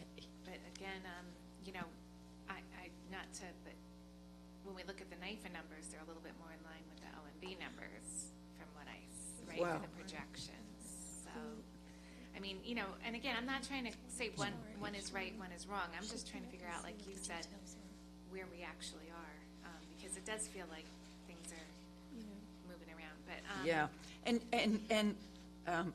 I would refer you, when you have a moment, to go to page 41 of our actual report, which is the one that's in this folder, and it will give you an idea of what we're risking and what we're showing as under and over what the administration. So it allows you to kind of flow through and read through what we're saying versus what they're saying. all right, thank you.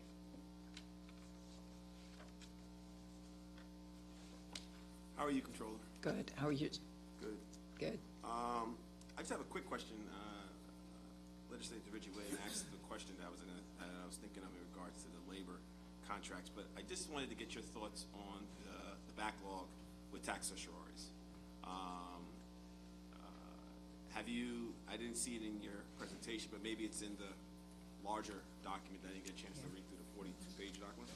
But I just wanted to get an idea from you, or the 50-page one. But I just want to get an idea from you of, have you identified the backlog? We've seen here, more anecdotally, but we've seen here that we are settling more cases that we're voting on. We're seeing them come through the legislature a little bit more frequent, but I just wanted to get your opinion on an identified number. And has the administration expressed to you a time frame of when they will be able to reduce that number? I think that's a true reason, a true outlier that's a risk. It doesn't really get identified as best as it could. We'll answer that backwards. So I have not spoken to the administration of what their, what their plan is on how to pay it down, other than what was discussed with OMB and us, right? So, Yeah, I can talk about that a little bit. So in our projections, we know that we have the $208 million in the litigation fund for tax certiorari. In our discussions with OMB, they indicated that they plan to pay out approximately $100 to $150 million, probably close to $250 million between like litigation and the DAF fund. So our projections are anticipating a $100 million payment in 2022 out of the litigation fund, and as well as $100 million in 2023. The problem with identifying where the backlog or what the tax certiorari liability is at this point in time is that our starting base is ARC's long-term full, like all-in liability. So we get that from ARC at the end of the year, and then we do our analysis on that. We look at what's considered short-term, that's in the Treasurer's office. We look at what's considered DAF, and then we come up with that number. There is a section on page 42 where we talk about what we reported as of the end of the fiscal year 2021, because that's the last time that the analysis was done. So until we have that analysis from ARC, we can't really determine what that long-term liability is. But remember before when we were talking about the cheat sheet, I said that on a full accrual basis, that's where we would have our full liability. So on page 42, we talk about what we had estimated as the all-in tax certiorari liability. It was about $707 million at that time. And all those components, the long-term piece, the short-term piece, the DAF piece, all those pieces appear in the government-wide financial statements, in the long-term full accrual financial statements. If something is not due and payable, but it's kind of sitting out there, it's not considered a liability on a fund statement basis. So what we normally pick up, it's still a liability, yes, absolutely, but on a full accrual basis. So we do look at that distinction at the end of the year when we do our analysis, and we start looking at the entries that are necessary to make sure that we've captured everything. But at this point in time, we don't have that data yet. And, when you have the opportunity to go I'm to looking at it now. page 42, you'll see, we had in the middle of at the year end 2021, the total liability had increased to $707 million from $647 and $587 as of 2020 and 2019. Of the $707 million, we point out that we know $250 plus million was settled with LIPA and National Grid. So even though we don't get a number until December 31st, 2022, it does give you an idea that it's going to go down, assuming that that calendar hasn't filled up by $250 million. Would it assume that the county is planning to reassess at some point? I mean, wouldn't it be exacerbated if we have a frozen roll going forward in the out years? Does that contribute to? I'm trying to think through.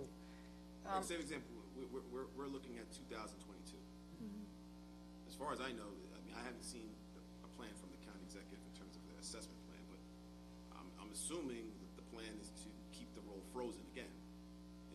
I don't know. Maybe you might know better than me. Okay. I don't. So if the roll is frozen again, doesn't that create the same level of not unsettled roll, a potentially questionable, flawed roll, which then could create the opportunity for unfair or potentially more grievances, for lack of a better term? I don't believe that it creates more opportunity. Quite frankly, there's ample opportunity right now to grieve. To grieve successfully. Yeah, Jeff Schoen, Deputy Controller in charge of accounting. I'm not trying to put you on the spot. No, you're not putting us on the spot. I'm just trying to understand how not reassessing with a frozen roll, doesn't that create what we had for a period of time under a previous administration of a frozen roll? Didn't that create the unstable, didn't it create more successful grievances? It wasn't the county, The success of the grievances wasn't necessarily based upon whether the roll was frozen or not, but if you reassess, depending on it could give people more confidence in their values and then lead to less grievances. So that is possible. Yes. And if property values go down, you know, people might be more comfortable. So, as promised, during the early part of my administration, we are in the Department of Assessment currently doing, I don't want to say a full-blown audit because that would take years, but it will definitely be a solid report on what occurred during the reevaluation, but it's gone broader than that. And in fact, we thought we would have published by now. We thought we'd be done by July or August. But as it happens, you get in there and you realize, oh, wait a minute, we need to talk about this. We need to evaluate this. We need to look into this. But they're coming, and they're going to be several reports back to back to back to back on different issues. So it'll be a little easier to read since it's a very, very complex topic. Yeah. I guess, and it's possible that the county executive, and I really have no idea, it's very possible that he is waiting for these reports to make a decision what you need to do. What I say in general is you always want to keep your roll current. And I know you're going to meet with the Department of Assessment, ask the same question to our acting assessor. The best thing to do is keep your roll current. But remember, by grieving your assessment, that doesn't mean you're lowering your taxes. Yes. Assessed value and taxes do not go hand in hand always. Yep. No, and that's where I guess I was driving at in the end is keeping the roll current. Because You do. Okay. Absolutely. You want to keep it current. And it will be one of our findings. I'm not to let the cat out of the bag, but it will be one of our findings. Thank you again, Controller. Thank you. Okay, any other legislators? Thank you very much. We Thank really you appreciate very it. much. Thank you for having us. And as always, if you have any follow-up questions, please reach out, or if you have anything we can help you with, we're more than glad to take care of it.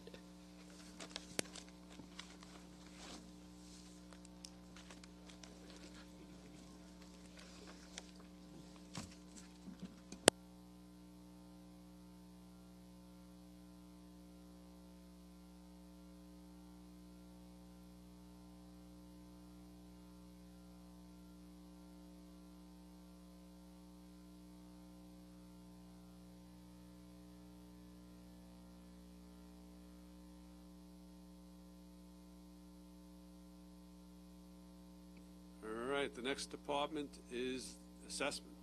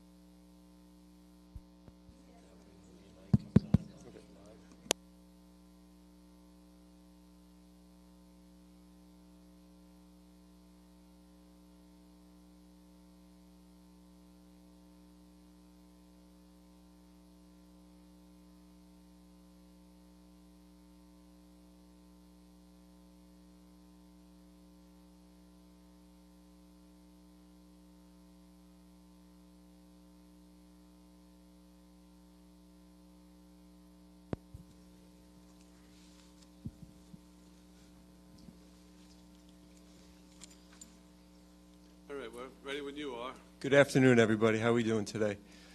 Matthew Cronin. I'm the acting county assessor here in Nassau County, and I'm here representing the Department of Assessment. It's an honor for me to sit here before you today. Department of Assessment is, some facts, is the second largest assessing unit in New York State, second only to the great city of New York, New York City, Manhattan, Bronx, Brooklyn, Staten Island, Queens, the works. Our assessment roll for the 2023 tax roll has over 425,000 parcels with a full valuation of over $340 billion worth of fair market value on the roll. The importance of maintaining the assessment roll each year is to keep valuations current and accurate. The maintenance requires constant processing of permits, verification of sales data, updating the property inventory, maintaining and updating the computer system. It's something that we do every day, constantly in our systems, looking for ways to update and to improve upon what we have. Last two rolls that were published for tentative values were the 2022-23 roll and the 2023-24 roll. Were frozen due to the COVID-19 pandemic. This year for the 24-25 roll, we're currently looking at some instability in the market, inflationary trends, stock market instability, international conflicts, conversations of OPEC and the value of oil and the impact of electricity and bills for the home.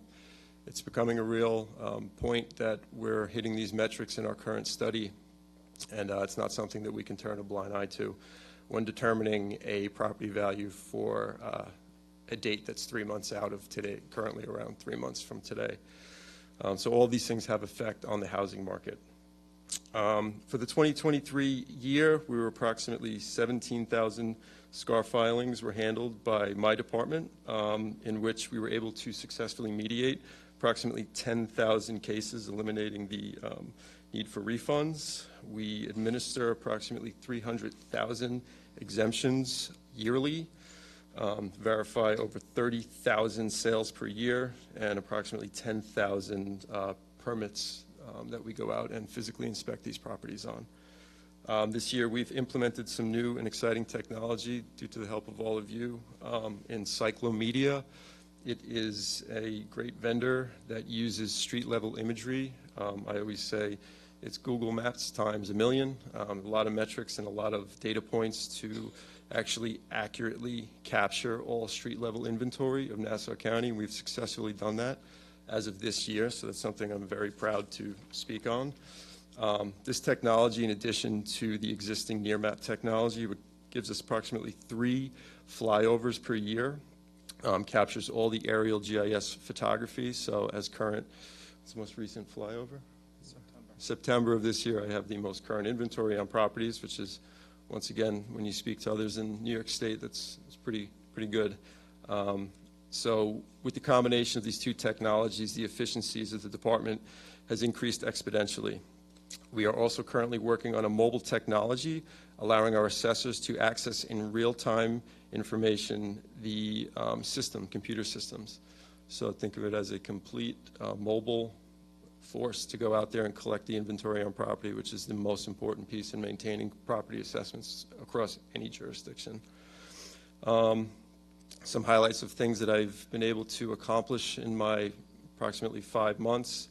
I've implemented the first departmental-wide policies and procedures manual for all employees. This policy and procedures manual was put out to try to act as a sound basis for structure in the department and to boost morality. A lot of the things that I found when I took the seat was that there was a lot of just unknowns going on, and I took that as an opportunity to really try my best to identify the issues and to really create a little bit of a professional environment in the office, which has been needed for a while. In addition to implementing a policies and procedures manual, we've reestablished our quality control division, with 3 designated IAO assessors. For those of you who may not know what that is, it is the Institute of Assessing Officers, which is the designation set forth by the New York State Assessors Association. It is a designation that 5 years you have to have actual assessing backgrounds, and you need to sit for a master exam. I mean, some of you are attorneys up here. I never sat for the bar, but it is a very comprehensive exam on all practices of assessment and appraisal in New York State. So I'm happy to say that we have 3 designated IAO assessors who currently work in the Quality Control Division.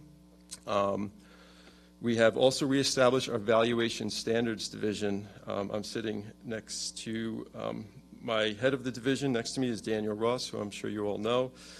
We also have another co-chair in an IAO designated assessor, and we have 3 statisticians on board with the addition of 1 more coming, all with their background in mathematics, statistics, and one of them has their master's degree in mathematics. And we have 1 current GIS specialist that we were able to hire last year. With all of these dynamics that I'm speaking to you today, I'm proud to sit here, and I'm confident in speaking to you all as the current acting county assessor. And I appreciate your time, and I welcome any questions regarding the budget or anything else you may deem necessary. What is the plan for the tentative assessment role? Is it county reassessing, trending, freezing? What are you doing? It's a great question, and it's something that we have been looking at since I've sat in the seat. It is not such an easy answer, however, because the issue that I currently face is that I'm to predict market value based upon a valuation date of the first business day in January. This year, I think it's January 2nd of 2023.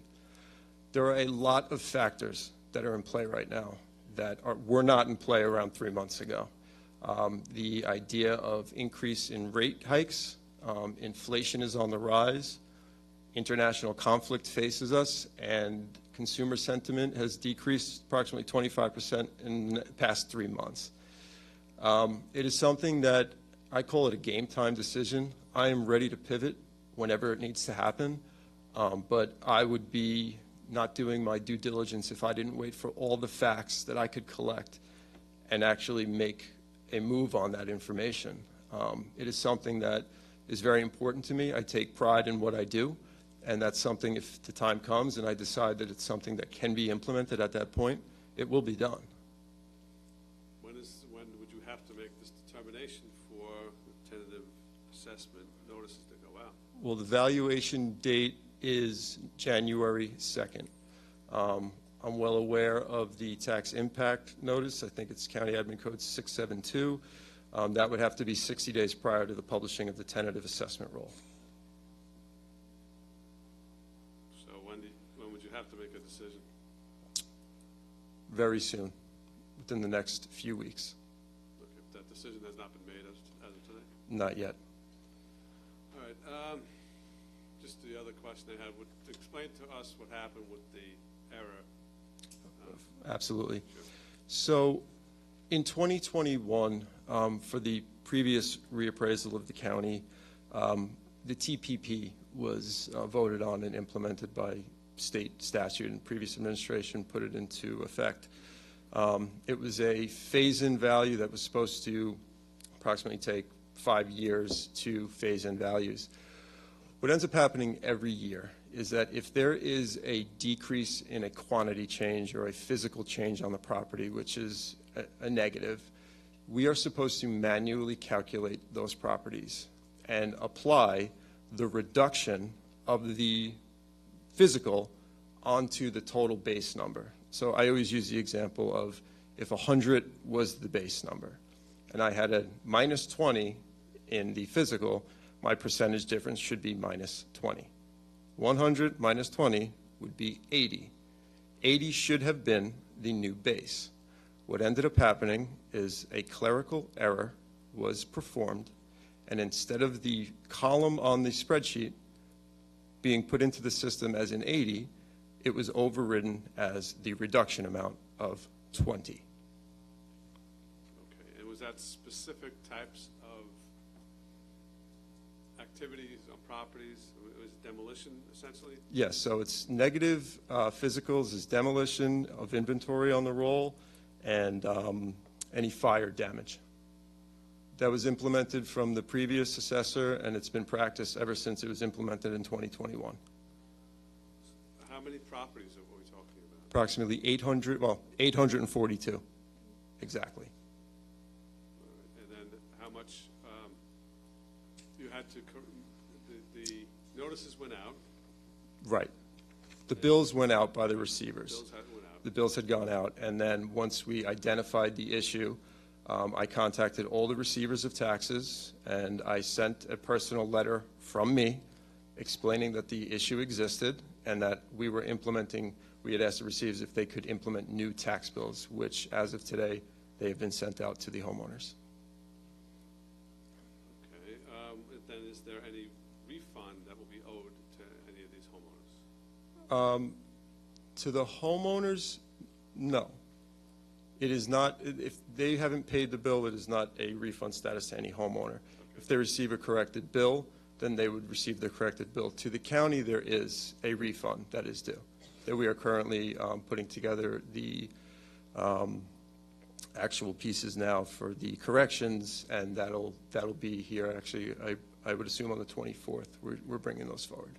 So just explain what the county's exposure is.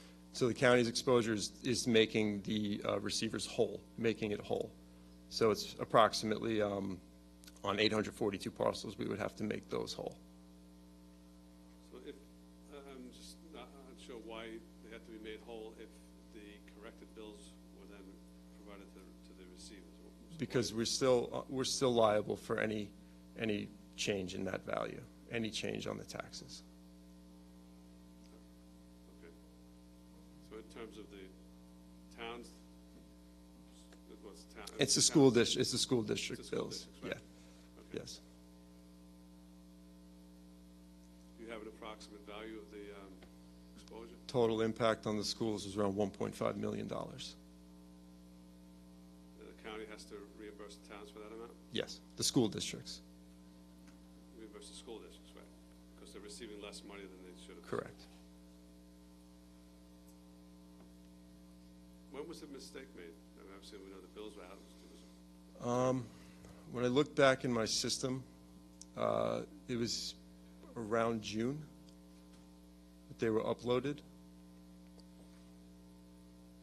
The mistake, was it generated by technology? Was it human error? What was it? So it was generated by a human error that needs to interfere with the idea of a systematic technology. It's a very good question, because it brings to the point of every single time that we need to look at the TPP adjustments, it is a manual override of a system that's not necessarily meant to be overridden.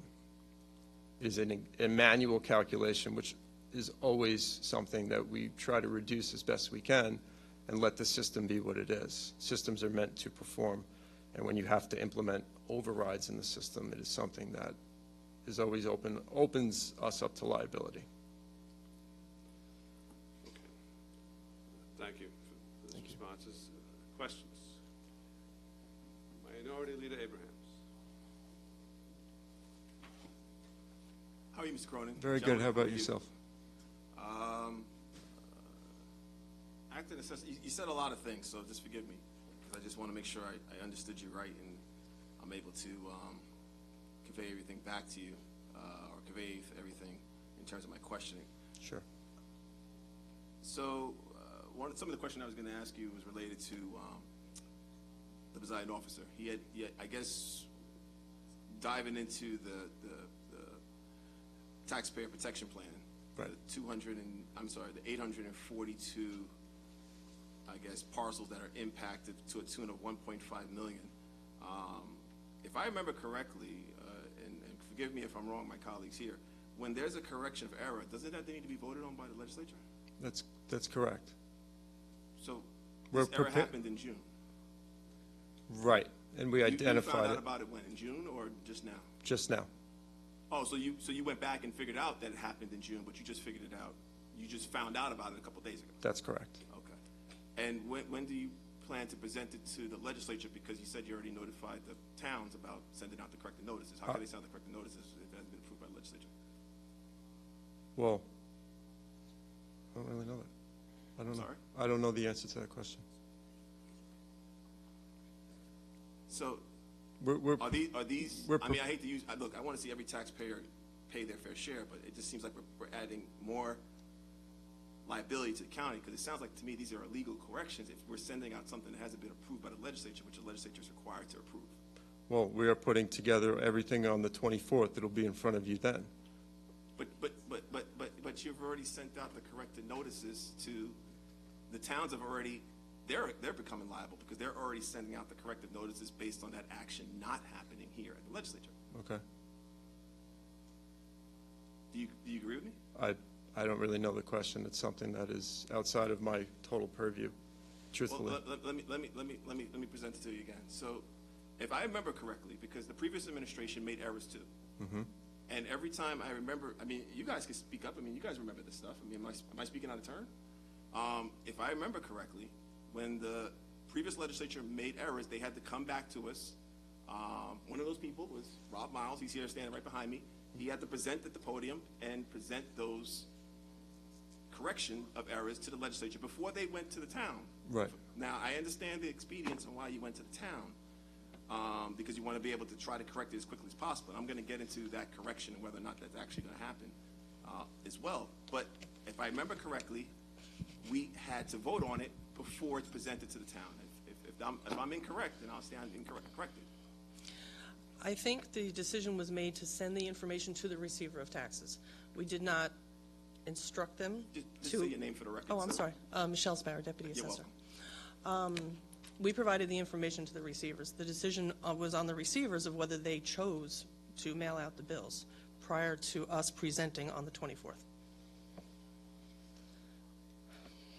And we are sure that each of the receiver of taxes were aware that they shouldn't be sending that out? We did not tell them to or not to, as far as the Department of Assessment is concerned. But do they have knowledge that the legislature had to vote on it?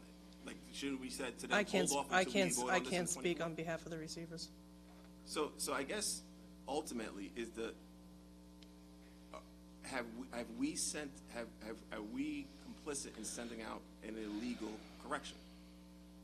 We prepared the information for the receivers to prepare the bills. But the bills went out. It is our understanding that some of the bills have gone out. That is our understanding. That sounds to me to be illegal. I'm not an attorney. Okay. All right. Well, we got bigger issues. All right. So let's dive into the ones that went out. All right.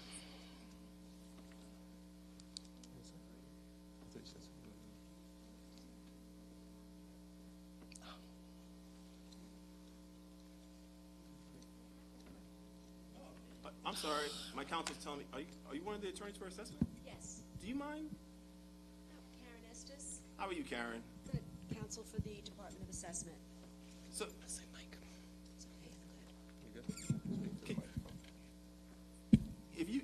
can you comment on the fact of whether or not the corrections of error requires a vote of the legislature before those corrections of error, or before the county notifies a town of those corrections of error? It's my understanding that the information went to the Department of Treasury. Department of Treasury, sorry. I'm sorry, Department of Receiver. Oh, okay, receiver taxes. Yes, sorry. Okay. It went to the receiver of taxes before this legislative body had the opportunity to vote on it. Do you concur that the legislative body needs to vote on it before it goes to the receiver of taxes?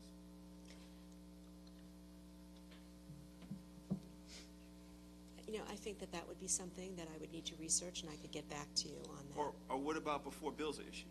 I'm sorry? What about before bills are issued? Because the town has now, each of the receiver of taxes have sent out the bills. So do you think that the legislature should have voted on it before the bills were reissued? Because that's what the towns did. I mean, by Mr. Cronin's testimony, the towns have already reissued some of the bills. I'm going to get to that issue as well. I'm not sure if they have. I heard that they had, but I am not sure on any of that. All right, I see. So I'm just saying that. All right, we can find that Our out. department merely just provided the data for this information. You know, as far as responsibility for whether or not the bills went out, I don't think that that is something that our department encouraged. We sent the data, and that was it. Well, I don't know if it's as clear cut as we sent the data and that's it. I mean, I think we do have a fiduciary responsibility. As we send the data, we kind of don't want to put the receiver of taxes in harm's way either. I mean, before we send the data, I would like to think that it's going to come to this legislative body so we can do the proper vote for the correction of error.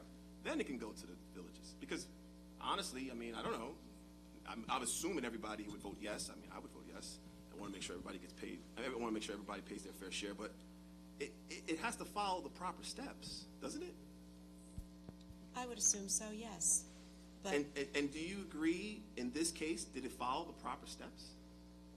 Well, I think the point is we did send the data files to the receivers, so they were aware of the changes and the changes that might go out on the bill. But Mr. Cronin, you're assuming that they were aware that this legislative body took a vote. I'm not assuming anything, no. But you know full well the vote has to take place before bills can be reissued, correct? I don't reissue the bills. I just sent over the updated data files. Let's back up.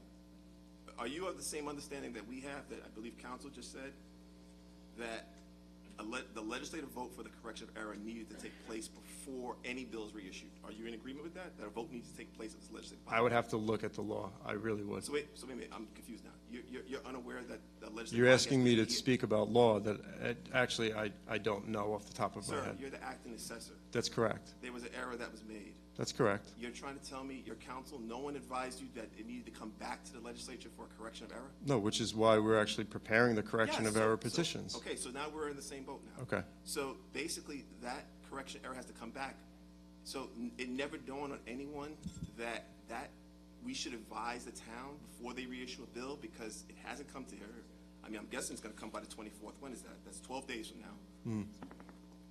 No one advised the town and say, hey, town, by the way, this never passed the legislature for a correction of error? Once again, I sent the data files over to the towns. There was no conversation of if this didn't. It was simply a data transfer. It was a transfer of data, updating the information for them. It just seems to me that seems a little, I mean, I don't know. I would hate to be a receiver of taxes and send out this reissue tax bills when knowing full well it hasn't even passed the legislature. Right. Once again, we provided them with data files with the updated information. I'm sorry, your name again, ma'am? Karen Estes. Karen Estes, did you get a chance to speak to any of the councils of the receiver of taxes? No, I did not. So the only communication was that we sent them the data files? Correct. Updated data files. Updated data files. I don't know. I'm scared to say something that puts the county in more harm's way, but I don't think that's legal. I think this was prepared so that we could put, yeah, that's what I said before. so that we can put these, So, on, all right, on notice. let me just change up gears a little bit. The mistake was made in June, recorded in October. Right. The bills have already gone out. Some people, some people might have paid the bill because it might have been such a smaller margin they didn't really notice the difference.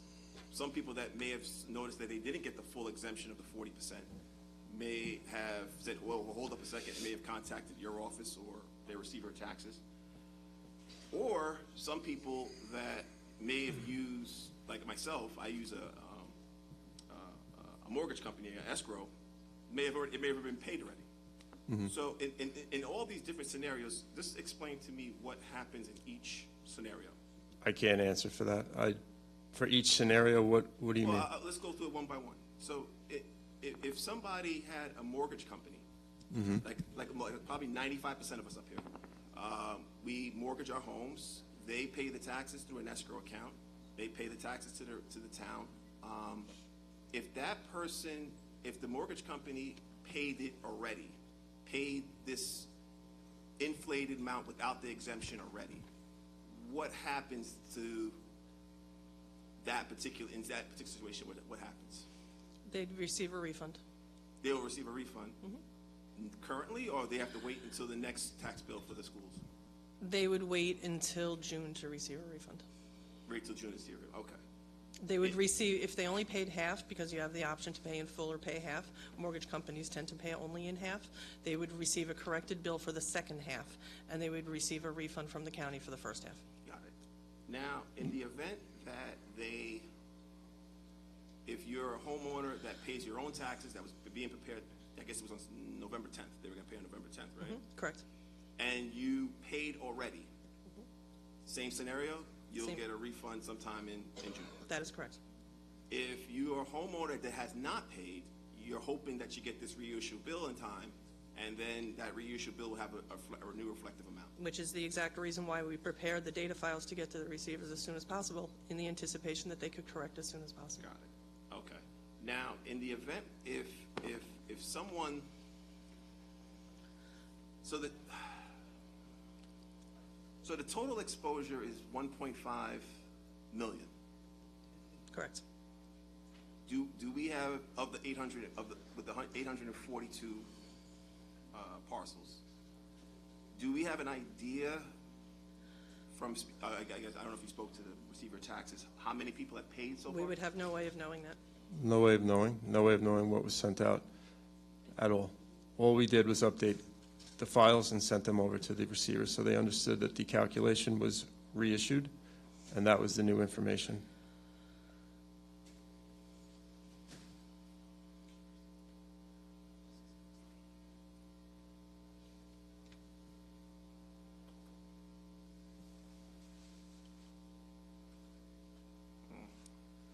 I'll get to that.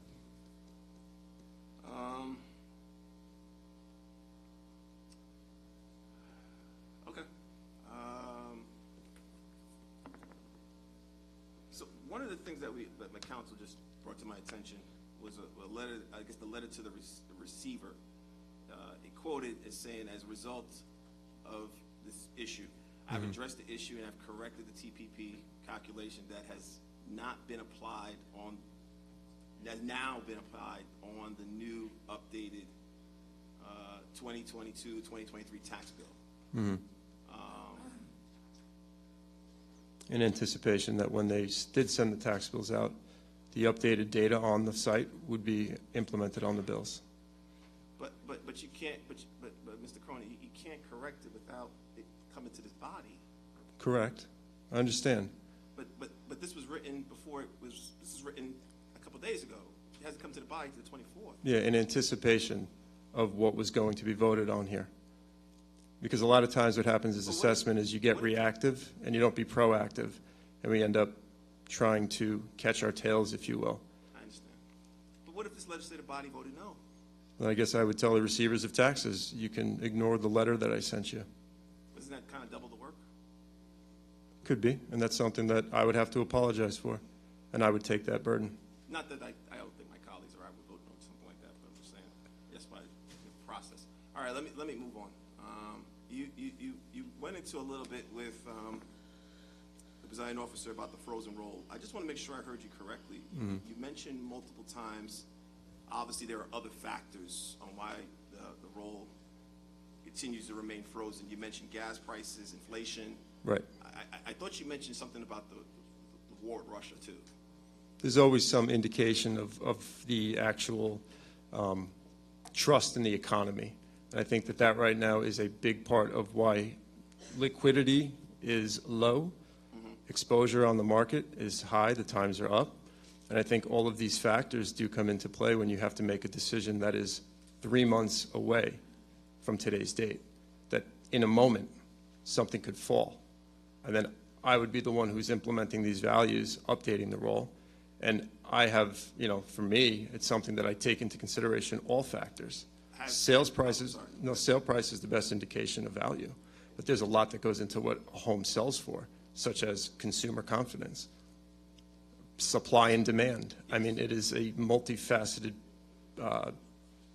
process. And you've weighed that versus the consequences of not revaluing properties in Nassau County. And doesn't that open the county to potentially higher grievances, more settlements? Well, I think the grievance process in and of itself is high, and it's the constitutional right of every constituent in Nassau County Well, I to stand grieve. corrected. You're right. The grievance process is high. Successful grievances. True. So, but that though it may create, I think that creates some level of confidence or lack of confidence on behalf of our homeowners that there is an actual fair way of how the county's assessing value. Right. Because obviously they're using values that are frozen that go back several years. Right. And you bring up a great point in the word confidence, and I think that's the name of the day. That's the word of the day, confidence. And I sit before you today telling you that there's a lot of factors that go into what is the right value on a home. And to tell you today, if I knew what your home was worth, I would tell you that I couldn't accurately predict that as of January 2nd, 2023, as of today. I can imagine, yeah. But if I'm Joe homeowner, I'm sitting back, I got a tax bill that I'm looking at it, it's showing my exemption was here in 2021, then it's here in 2022, and then I'm like, what happened in 2023? And then I'm being asked to pay this amount, and then I hear, you know what? Wrong number. We got it wrong. You're going to get a new bill. I get a new bill. We talk about confidence in our assessment systems, and at the same time, assuming, and I hate to assume, but assuming this legislative body hasn't taken any level of action in regards to the correction of error, we don't know what may happen. So something else, based on what they're being told today, could change very easily by the 24th. All that being said, I mean, we talk about confidence, but at the same time, it's like there's so many missteps that are currently occurring that if I'm a homeowner, I don't feel any confidence that I'm paying my fair share. Especially after granted, this is a small sample size, 842 people out of, I think you said 340 some odd parcels, 425,000 parcels, right? Right. Roughly. It's a small sample size, but at the same time, It doesn't mitigate the issue. I take it very personal that is an issue. I'm not mitigating the issue at all. Right. But I guess what I'm saying is, at the same time, I don't know if I'm one of these 842 people, how confident I am in a process where we're saying that we're going to freeze the rolls. I was supposed to pay this. I was found out on this day I'm not going to pay this. And then, oh, by the way, technically what should happen, I should have to wait until the 24th, because if the town did issue me a reissue bill, they shouldn't have. I would hope that the homeowner would be watching right now or listening and knowing that I'm trying to be proactive to get these data files over to the receivers sooner rather than later, in anticipation that this legislative body would be voting on favor of the homeowners, and for me to accept the responsibility for the issue. When will you be able to announce that there'll be a decision made on the frozen rolls? Within the next few weeks. I know my timeline is very tight in the next few weeks. Of the issues that you mentioned, gas prices and market and groceries and inflation and war in Russia. I don't think I mentioned groceries. Not groceries, but But yes. those issues won't be resolved in the next couple of weeks. I mean, I assume. That's a good point. Will they? What if right now everything crashed? What if right now there was something that happened that I were to tell you, legislator, we're here today and I'm going to tell you, here's the value and I'm ready to update. And then tomorrow, something cataclysmic were to happen. It's a reality of today. It is all being factored into my purview, and all the analytics are being considered. And I would not be doing my due diligence, and I couldn't sit before you confidently today if I made a decision based upon something without all the facts. But every assessor, I got to think, New York City, other municipalities throughout New York State, they're all facing the same issues. We're not isolated to inflation just in Nassau County. It's happening everywhere. That's right. Sullivan County, Albany County, no matter where you go. But they're still making the decision whether they're going to choose to reevaluate properties on a consistent basis. I think I think you're right. I think one of the main concerns is that we're coming off of a 2-year freeze of the assessment roll. And what type of impact is that going to have on homeowners in a potential really inflated market? And that is my concern. Mr. Abrams, I'd like to also bring to your attention that Mr. Cronin stepped in May. There have been numerous acting assessors, and what Matt has done in the short time that he has been acting assessor has been tremendous. I mean, he was basically thrown into a situation that easily, was it 3 or 4 assessors during a very limited time. He is making every attempt to be proactive and to notify and to do what we need to do to get this department running at its best. And that's a very, very integral part of the county. Now, I understand, I'm sorry, I didn't know if you were able to listen with Rob. I can do 2 things at once. Oh, that's great. I'm sorry? Continue. I think that that's the most important element here, is that Matt was faced with this situation. He's acting on it to control and to be proactive. And that's something that, unfortunately, the Department of Assessment has not seen in a very long time. Why? Because people have been coming in and out of there. So, you said a lot of things. A couple thoughts. And look, I'm not dismissing the fact Mr. Cronin has been proactive in what he's doing in the office. I would love to learn a little more about that. Immensely proactive. Great.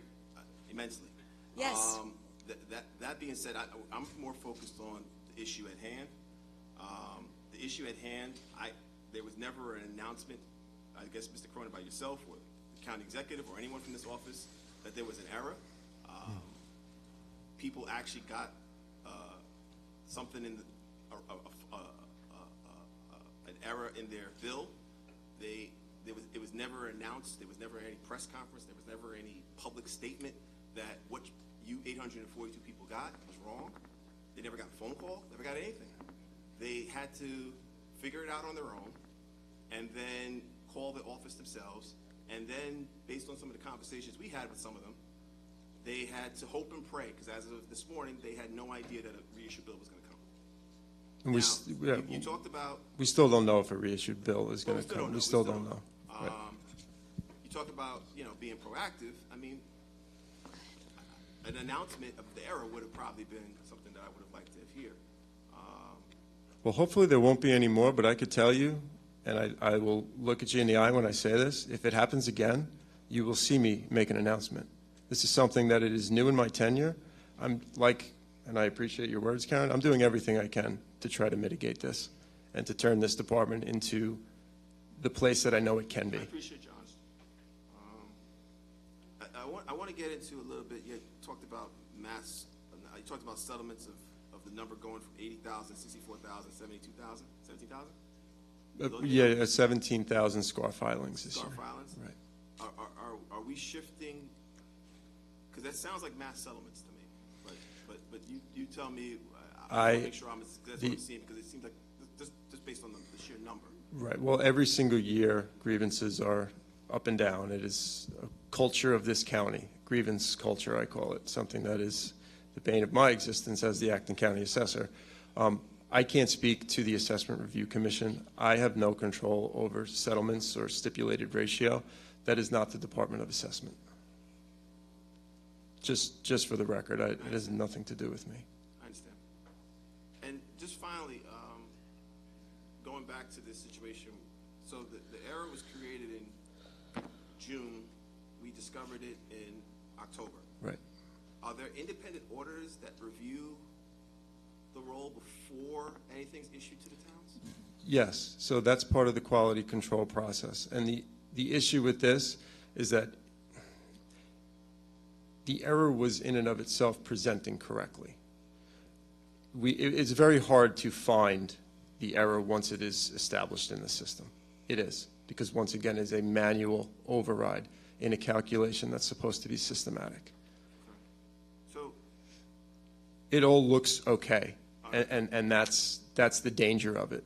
But the independent auditors, they're not people that work in the Department of Assessment, right? What do you mean by this? Mean outside? Who's the independent auditors that actually review it, the independent eyes that review anything before it's sent out? I have a quality control division in my office. I do not have privatized vendors that do any type of. Got it. Right. So you have a committee of folks that work in the Department of Assessment that review the roll before it goes out. Yes. And they miss. Not only do they review the roll, they review everything, all transactions within the system. So data changes on a property, a new deck, increases on physical, decreases on physical. Those are the type of things that get quality controlled every single day. It is an ongoing process, and something that actually we implemented.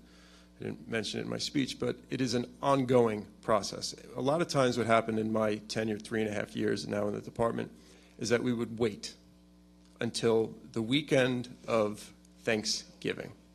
And I think everybody here can tell you that if I'm to prepare a roll in January of the following next month, for me to quality control a roll with a matter of 5 weeks is really unfortunate. It does not give you enough time to catch issues and potentially make the changes because, as you know, it is, I call it the machine. You press one button, one lever goes the other way. It is a constant dynamic situation within the system. So what I decided to do this year is to say, you know what? We're going to actually do this on a weekly basis. We're going to take every single data change that goes on in this computer system, and we're going to review it for accuracy, fairness, and transparency. What does it mean for the taxpayer ultimately when they see their value on the roll? Anything that goes on, we're checking on a weekly basis. And those are that's my internal staff. Which brings a point, and it's part of why I think it's so paramount to understand that this is a very complex system. It is. And I'm not saying that as an excuse. I like the challenge.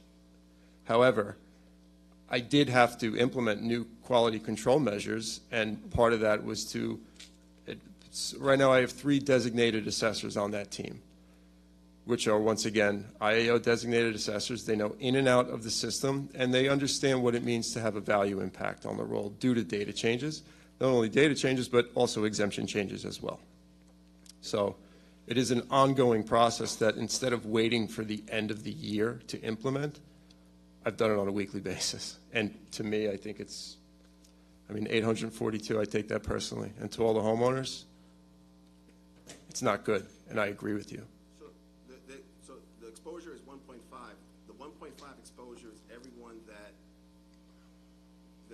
has received a reissue bill, because we're not going to go to the other people in the respective school districts and ask them to change their bills, because then you got a whole bigger issue. No, it is only the 842 parcels. So the county guarantee ensures that we're not going to go to everyone else.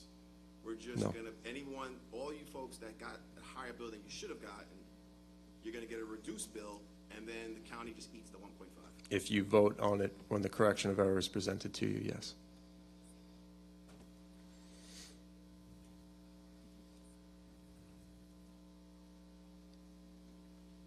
So, I guess, can you describe, I'm going to wrap up, apologize to my colleagues.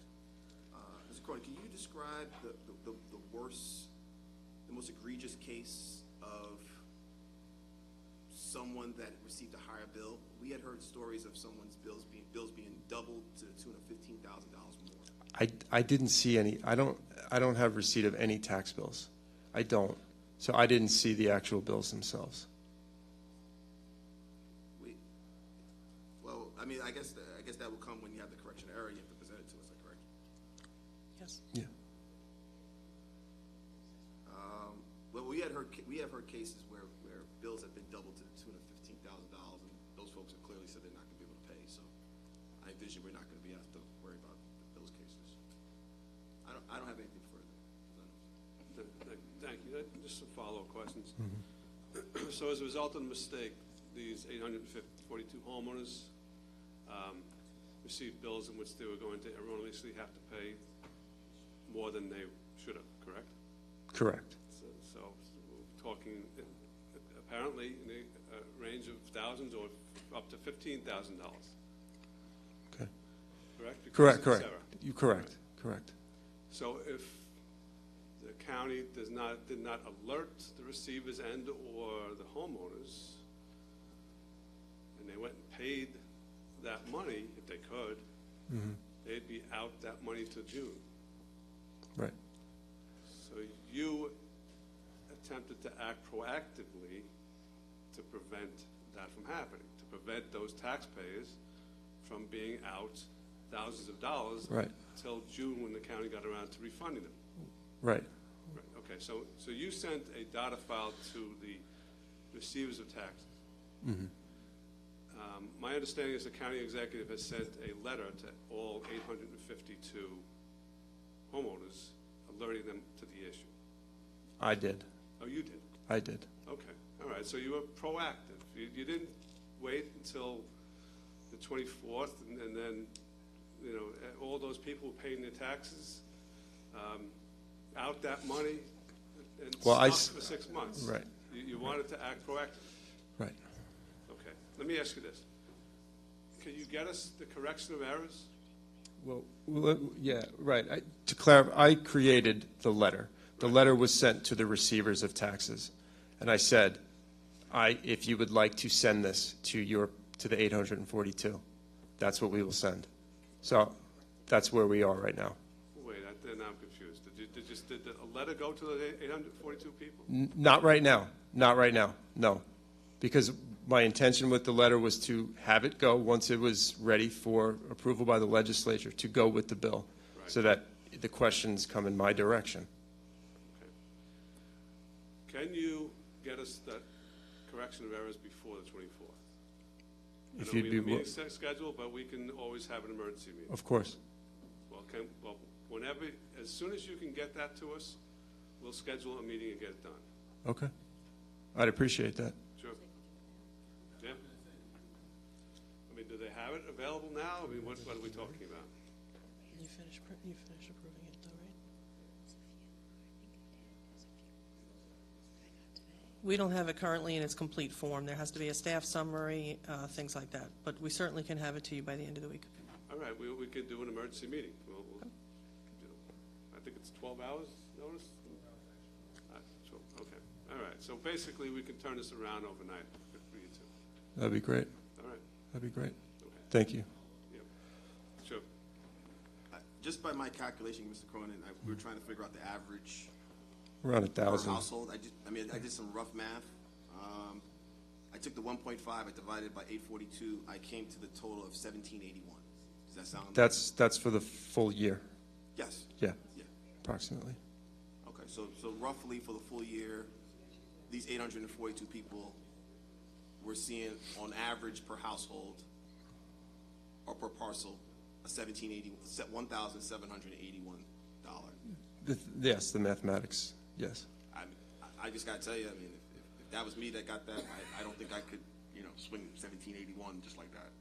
Right. So, I mean, I would envision most people are not going to be able to pay it, especially those that may not have the benefit, like most of us up here, and they're not seniors, they're not on fixed incomes. I mean, we're not seniors. We're not. Well, some of us are seniors.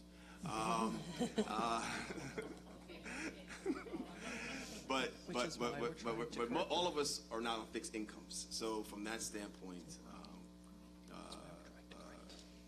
I would envision most people are not going to pay it. Right. That's once again why we put them out there, and we wanted the receivers to know and put the best foot forward, and for emergencies. I just want to say something, Mr. Cronin. This is being completely fair. Right. I mean, I got to imagine it wasn't easy for you to come here today. No. You knew I was going to come and ask you these tough questions, but you did, and I respect that. So Thank you. Even though I don't agree with all your responses, I respect the fact that you came here, you took the shots, you took the hits, and you're still here. So from that standpoint, I appreciate you. I appreciate that. Many colleagues you have in government would not do that. But it's not personal. But we just have to get to the bottom of it. I understand. But I respect the fact that you actually did that. I wanted to make sure I said that to you. Thank you. I do appreciate that very much. After we beat you up, we might even hire you. Oh, boy. That'd be nice. I have a child expecting any day now. Any day. I'm waiting for the phone call. So I have my first on the way. So a lot of activity, but thank you. Anyone else with any questions? Any budget questions?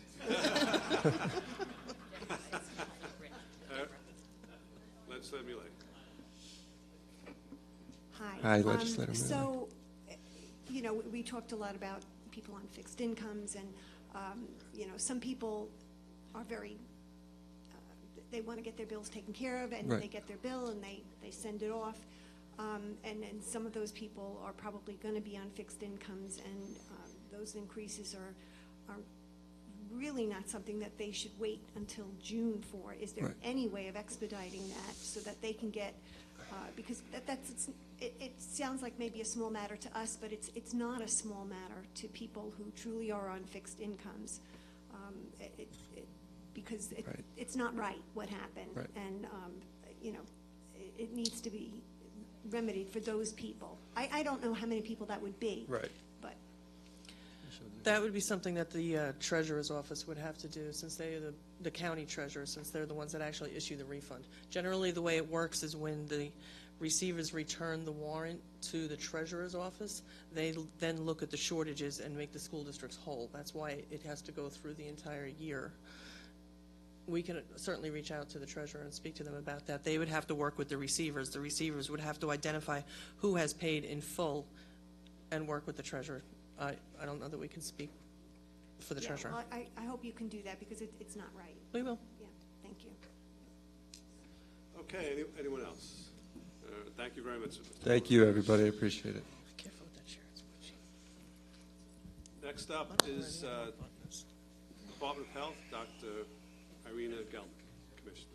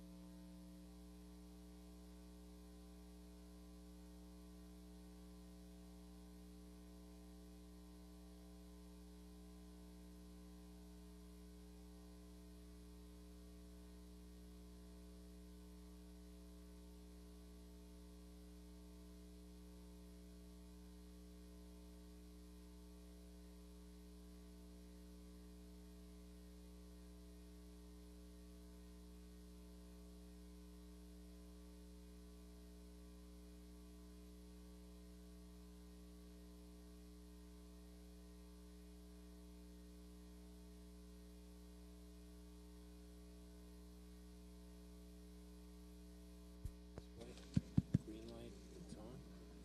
This way.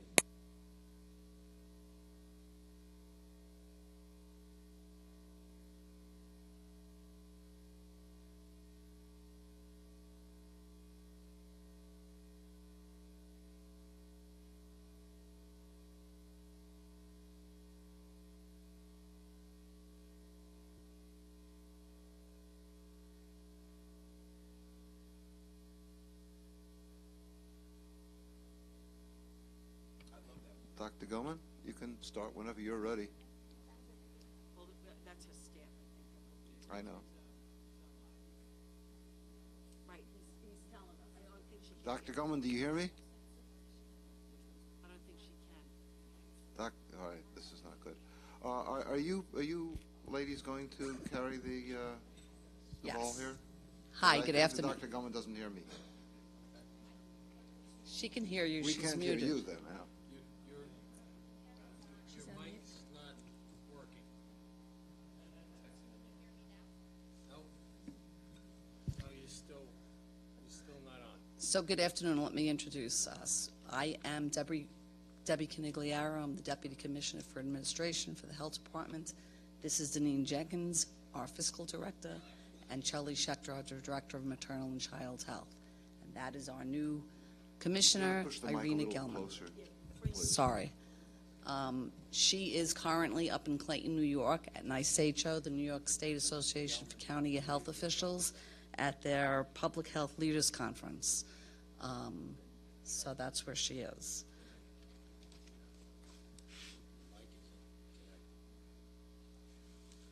So our budget is a slight increase from last year's, and that is due to the preschool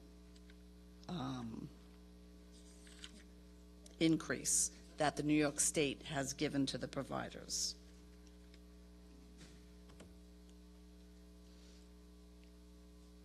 Is that it? You're done? Yeah, pretty Excellent. much. Concise, to the point. I love concise. Well, you know, we senior citizens don't have that much time. We got to maximize our time.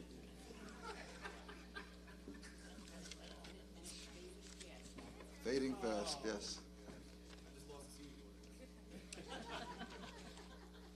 Anyone have any questions? No? Okay, go on. Sheila, you? Who else? Just you. Good. Just me? Wow. Greetings. Hello. So let's start with the big drop of information you just gave us.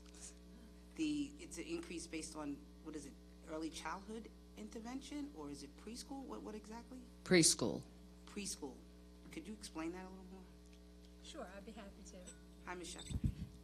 Hello, good to see you again. Preschool is the state ed funded and law program for children 3 and 4 years old, as different from early intervention, which is 0 to 3-year-olds. Okay, so it's a part of early intervention, just the preschool component. Am I correct? Well, they're two very different programs. Okay.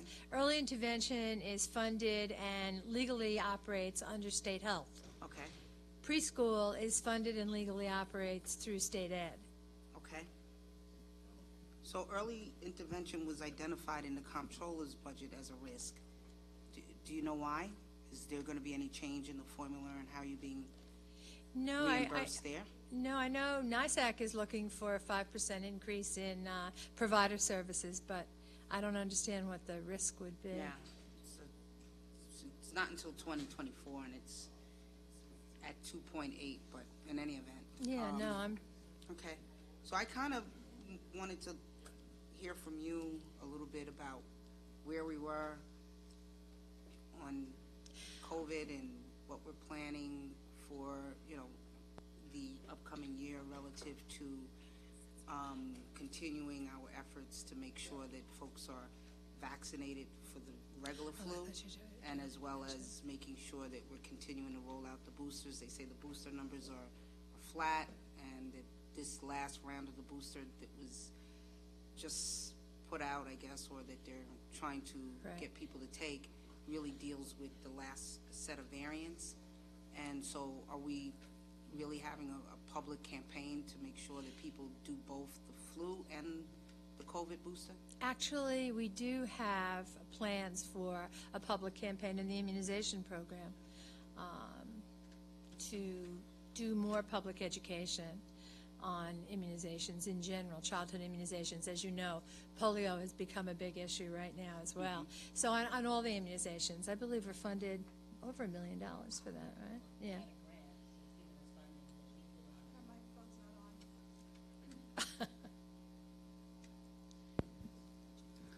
Yeah, we got a grant that gave us funding that we could use to do outreach for various vaccinations.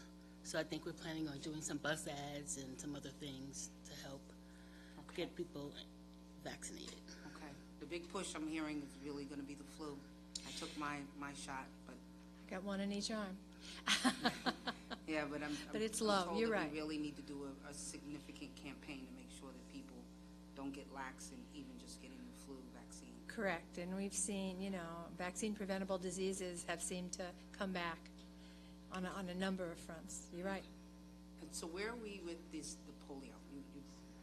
You know, I know that we found some in wastewater, trace amounts in wastewater. Have we identified any polio cases, No cases. or anything? No cases, no. We have a fairly well-vaccinated population. For polio? For polio, right. Polio is the one really the children get. 3 doses as an infant and then 1 booster before they go.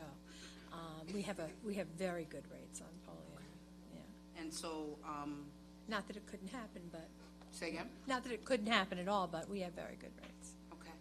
And so, to that point, groundwater samples and testing, there was a law that was passed by this body that requires that the county engage a consultant to work to compile all of the water sampling from all providers across Nassau County so that we can have a snapshot of, the conditions, and so that we could help, in some ways identify emerging contaminants or maybe plumes or anything that's occurring as far as the water samples. So now what I learned in 2021 was that we did not do it in 2020 because of COVID. A little thing like COVID stopped us, but understandable, right? And then 2021, I'm understanding because of the different variants that then, started to become a problem, we didn't do it again. But I want to know where we are. There's still time in 2022 to compile that report. We are gathering together the RFP process as we speak. It's in play. Right. Just started the process so we could put out a bid to see if we can get an outside consultant to do the report for us. An So we outside did start. consultant to do the compilation of the report and then give you an analysis. Yes. Okay. And so when do we think this body would receive such a contract for our review based on where you are in the process? I think we just started to put it in the system for it to be routed so we can get approval to get it done. And then we have to go through the whole process. So it might be, hopefully maybe by the end of the year. And this is for 2020, this is for them to compile the report for 2022? This is for the organization to be picked to do the report. No, I understand that. To do what study? Can they go back and look at 2021 for us and 2022? Or was it just for the look back to 2022? I think they were going to try to go back and do 21 and 22. That would be optimal.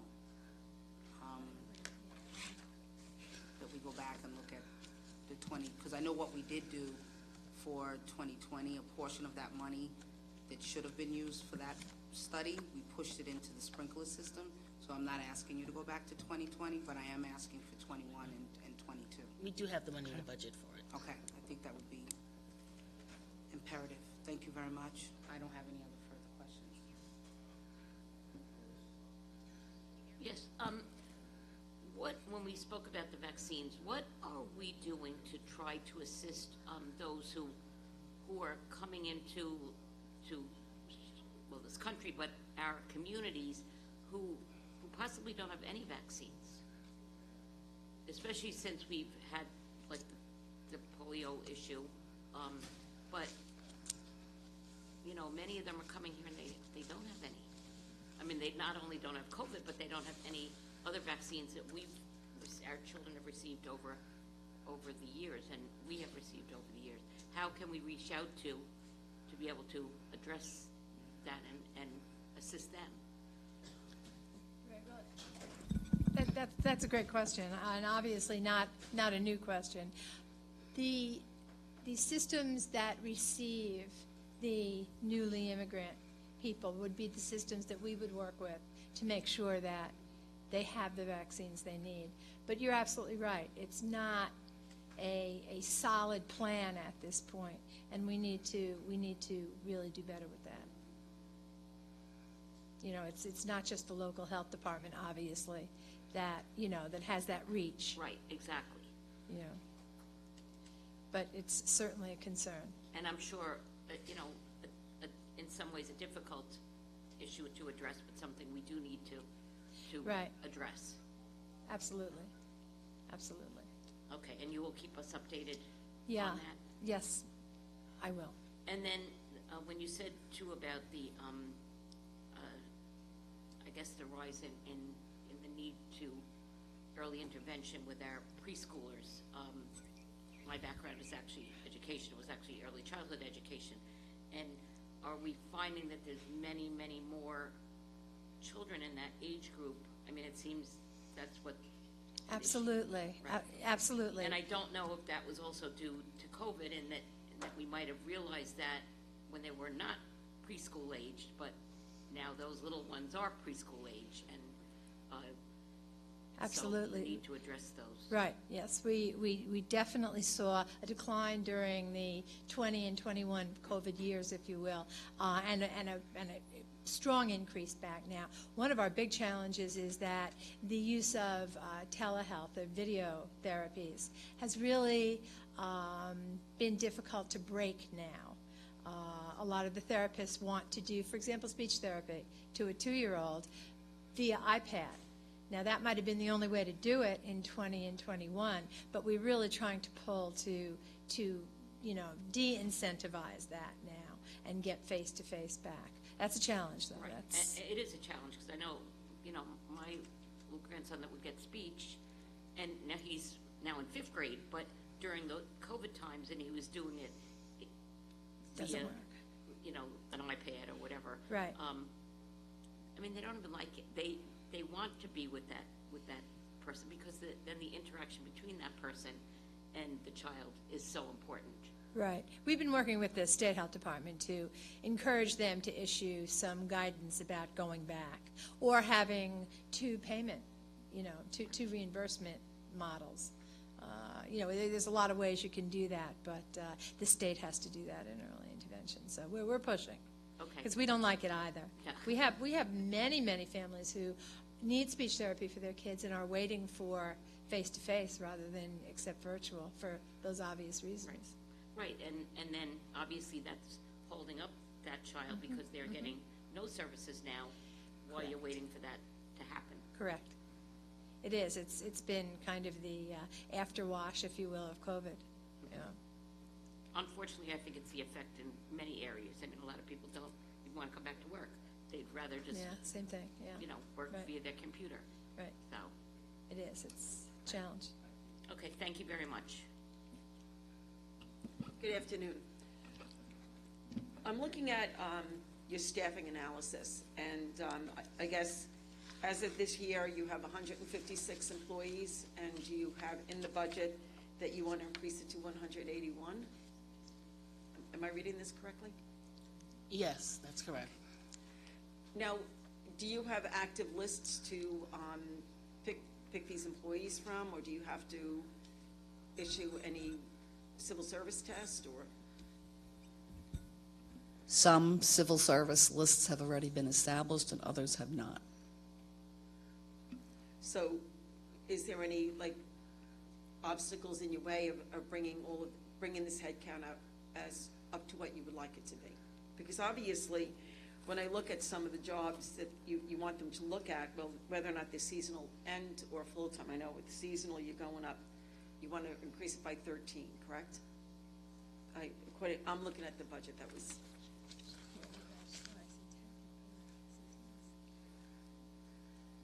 That's all the part-time positions, the 13. Okay.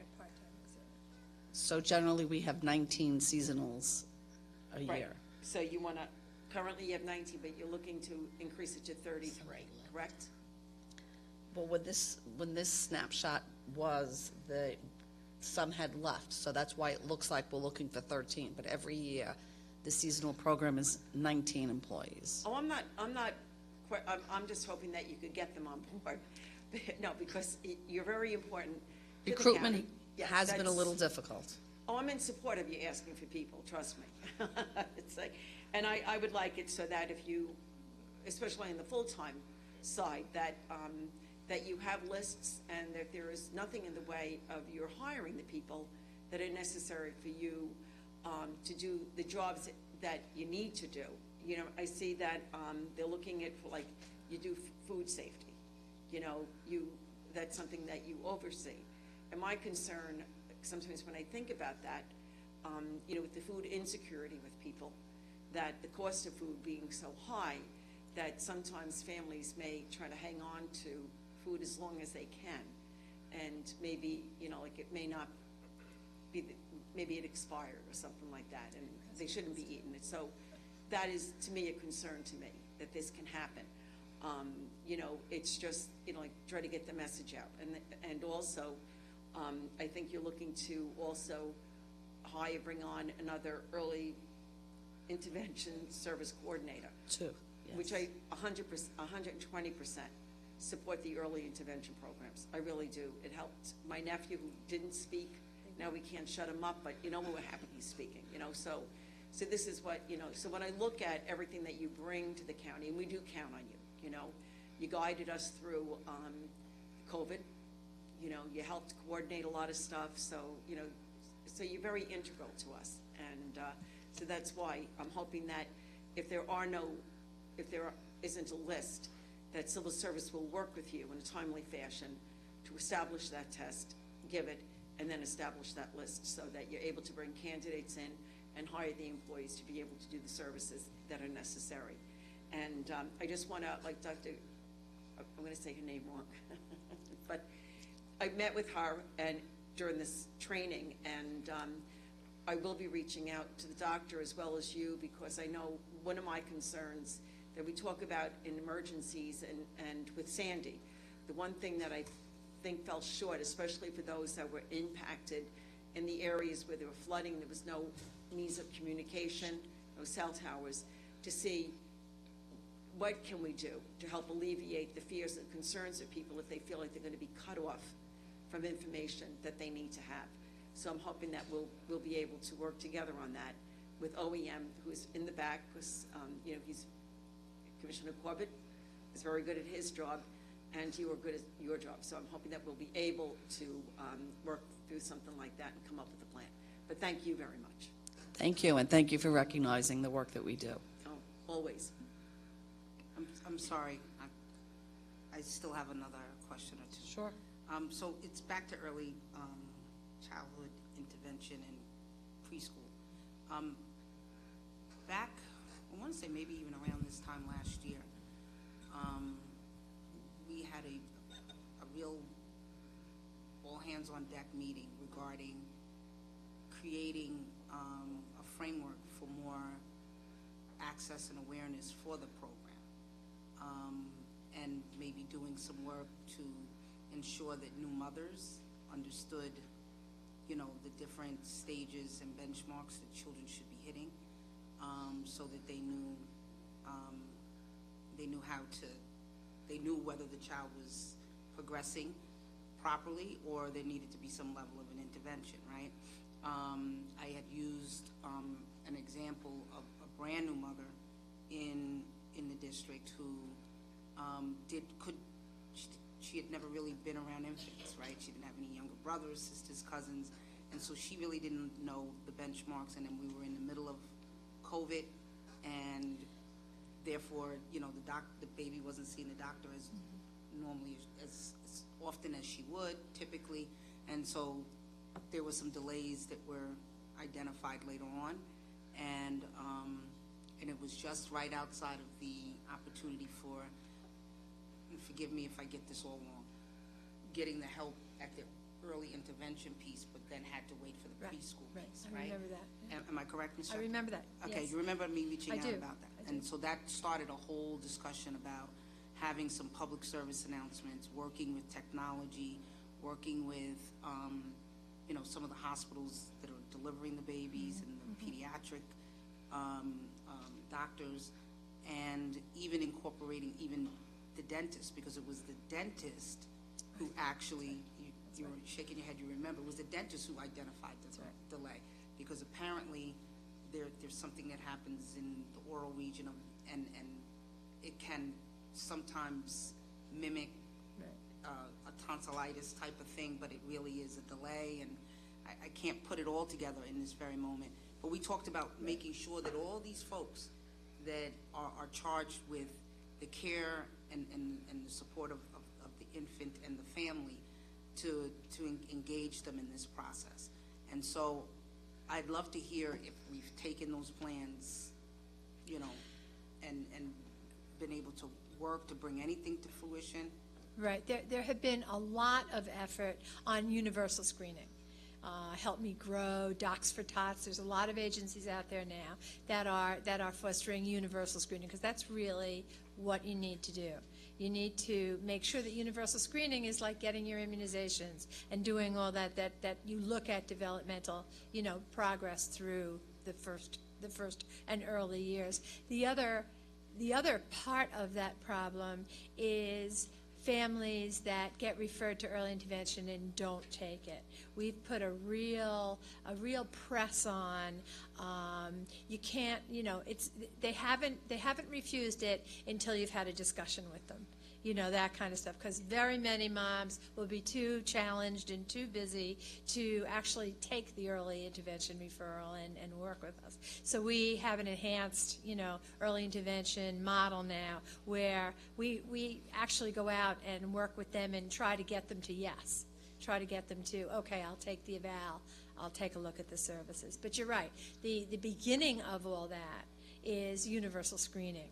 And we send mailers out to every newborn every month. We do about 1,000, a little more than 1,000, paper mailings to every newborn. Yeah. Using the electronic. I remember saying that while that's, it's not good enough. If you mail anything to my house, right? I know it's not good enough. You want me to miss it. You're right. But if you email me, you text me. You're right.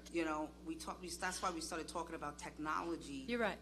Acting in place of that paper mailing. Right. And we got these new mothers who are harried and trying to be all that they can for this new baby, and a paper coming in the mail is not going to be as responded to as an email or a text message on their phone. Right. Once we get them in one of the programs, once we get them in WIC, we text them all the time.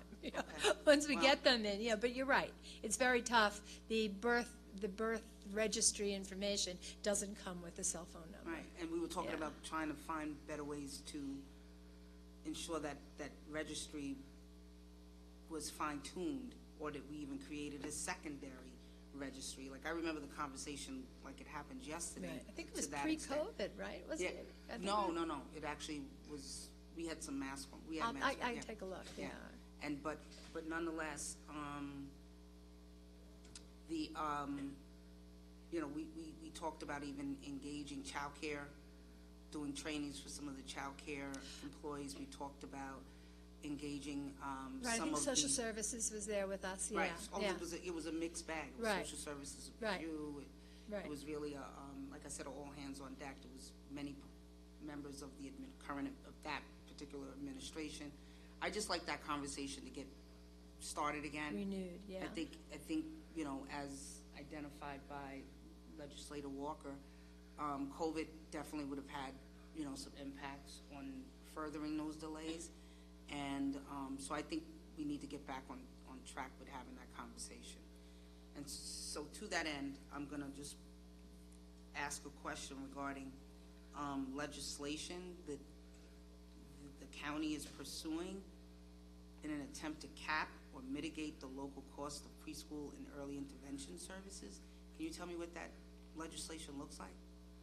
No, I think that's from NISAC. I think NISAC is bringing that forward. Oh, so it's NISAC? I believe. Right, I believe. That's not at this level.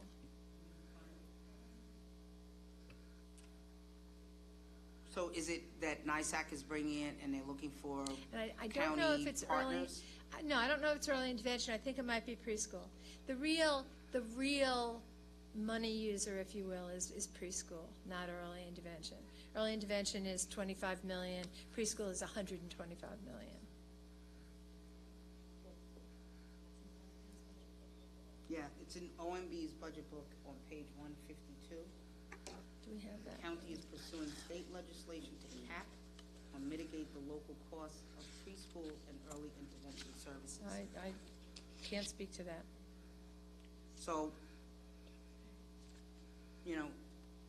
as a former school board member, as my colleague Debbie Millay probably could attest to, when the children don't get those services, they end up in school with IEPs.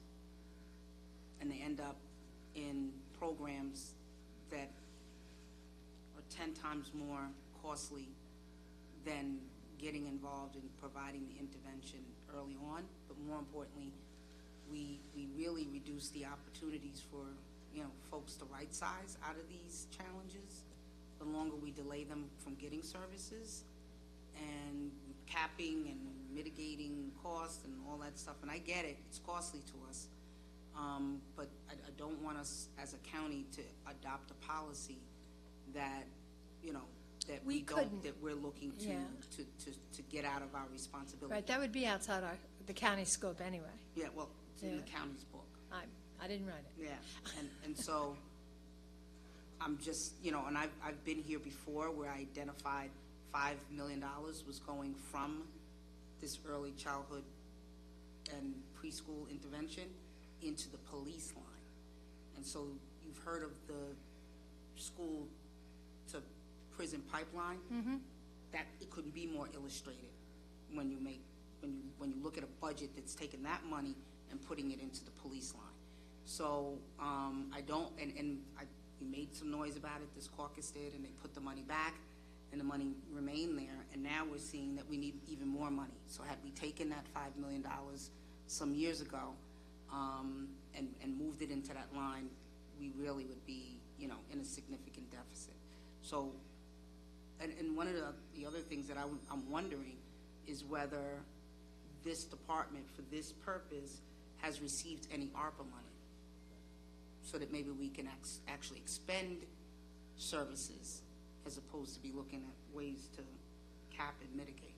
Because we gotta know, as my colleague has already said, COVID plays a role in how these kids are progressing. Has this department received any ARPA money for this particular endeavor? No. Mm-hmm. Yeah, we should be. These are highly impacted members of our community. We should definitely be getting ARPA money in there to expand services. We shouldn't have people on wait lists trying to get services. We should find other providers and be offering additional services. So please take that into account and know that I would much appreciate that. Okay, and I think that getting some head nods. So let's see. I think the body might also be in support of that. Okay. Thank you. Yeah. Right. Anyone else? I see none. Thank you very much for your presentation. Thank you. Really appreciate waiting so long. All right. The next up. Thank you for Yeah. Right. I don't know if she can hear us. Thank you very much. Dr. Gelman, thank you. Oh, okay. All right. Okay. Yeah. All right. All right. We're going to now hear from the Department of Information Technology.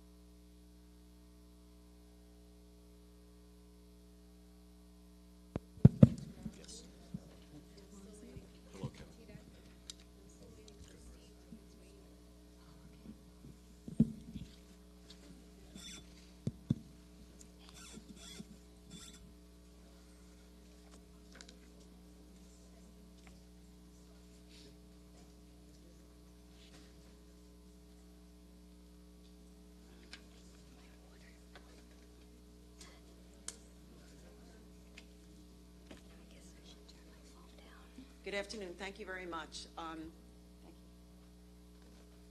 might as well introduce yourselves and let's get on with this. Okay, great. Thank you. Good afternoon. Nancy Stanton, IT Commissioner. Thank you for your time today. The IT 2023 budget is in line with our previous year's submission. There is a $2.5 million uptick from 2022, primarily attributed to several key initiatives. One, cybersecurity. First and foremost, cybersecurity has been and continues to be our highest priority. A number of key enhancements have been completed. As well, we continue on a daily basis to monitor our environment, infrastructure, and network. We have recently contracted with an incident response company. As well, thanks to the County Executive's Office, we have been working on an RFP to help bring in additional resources to evaluate our environment, help support us on penetration testing and remediation. Secondly, PeopleSoft. We are currently working to move to the cloud. As well, we are working to upgrade, or will be working to upgrade to the latest version. And three, our geographic information systems. We continue to work with Assessment, Firecom, DPW, and PD to provide state-of-the-art tools. Hiring continues to be an issue. OMB continues to approve PRFs. We have several pending PRFs to replace retired staff. However, it is extremely difficult to retain staff as well hire staff at the current CSEA salaries. The salaries in IT are not competitive. We are hoping this can be addressed in the near future. Thank you. Thank you. It seems to be the mantra of so many departments dealing with hiring employees and keeping them. Yes. And, all in all, it's always the issue of whatever grades these employees are on and the salaries that they're making. Have you reached out to civil service and to the administration in the hopes of trying to get these salaries increased? Yes, I have. All right, and because I'm pushing, I honestly believe that this is crazy. What is his starting salary normally? It depends on the title, but some could be as low as $40,000. But to bring in an IT professional at $60,000, it's just not working. And not only that, we bring people in, and then the school districts or another district takes them at $20,000 higher a year. It's not sustainable. We train people. I have a fabulous team. We work hard. They're motivated. I just can't keep them, and if I lose them, I can't replace them. Wow, because there's no pool of candidates that you could choose from. They say no, they decline us. We canvass all the time, and we get constant rejects. Salary, salary, salary. It's insane. It is insane. This has been an issue, but I think this year, more so than ever, yes, we see it where it's, when you actually look at some of the salaries, you cringe. We do, you do. It's almost embarrassing, and I feel bad. They come to me and they say, we don't want to leave, but I have a family, I have children. And I can't stop them. I say we have great benefits and, it's a great opportunity. You try, but I can't. I have a few, actually. One in particular, two in particular, one that works for the clerk and one that works in parks. And they came to me and they said, we're going to stay. We're hoping that something will happen in the near future. We love what we do. We love working with this team. And we're going to stay. Well, I wish you luck. And thank you.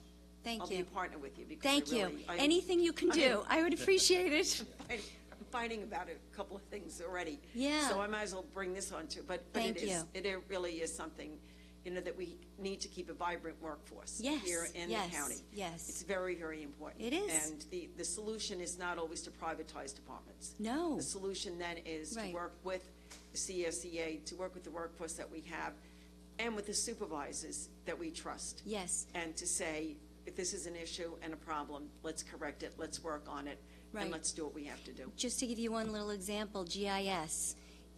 It's very hard to bring people in at those salaries, so we work with civil service, and we just developed GIS trainee titles. So it's kids coming out of school with bachelor degrees, with some kind of internship, and we're actually hiring 2 of them. So that's great, but that doesn't help me. I need people that are educated in this already, that know how to work in this environment. Can't always train everyone. I understand.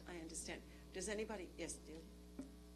Hi, Nancy. Hello. First, I want to just thank you because I heard from my staff how you've been helping with the CRP program. So Yes, we're very if excited about we can make that that. process easier, you're going to have 19 Yes. happy people up here. Yes, we are excited about that. The other thing, in a non-techie language, so I can follow you, do you know what happened with Suffolk County with? I've spoken to the IT commissioner a few times, but they are not giving up information. And I don't blame them. They're in the midst of a disaster. We've helped them. We've sent them some equipment. I've sent them staff to help. But I would be lying if I told you I knew what happened. I've heard rumors, and I can, come up with my own conclusion, but I would rather not say anything about Suffolk at this time.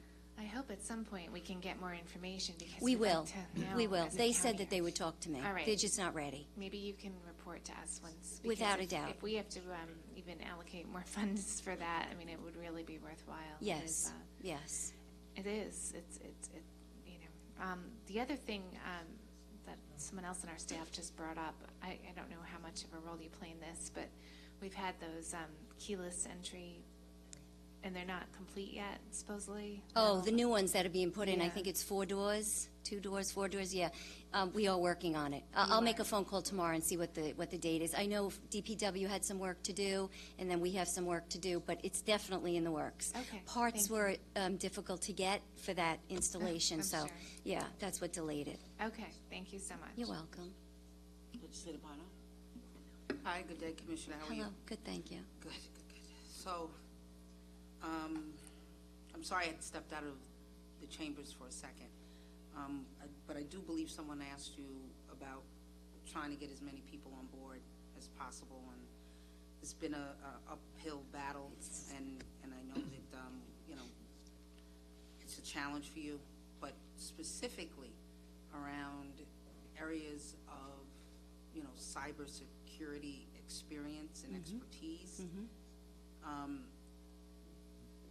what does our staffing level look like as it relates specifically to people with 5 years or more Right. cybersecurity experience? Well, I have Al Perez, Deputy Commissioner, he handles cybersecurity. Steve Barry, Steve Barry, Senior Engineer, has been with the county for 25 years, more? 34 years.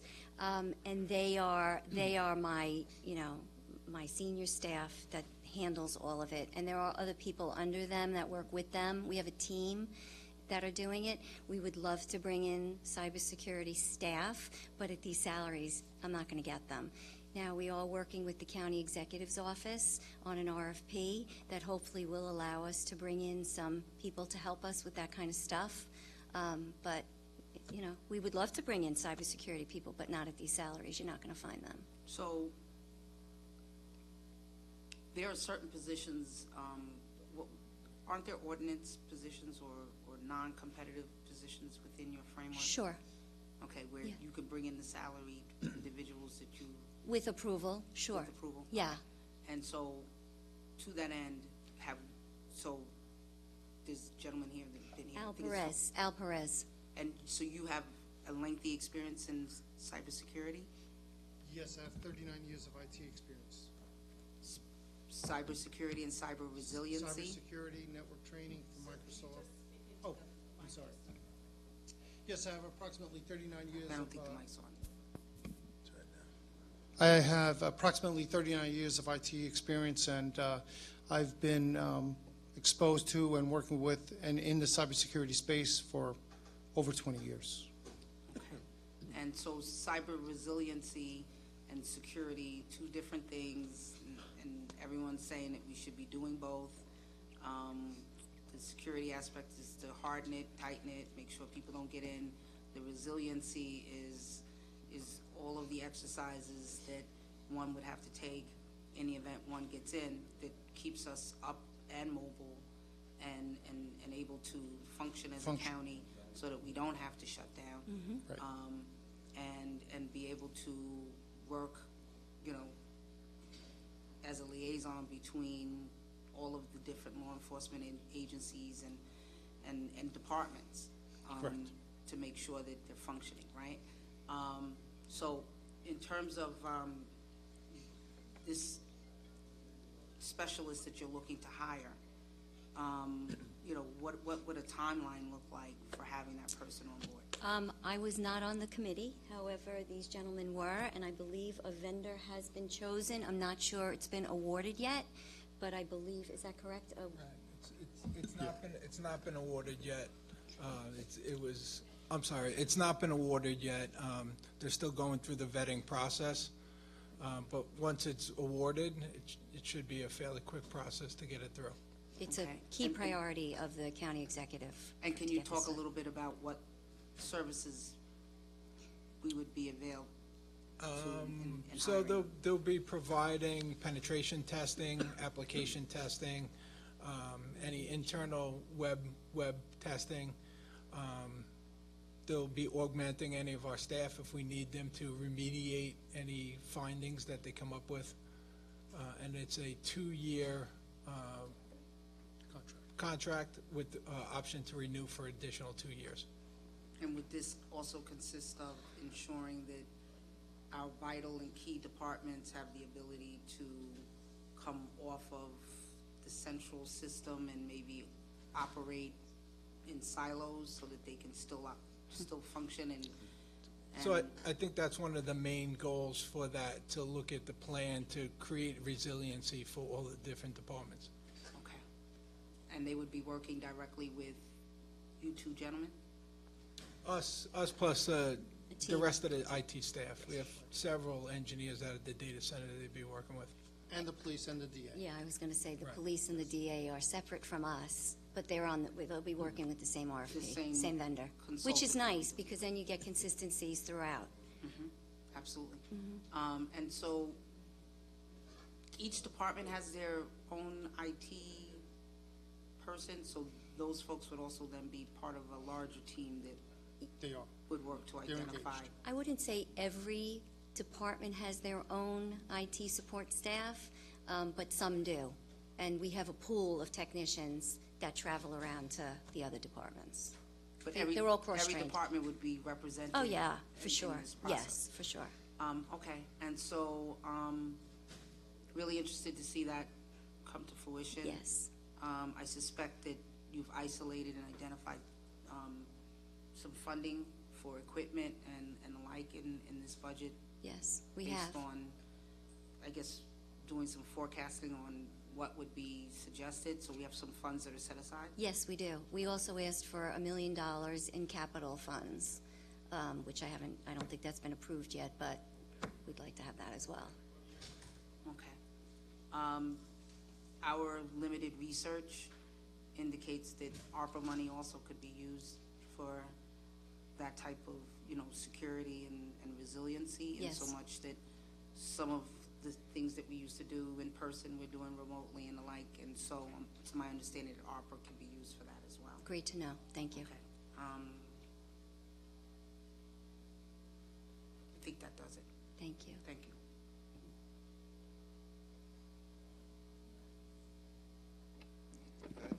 Save the best for last. Save the best for last. No. Well, the last is, thank you for a wonderful presentation. Thank you. And, Oh, you're thank done. you. You're done. You're Thank you sprung. so much. Thank you. You're sprung. So now we have social services, and that would be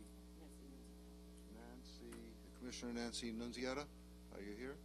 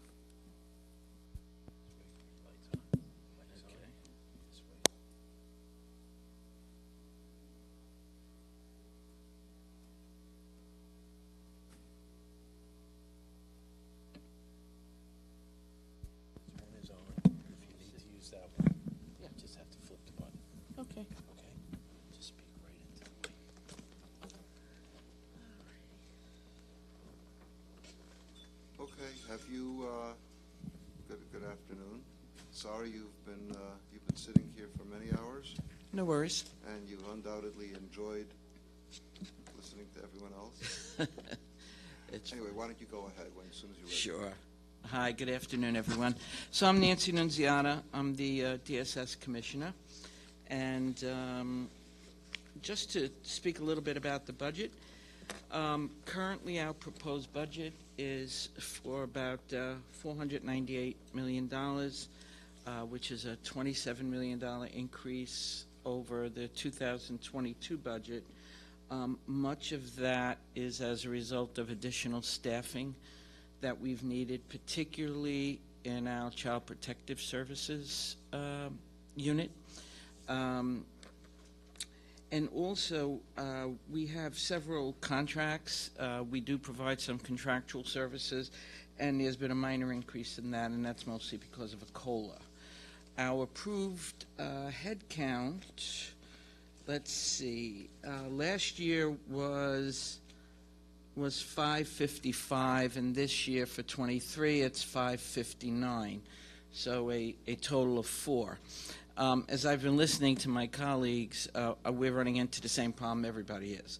Hard to recruit people. We currently have 472 folks on staff, so we're down by 87 people. Much of that number also has to do with the fact that DSS has an older employee population, and I'm not talking chronologically. I'm talking people with many, many years of service. So this year alone, we had 40 people who retired. We have 4 more coming up at the end of this month, and 5 more coming up by the end of the year. So that's, it's really hard to replace when you have that many retirees. When I came into the position, it's going to be 3 years now, 65% of the workforce at DSS could have retired at any moment. They all had their years in, and they had age. So that's one of the battles that we're up against all the time. And, part of what happens when they leave is that's a lot of institutional knowledge that goes out the door. Now, that's not to say that we don't have succession planning and that we don't have people that we're essentially training and grooming to move up. But, it's hard when you have almost 50 people with 25 years or more walking out the door. And much like what my other colleagues said, the salaries are rough. Many people do not accept the jobs because of the salaries. And unfortunately, at times, we're competing with other county departments. So it's not even like we're competing with the outside. One of our biggest competitions is probation. I could get probation pays their caseworkers a lot more than we pay. So that's tough. And just to give you an example of the salaries, and we've been doing what some of my other colleagues have said, is we've been requesting salary waivers. So let's take, for example, a caseworker position. The actual base salary for a caseworker is $32,855. So what we did is we requested a salary waiver to bump it up to $44,555. And even at that salary, we had 18 applicants, and we were only able to hire 5. Everybody else turned down the salary. We now have a waiver in for $49,000. We submitted that in June, and we're still waiting on the approval of that. But I'm giving you caseworkers as an example, but I forgot to introduce my colleague, May, but please introduce yourself. And My name is Mason Liu. I'm the senior accountant. can you use your mic On your on, May? mic. And you're going to need to hold it pretty close. Hello. Otherwise, There you go. we'll Hi. pick you up. My name is Mason Liu. I'm the senior accountant for DSS. And May is also, we have accountants, and it's very, very Right. difficult to hire because Right. the salaries are so low. So, I mean, it seems, I felt comforted actually listening, because I thought, okay, we're not the only ones that are going through this. But essentially, our budget is the same. We work closely with OMB. Whenever we've needed to increase staffing in different units, we've been able to work with them to get that.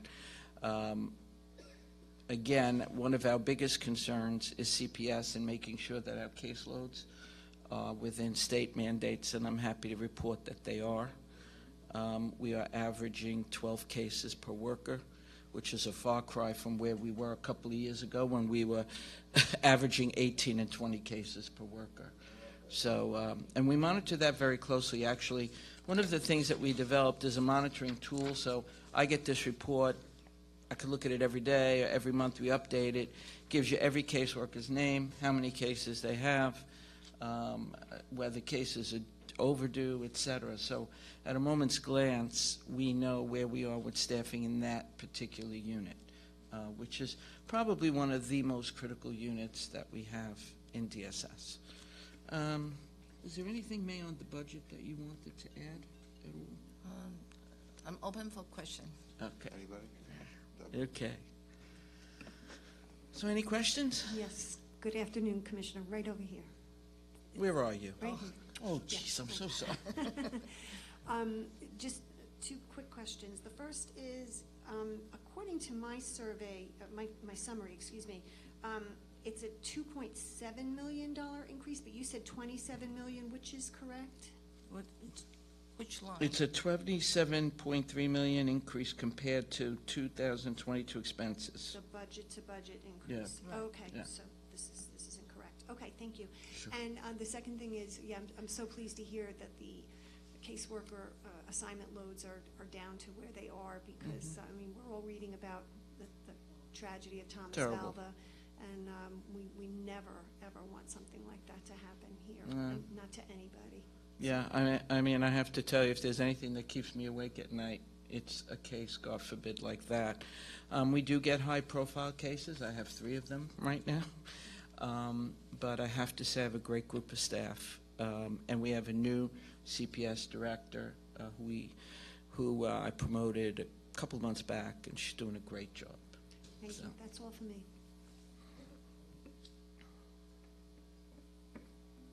Hello, Commissioner. Hello. I know you and I had spoken many times during the craziness of COVID, not that it's totally behind us, but now, thank God that our kids are back in school. Look, I worried about that a lot during COVID because, first of all, it wasn't easy to have children out of school, at home. Moms and dads had to somewhat be teachers and teacher helpers and whatever. At the same time, they're trying to do work or whatever. You know, even situations where children are very safe household, you know, parents were getting frazzled a bit. Sure. But for those who were in situations that were not good, I really worried about those children because school was a safe haven for them. And now they were not there. And we didn't have the schools either to bring, you know, incidences to you that they were suspicious of. Now that they are back in school, are we finding that we're getting a lot more information? Yeah, for sure. I mean, during the whole time of COVID, when we were in the midst of this, of course, a lot of the calls were down because, as you said, school is a main source of reporting for us. But as I look at the numbers, in July 15th, we had 774 active cases. Then in August, it dipped down a bit to 569, and now it's back up again in September to 657. So we're definitely getting more frequent calls. And I think with the Valva case going on, we're anticipating more calls because as people become more aware of how serious the problem is and how their next door neighbor, who seems to be a great person, you know, decent family, beautiful home, there could be really bad things going on behind the doors. So, but yeah. Of course, it's just, you know, information that we're reading in a newspaper, whatever, but it seems that the schools reached out to DSS in Suffolk, and obviously it didn't, you know, it didn't go anywhere. And again, I would never want to think that would ever happen here. So I'm happy to see that our caseloads have decreased for our caseworkers, and that, you know, there's a lot of focus on what is going on. I know, too, that you know, we had spoken about this many times before too, in other services that we offer through DSS, and you're, you know, out and about and, you know, with our families, you see issues that you could then bring forward to our health department in regard to like early interventions and things like that. So that's something we stay close with them. Okay. Hopefully, because, you know, they've the numbers in preschool, they said intervention has dramatically increased. Sure. And, you know,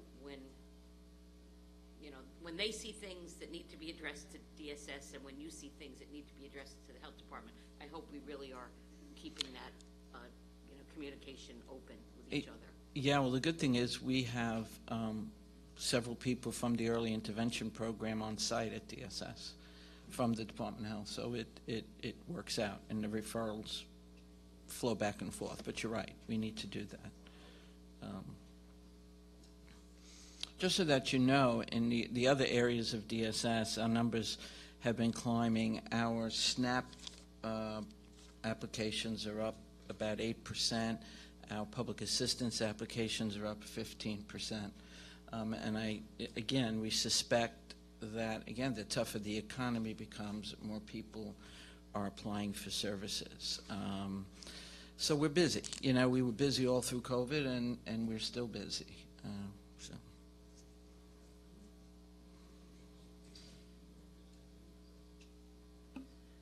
Good afternoon. How are you? Good afternoon. Good. Good. I just had a couple questions Sure. about some of your vacancies. So there's approximately 87 vacancies right now, is that correct? Throughout all of DSS, yes. Okay, so it's not more specific titles, it's really kind of everywhere. Yeah, it's all titles. We have it in accounting and in all areas. In CPS, I think right now we have like 8 or something like that, but we're still keeping our caseload. Okay, you said 11? Is that how many? I'm sorry? How many did you say in CPS?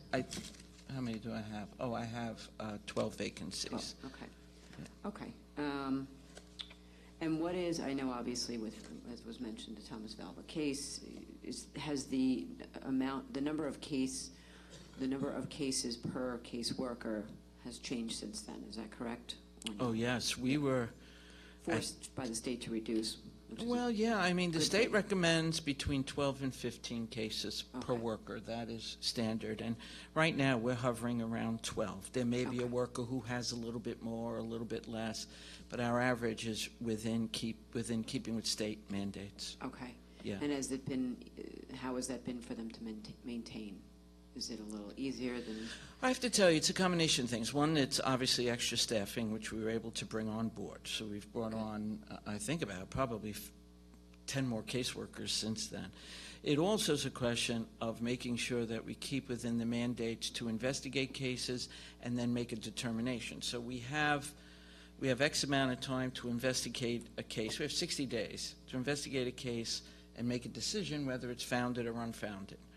What was happening earlier when I first got here is we had a lot of cases that were open well beyond the 60 days. So cases weren't being closed out, either closed out or indicated and then provided services.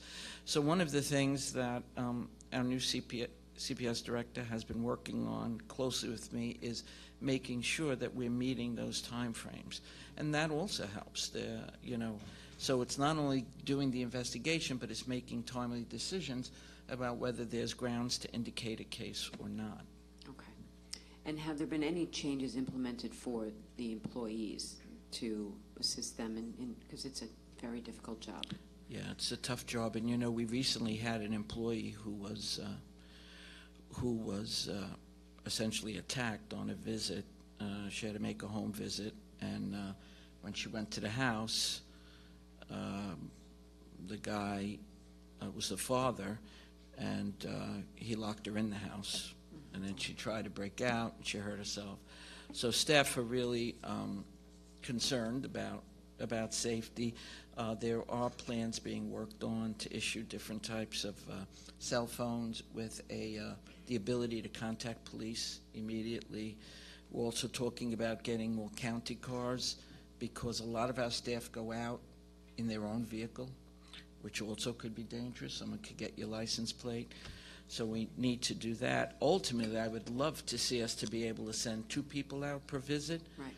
But that would definitely require some more staffing. Okay. Yeah.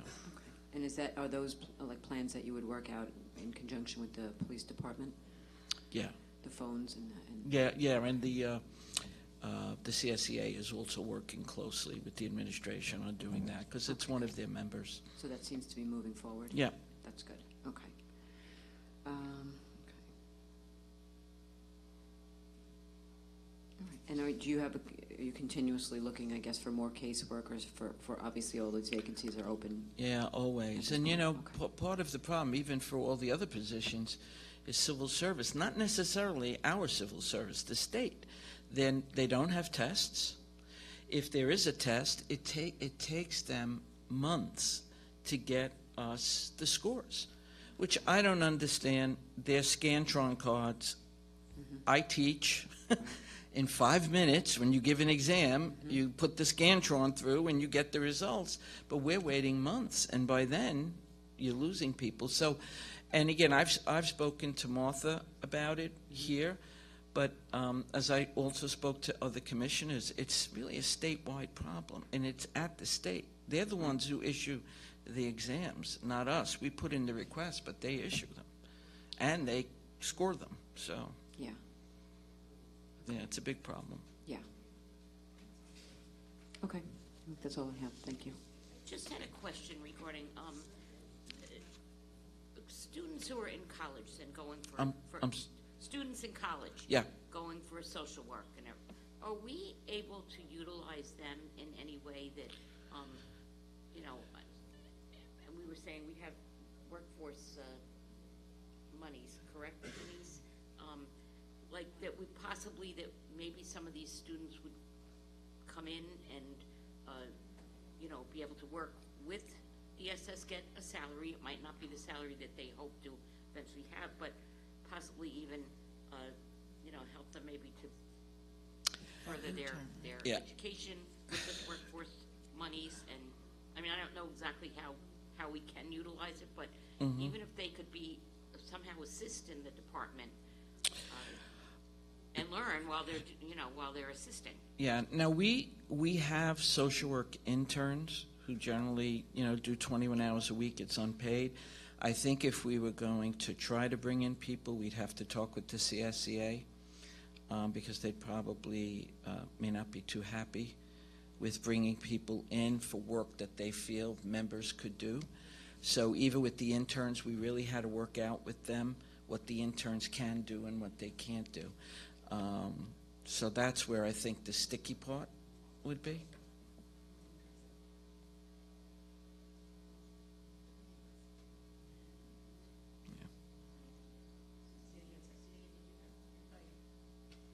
Hi, Commissioner. Hi. So, I'm very happy that you're able to keep the number down on the cases. I remembered at some point there was a state preferred max cap for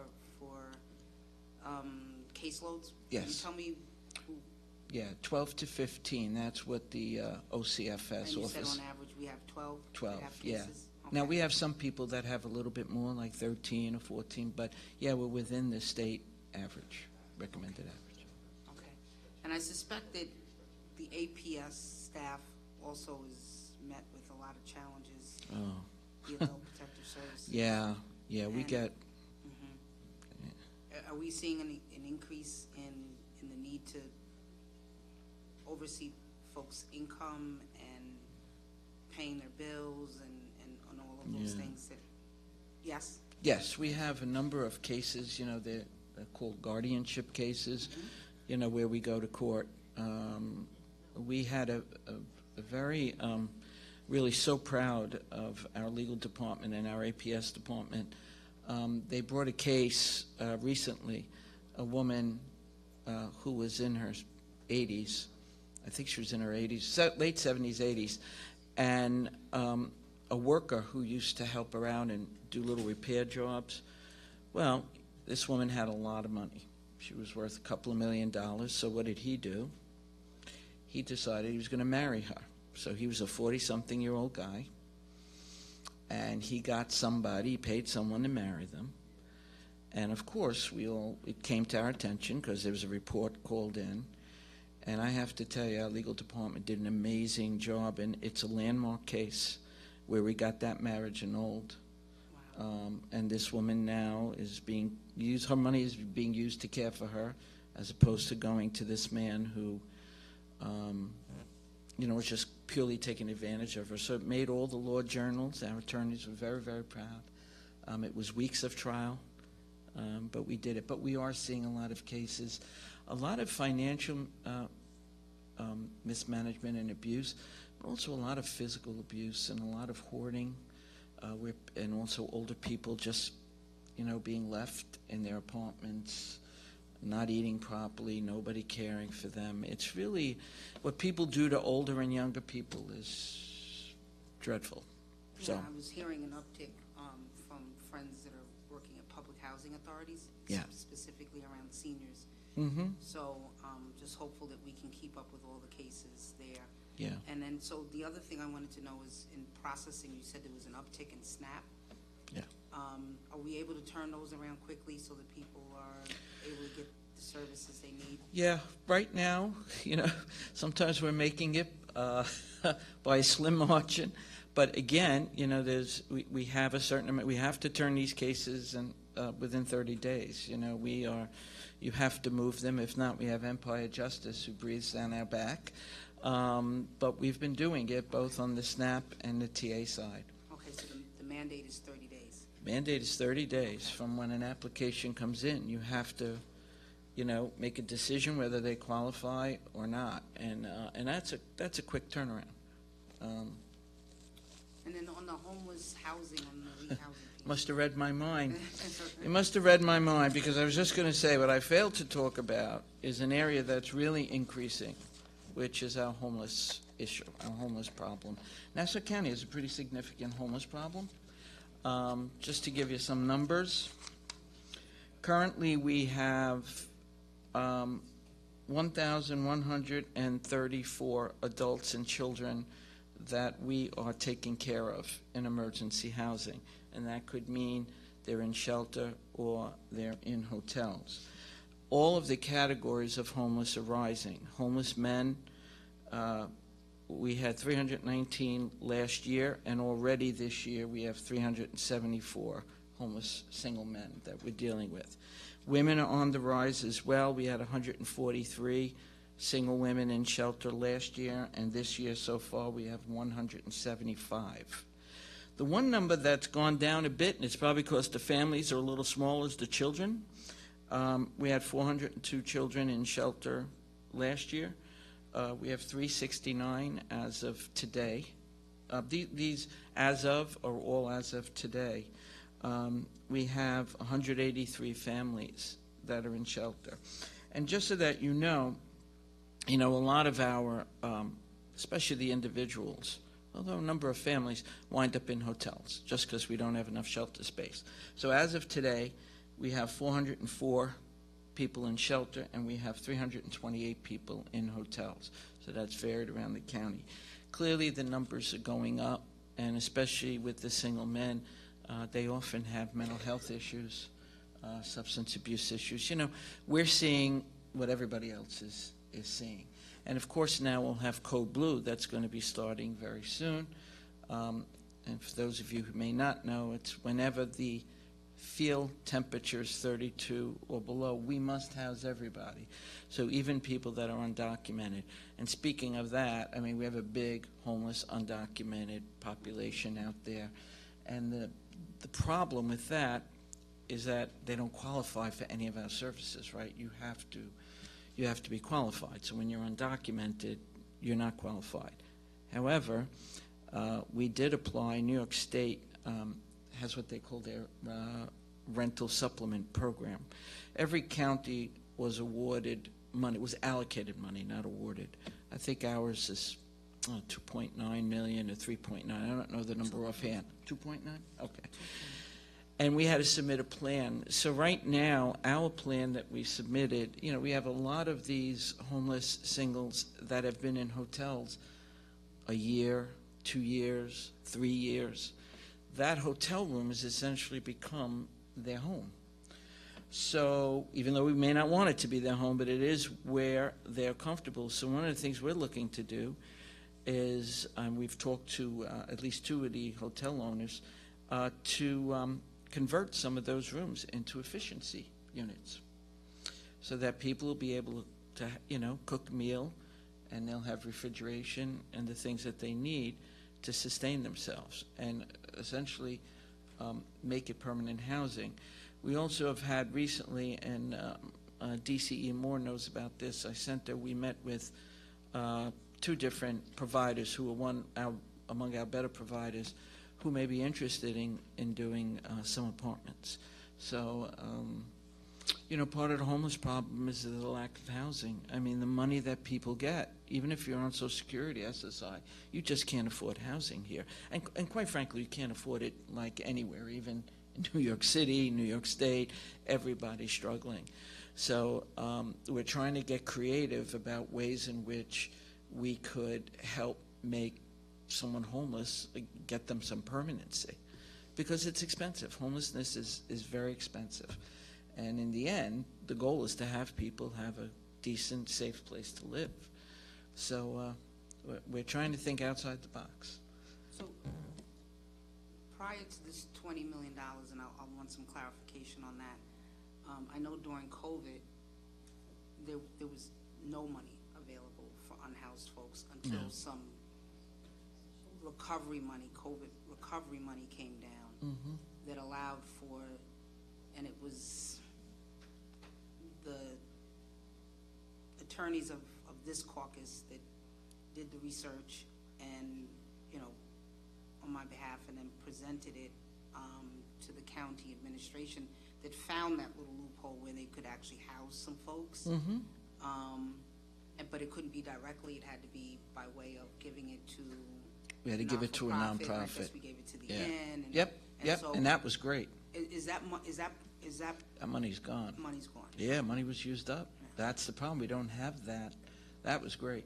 And so and those folks were sleeping in front of supermarkets and in parking garages, and it was in tents in wooded areas, and it was really heartbreaking to see and hear, and more importantly, were susceptible for contracting and spreading COVID at the time. And so we were able to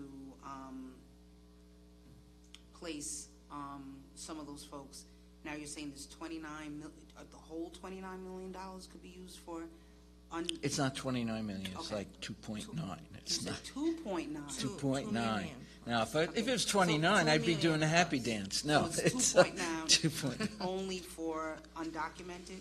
No, it's for anyone.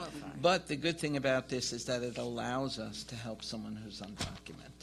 So that'll supplement the money that we currently Yeah. receive for other homeless? Yeah, so we have the allocation this year, and the state, when I spoke with them, they said they anticipate that this will happen every year. So it's every county, and like I said, we didn't have to compete for this money. They gave an allocation based on size and all of that, yeah. So Is it gonna be that same income guideline? Because when we talked, I can't believe the income guidelines for it. the income, the federal It's like government. barely, if you're getting any income, you don't qualify for the Absolutely, program. yep. But this doesn't, it's not necessarily income qualification. be, okay. Yeah. But you're right, the federal poverty guidelines are so outdated. They're so low that hardly anyone qualifies for our services. And so one final question regarding those that are homeless and being housed in motels and hotels. Do they have a requirement to leave every day, or they just? No, they had. I thought it was pretty inhumane, so I nixed that when I first got here. Okay. No. Okay. And there's no transportation services provided to individuals, right? No. And No. the reason I ask is because that Jericho Motel and the Edgewood, where I believe some are staying, there is no bus line in proximity, so they're walking down Jericho Turnpike, which has no sidewalks, and walking long distances in inclement weather and the like, and it's causing some concerns for the folks that live nearby. Mm-hmm. So I was just wondering if they have to go to a doctor or anything like that. There's no stipend, or do we engage No, Nice Bus for? Well, they can, yeah, I mean, they can qualify for the nice bus or something like that, but, you know, we don't provide transportation. And it's funny you mention that, because when we had the other plan for Jericho, we were working on creating a bus line and having a bus route established there, but. I hope when we take into account, when we start to consider these type of, you know, alternative lodging for them, that we look for spaces that might be a little more convenient for people to move around. Because I believe their ability to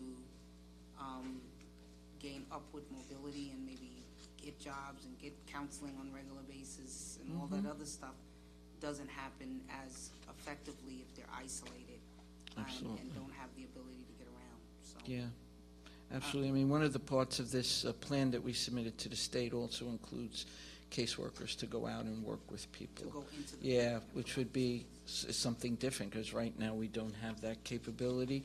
We use other agencies sometimes to do that, but we'll be able to hire. They're not going to be DSS staff. Whatever nonprofit we choose, they will then have caseworkers that go out, because that's what folks need. They need someone to kind of help them along. Yeah, I mean, we don't want them to stay stuck. We Right. want them to mobilize and gain some level of self-sufficiency. Yep. So these not-for-profits that are doing work on the behalf of DSS, are they being funded, any of them being funded through ARPA money? Yes, a few of them. So the ARPA funds, several of our current contractual agencies applied. One of the things that happened back in March of this year was the CSCA, they issued their Section 32 objection to basically every ARPA contract that was being proposed. So we met with them in March.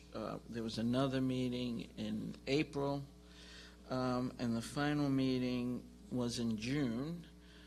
And we finally were able to negotiate with the CSCA. Basically, one of the agencies that had applied, we really did, after careful consideration, feel that our own people could do the work.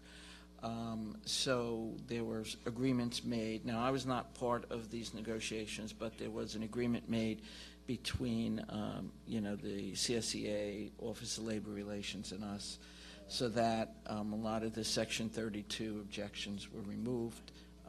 And so we're hoping now that those contracts go forward. Okay, thank you, Commissioner. Sure. Okay, thank you. Okay, thank you. Thank you.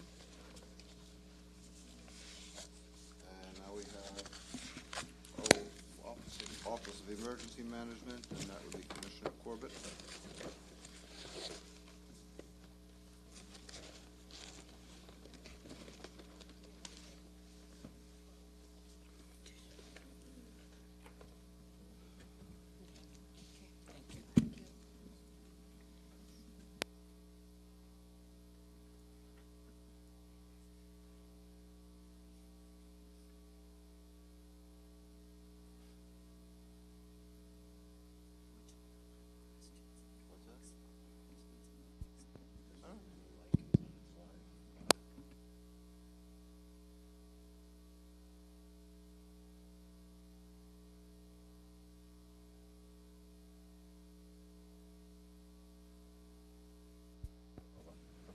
Thank you.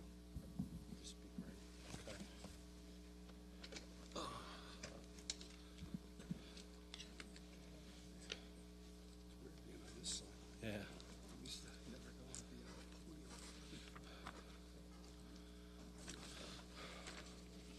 Go ahead, please, as soon as you're ready. Yes, sir. Good evening, everybody. Also, thank you for your patience. No worries. Thanks for not kicking us out. It doesn't matter if you had any worry, but. Yeah, I would did 6 o'clock dinner reservation. I was going to use this to get out of it, so thanks. Thank you for staying here to see us this evening. I'm Richie Corbett. I'm the Acting Commissioner of OEM. I was hired as the Deputy Commissioner in January, and I've been the Acting Commissioner since July. First, I want to thank OMB and the Comptroller's Office for their assistance in helping us prepare all this and teaching me a lot about how the county finances run. With me is Tom Delaney. He's my finance chief in our section, and I'd like to thank him for teaching me as well. I just want to go over a couple things. Nassau County OEM is one of only 15 of the 16 counties in New York State that's certified in emergency management. We're also the largest county that's certified. What that means is our plans have been reviewed by our peers in the New York State Department of Homeland Security and Emergency Services and approved by FEMA, which in turn, if there ever is a major disaster or emergency in Nassau County, New York State will start and FEMA will start deploying resources this way if they know something is coming, because they know the points of contact, they know all of our staging areas. Nassau County is also the 6th most densely populated county in New York and the 28th most densely populated in the United States. Since I've been here, we've done numerous trainings with the senior community for hurricane and emergency preparedness. We're trying to get some tablecloths with our logo on it to make it look a little bit more professional, but that doesn't seem to stop anybody from showing up. We've supported multiple legislative events, including Juneteenth, National Night Out, and meeting with some constituents with them. Our CERT program was recently recognized. CERT is the Community Emergency Response Team. It's a group of volunteers that works out of OEM. They were recently recognized by the state for the professionalism and how well the program is run. It's one of the best run in the state. And they recently started a new class of recruits of volunteers. It's being conducted at the Rockville Center Recreation Center. And what's different about this class, it's mostly members of the Latino community, and they actually have translators there teaching everybody how to work within the CERT system. So that's pretty impressive. We work with many community departments providing support and supplies. We supported a lot of fire department mass gatherings, parades, and emergencies. Our department receives numerous grants for the police department, fire departments, and fire marshals to better protect our residents. We have multiple trainings within our department. Our members are trained throughout New York State and the country to prepare our residents for emergencies. We work closely with our partners in Suffolk, New York City, Westchester, Port Authority, and the MTA, so we're all on the same page. We are constantly rotating stock of all our essential items for emergencies, such as PPE, ready-to-eat meals, sheltering supplies, and pet sheltering supplies. We are in the process of updating our fleet. Just before last week, our newest piece of equipment was a 2015 vehicle, and we have vehicles that are as old, but I'm not going to complain because they're Army surplus from the 1990s. We're designing a new state-of-the-art command post, and we are actually in the process of, we have a newer command post with an older command post. We are taking equipment off that vehicle and putting it onto the smaller vehicle, which in turn will, in a disaster or emergency, it will provide broadband and satellite communication. So, like in Long Beach Legislative Ford, I grew up there, when we had Hurricane Sandy, we had no phone and we had no internet. We could bring that truck down there and it could provide internet access for about 800 people.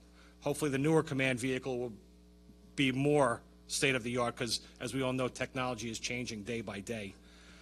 One of the big things that I'm working on is operational continuity. Right now, we have 2 members that are eligible to walk out the door at any time. They're one bad day away of saying goodbye, and unfortunately, it's my 2 senior finance people. And we are working on replacing them. We have somebody that's coming in, and I'm working with OMB to have her transferred to my department. I know a lot of discussion here was about keeping people working for the county. I had that issue when I first started here. We had 2 positions. It was emergency management trainee and emergency manager 1. I've worked closely with the CSEA and civil service, so we're providing a career path where we're going to have emergency manager trainee, emergency manager 1, 2, and 3. Because what I've seen is, like everybody else, people come out of school, they start low. To get hired in emergency management as a trainee, you need a bachelor's degree, and I look to change that, and we did. But stopping the career at an emergency manager 1, there was nowhere to go. So people would take the thousands of hours that they have vested in training here at Nassau County, which we provide, everything they learned from Nassau County, and just go to the private sector. So I think we figured out a continuity issue and retention. So we're going to go with that. And our head count has remained the same, but I'm just hoping to supplement my finance team in the near future. And I absolutely love doing what I do. I'm a guy who comes to work smiling, and I'm grateful for a job. I'm happy to come to work every single day. Thank you. And this is Tom Delaney. He's the finance chief.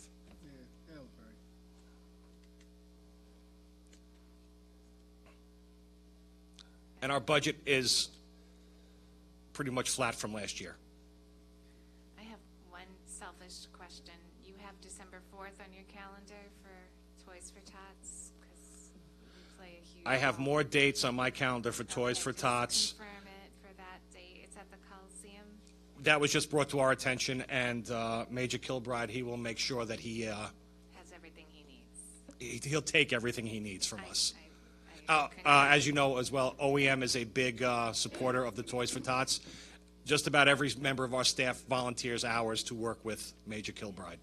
We actually started that in Glen Cove, I guess around 13 years ago, and it's now the largest collection in the whole nation. It absolutely is. And, we collect enough toys for not only Nassau County and Suffolk, but part of the 5 boroughs, so, okay. I'm proud to be part of Not that. just work on the weather, like I'd like a nice warm. We're trying to get a dome Oh, to cover the okay. county for the winter, so we'll see how that Sounds goes. good. Thank you. Thank you. So you're acting, Yes, ma'am. okay. So since January? I've been acting since sorry, you said July. July, sorry. Yes, Okay, well, welcome. thank you. And I guess we hope to have a confirmation in short order, because I think what you guys do over there is way too important to have somebody in an acting position. And when I look at what you do with the limited people, it's just amazing. I've taken young people to visit OEM prior to your tenure, and I'm proud to say two young people decided in careers of Office of Emergency Management. One is currently working in New York City in their emergency management, and one is getting their degree in it. And so what you do is extremely impactful, even for those that didn't get to see you in action. But for those who got to see you in action during 2020, and 2021 during the pandemic, hats off to you. I was not here during Sandy or Irene, but I can only imagine your impact. You do this with very little people, and to only need 2 finance people seems shocking to me. Are there no other folks that we would look to maybe have some succession planning, or? That's what I'm in the process of doing now. I've been working on it, but as you know, finance people are hard to come by. Young finance people are chasing the money. Ideally, I would like somebody maybe as a second career that's going to be able to sit in the chair and do the job, and that has some experience, that knows grants. But we are working on a succession plan. I do have somebody, hopefully, that she will be coming over to us from OMB on a more permanent basis. She works with us 2 days a week and goes to OMB 3 days a week. And she is a breath of fresh air, and she's able to do everything in finance, from recovery to the finance job. Because it's more than just finance, right? It's compliance, it's all the things that come along with those. All the rules that go along with distributing the awards and everything, and spending them. You're almost fully funded through grant money? We use grants we use our grants to the largest extent possible to offset the general fund expenses. I'm just looking at it right now. Out of the 11 people that we have on our head count for general fund, at least half of these people are, actually I shouldn't say more than that, almost all of these people are going to be used to utilize our emergency management performance grant, where we're allowed to spend up to 50% salary and fringe with a cost match, though, of 50%. So I need some funding on the general fund for that cost match. It's an in-kind, obviously. But on the grant side, we've got 8 people that are currently 100% grant funded between 2 different Homeland Security grants that we have. The problem I have, though, is there's a personnel cap on these grants. We're only allowed to spend 50% of the grant on personnel costs, salary and fringe. But if we have recurring contractual costs like we do with VEEB, for example, that also counts. Okay. And also PD's training and exercise, that overtime, which they use the grants for that all counts personnel too. Are we using any ARPA money in your department? ARPA money, no. No ARPA money for emergency management? No, we have not. No, we have not been. No one's asked us about anything that we would need that would fall under ARPA guidance. I mean, I've got ideas, but not necessarily even for us. Yeah, I think, as I'm looking at several departments that have come up during these budget hearings and the amount of money that's coming in, I'm finding that I think we could kind of broaden our use for it. I would think emergency management would be a good place to park some of that money, and even if it was short-lived, for the purpose of making sure there was some continuity and succession planning and the like, because it's not money that's going to be around forever. It's money that we can use, in the shorter outer year period. So I think that should be someplace we can find some funding to take care of, at those financial positions that you need to backfill. In terms of equipment, I know you said you're getting a new truck. We are designing a new truck right now, and we're actually working with New York State, because they have trucks that are deployed in certain areas. So one of the plans I have is to work with New York State and FEMA for them to, I'd say, stage a truck here, but for us to be responsible for it, because if we can get $1.5 million command post and we just put gas and change the oil in it, I think that would be a win-win. That's one of my long-term plans, but as you know, with government, there's a lot of red tape and stuff like that. But we are designing our own. It's actually going to mirror Suffolk counties. This way, if there ever is some sort of catastrophe, they can jump into ours or we can jump into theirs and know exactly where everything and how everything works. Okay. Well, thank you for what you do. I'm a big fan of the work you do, and if there's anything you can do, get some of that ARPA money and see if it Yes, can ma'am. help you. I know you're a big fan of ours, and another thing is a lot of our guys, especially the guys in the warehouse, they, if anything breaks or anything isn't working right, they fix it themselves. They take out the manuals. And one of the things they recently did is with our light towers, we have light towers that are about 8 or 9 years old. The bulbs are the regular incandescent bulbs. They researched, along with Tom and one of our vendors, to get LED bulbs. One of the ideas was buy new light heads for them that was about $1,200 for 4 of them. Tom and the logistics guys spoke to one of our vendors, and we found 4 bulbs that were $80 each. And they give off just as much light, and they're holding up just fine. So we do a lot of research and development ourselves. We don't want everybody in our office. We like to keep everything ready at the ready, but let us do it the way it should be done type of people. The door is always open, but our staff is very, very dedicated. Do you have a mechanic? Now that you've said that, because you have a lot of trucks and stuff. So No. You're doing it all yourself? Well, the mechanical stuff is done by the garages, but as far as the equipment, the generators, they will check the generators. We have service contracts with the bigger generators. Okay. But our guys try to keep everything in-house. They take a lot of pride. They treat it like it's their own. Staff of 11. Okay, all right, so okay. So I'm being told enough is enough. So, again, bye-bye. Not quite those words, but maybe the general. If everything is going to go like that, could you put everything through her? Deborah? Thank you, Ms. Bino.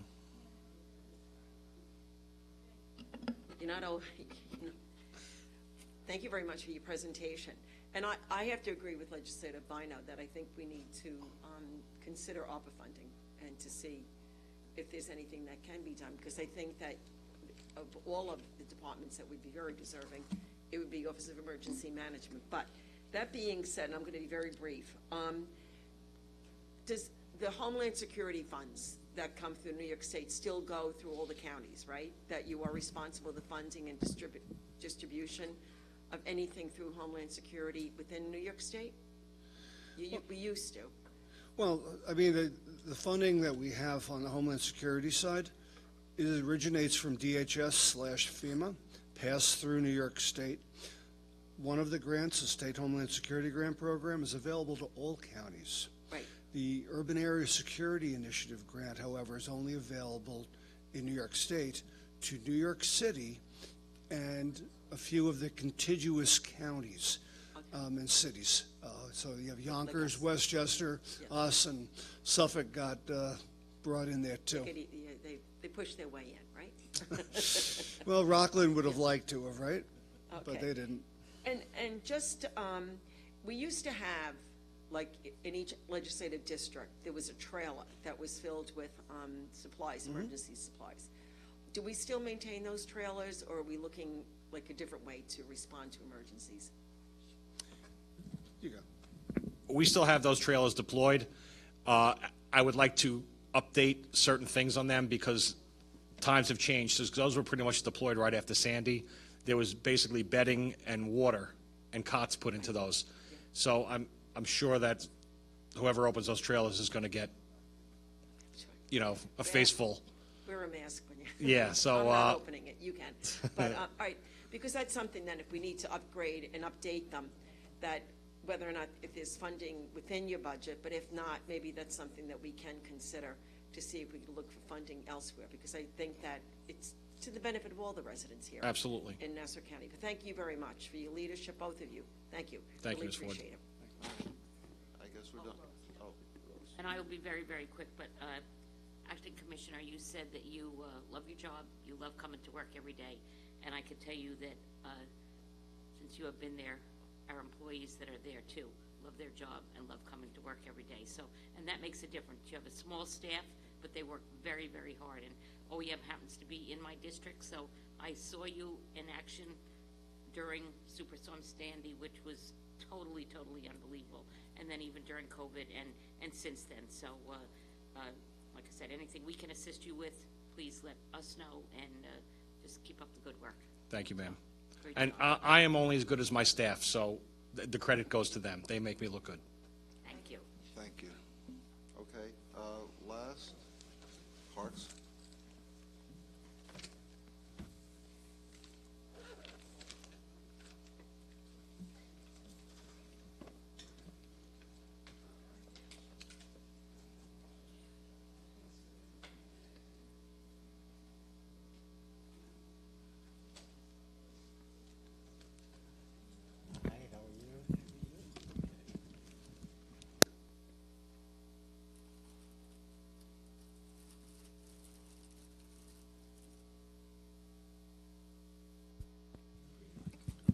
And you can start as soon as you're ready, and as soon as Kevin allows you to. Yeah.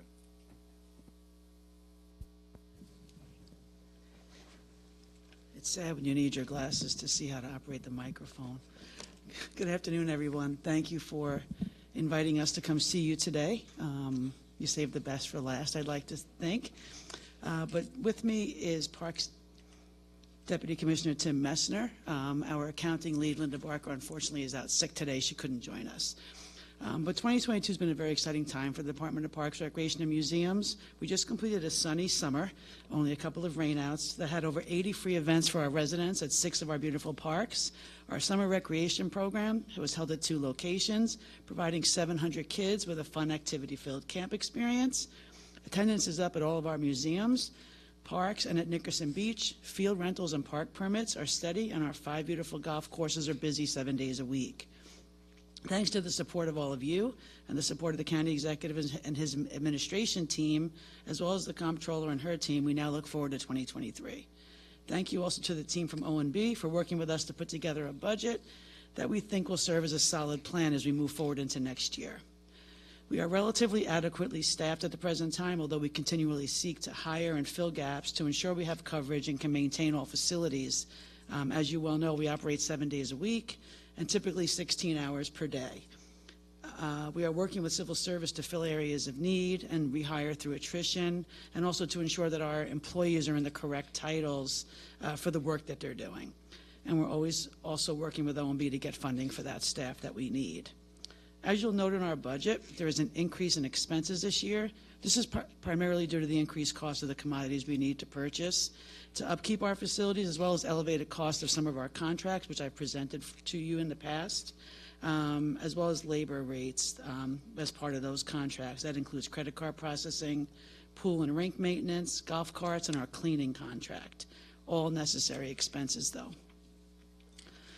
On the revenue side, our mid-year projections are slightly down at the moment. However, our focus in the new year will be on tweaking and enhancing many of the great things that we already are doing and looking to bring new ideas to fruition. With that will come new and increased revenue opportunities. As we spoke about at Rules last week, Luminosity will start on the 9th of November and run into the new year. And they're already setting up in Eisenhower Park, and we're looking forward to a spectacular winter event. The Grand Lannon will be opening at some point next year in Eisenhower Park, replacing the Carlton. Renovations are already underway, and we're thrilled to be working with our new partners there to make it the place to be in Nassau County. The summer rec program, as I mentioned, we had 700 kids last year. We're expanding to a 3rd location on the North Shore next year and look to increase enrollment to over 1,000 children. We're working to enhance the Long Island Fair and other events at Old Bethpage with the goal of boosting both attendance and revenue. Chelsea Mansion, I found it to be an underused resource, and we're working with our contractor there to increase bookings for events and also photo shoots. And now that indoor events are becoming more comfortable for the masses, our museum directors are looking to expand their programming. We're working with Public Works, as always, for various facility improvements and capital projects, as well as our continual golf course improvements, which will all improve our services and increase our visitors. And we're looking to increase the number of permits we issue at all of our parks, which would result in both increased permit fees as well as additional concessions and catering revenue. We will also look to increase rentals of our showmobiles, which is an untapped resource. This can all be done simply by increasing the scope of advertising, which we've been doing, especially this past summer, for our free concerts, and increasing our social media presence. And we're also anticipating additional revenue should be realized at Nickerson this year coming up. Cabanas and cabinets are already being reserved for next year and beyond, and we anticipate a waiting list for the first time in many years. Campground reservations there, and also at Battle Row, we're also seeing a recent uptick. We've been meeting all year with several groups in an effort to create exciting new public-private partnerships. One that I can share details with is the Atlantic Collegiate Baseball League, and I was hoping that Steve Rhodes would be here today. He'll be pleased to know that they're making Nassau County their home field starting next spring, and they're comparable to the Cape Cod League and the Hamptons League for current college players. And this league provides housing and employment opportunities for their players, and we're actually going to partner with them to gain some seasonal employees as well. And we're also working to secure some large events to be held here in the county, some on an annual basis. I'll share details with you as they evolve. And we're continuing to look to bring new sponsorship opportunities to all of our events, as well as grant opportunities. We were just granted yesterday an $80,000 grant to purchase new AEDs, so we're pleased with that. And on the golf side, now that COVID is beyond us and group outings are more permissible, we're going to look to increase golf outing bookings as well. So in summary, I have thoroughly enjoyed my last 9.5 months here, working with a great team in the Parks Department, and with all of you as well, and I welcome any questions you have regarding our budget.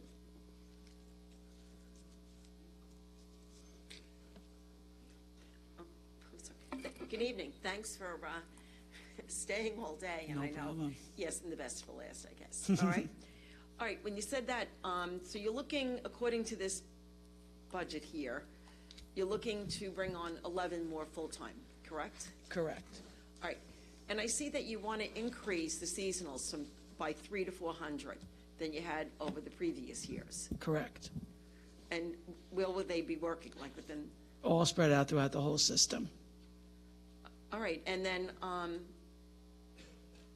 the cost of them, it wouldn't have been like maybe to reduce the seasonals and maybe bring on more full-time people? That is an option that we're in conversations with OMB about. Okay. And that option is open to us, yes. Perfect.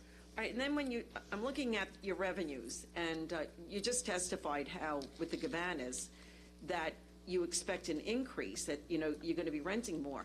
But according to the revenues on this chart here, in 2021 it was 1.4 million, 2022 was 2.8 million, but for 23 it's zero. So we're not going to see any revenue from the Cabanas. We don't have that revenue, right? That's part of our contract with Dover. So Okay. we're going to see revenue there, but only by that percentage in the contract. But I'm saying it'll help us overall with Nickerson flourishing to up our income. And what is the percentage that we get? 10%. 10% on the Cabanas? Yes. Because then I also noticed then, so then even with the camping fees, we reduced it from 1 million to 700,000. Is that also because of the camping? Well, and Nickerson will now, Right, but we also have Battle Row, which is fully ours. right, okay, and that's 10% as well at Nickerson, At correct? Nickerson, yes. Okay. And then but you're keeping the hotel motel proceeds the same at 1,600,000? Well, that's not set by us. That's based on the percentage that we receive from those fees each year. And All right, so then we don't anticipate, so it's been pretty much flat all these years, But, correct? well, yeah, but who knows what's going to happen for 23 based on 2022? Right, because I see that you left it flat, the hotel motel room tax, and well, it went from 1.1 million to 975,000. So, all right, and then we're also like,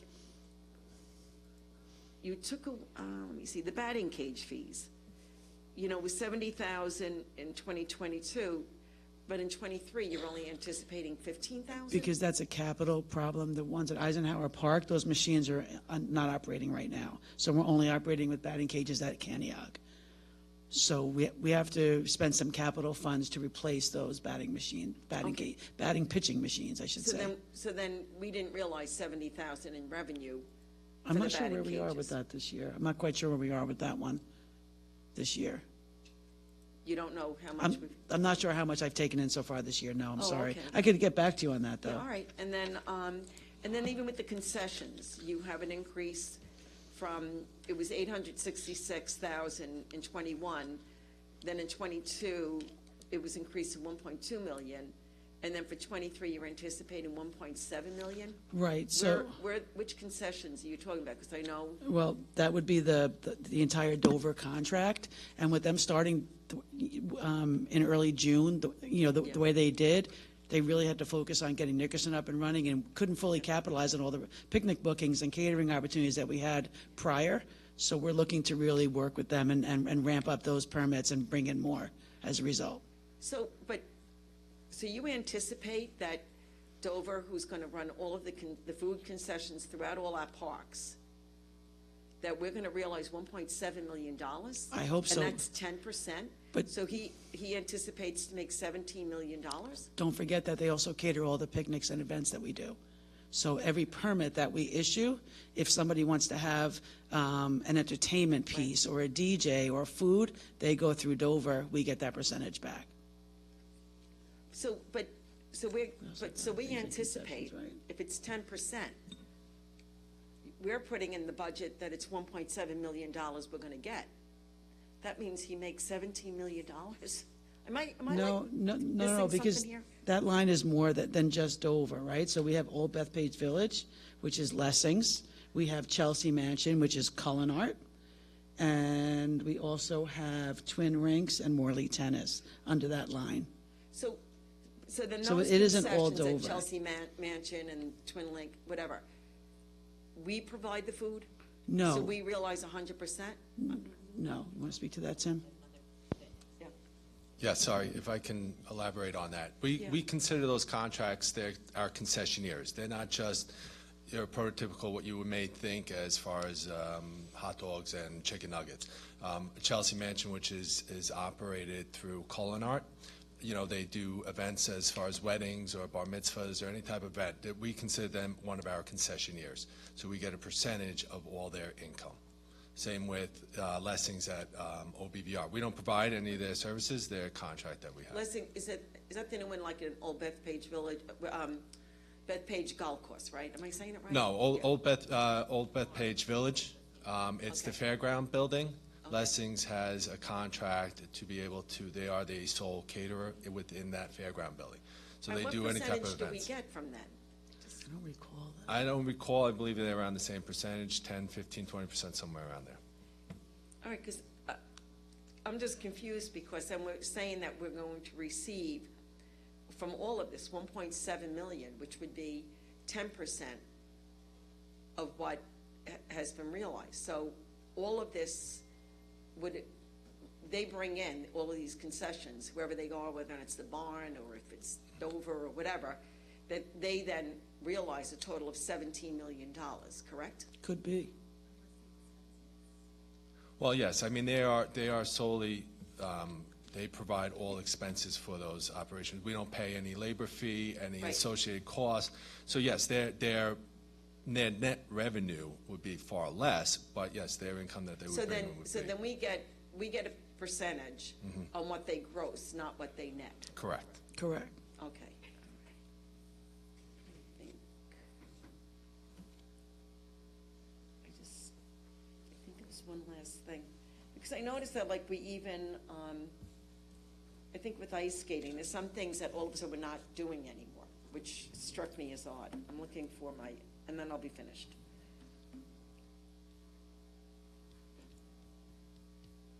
Oh, here, ice skate lessons. In 2022, we put down 6,000. In 23, nothing. So we're not giving skating lessons anymore? We actually don't have the ice time to be able to give lessons. The hockey program's gotten so big. Wow. Yeah, It's rather sad. I know. I mean, how do kids learn how to skate, if we don't? Okay, thank you.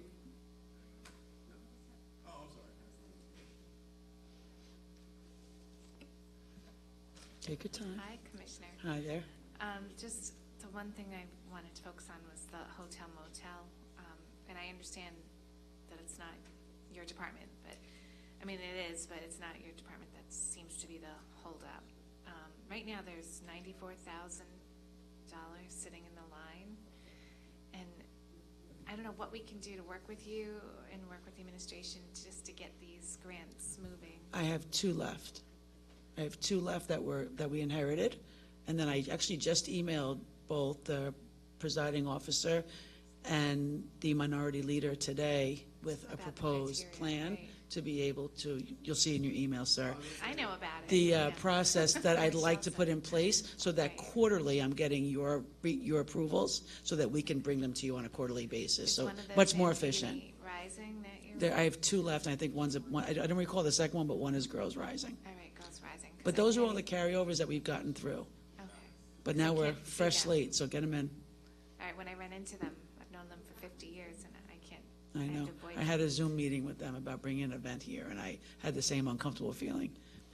Okay, and that's really it, I promised Howard. But at some point, it would be good to, I'd like to just meet, we have so many parks that what do we have, 78 parks or something? 74. Sealy doesn't have any in our 70 district. properties. I know. We want to name a park after I Sealy. know. When I first met you, you mentioned that. I said, did you want one, if you remember? Yeah, we should Tim can work really on that for you, Get Celia. together with Yeah. a good capital plan, though, because many of our parks really need some help, and it'd be good to get us all together. All right, thank you so You're much. welcome.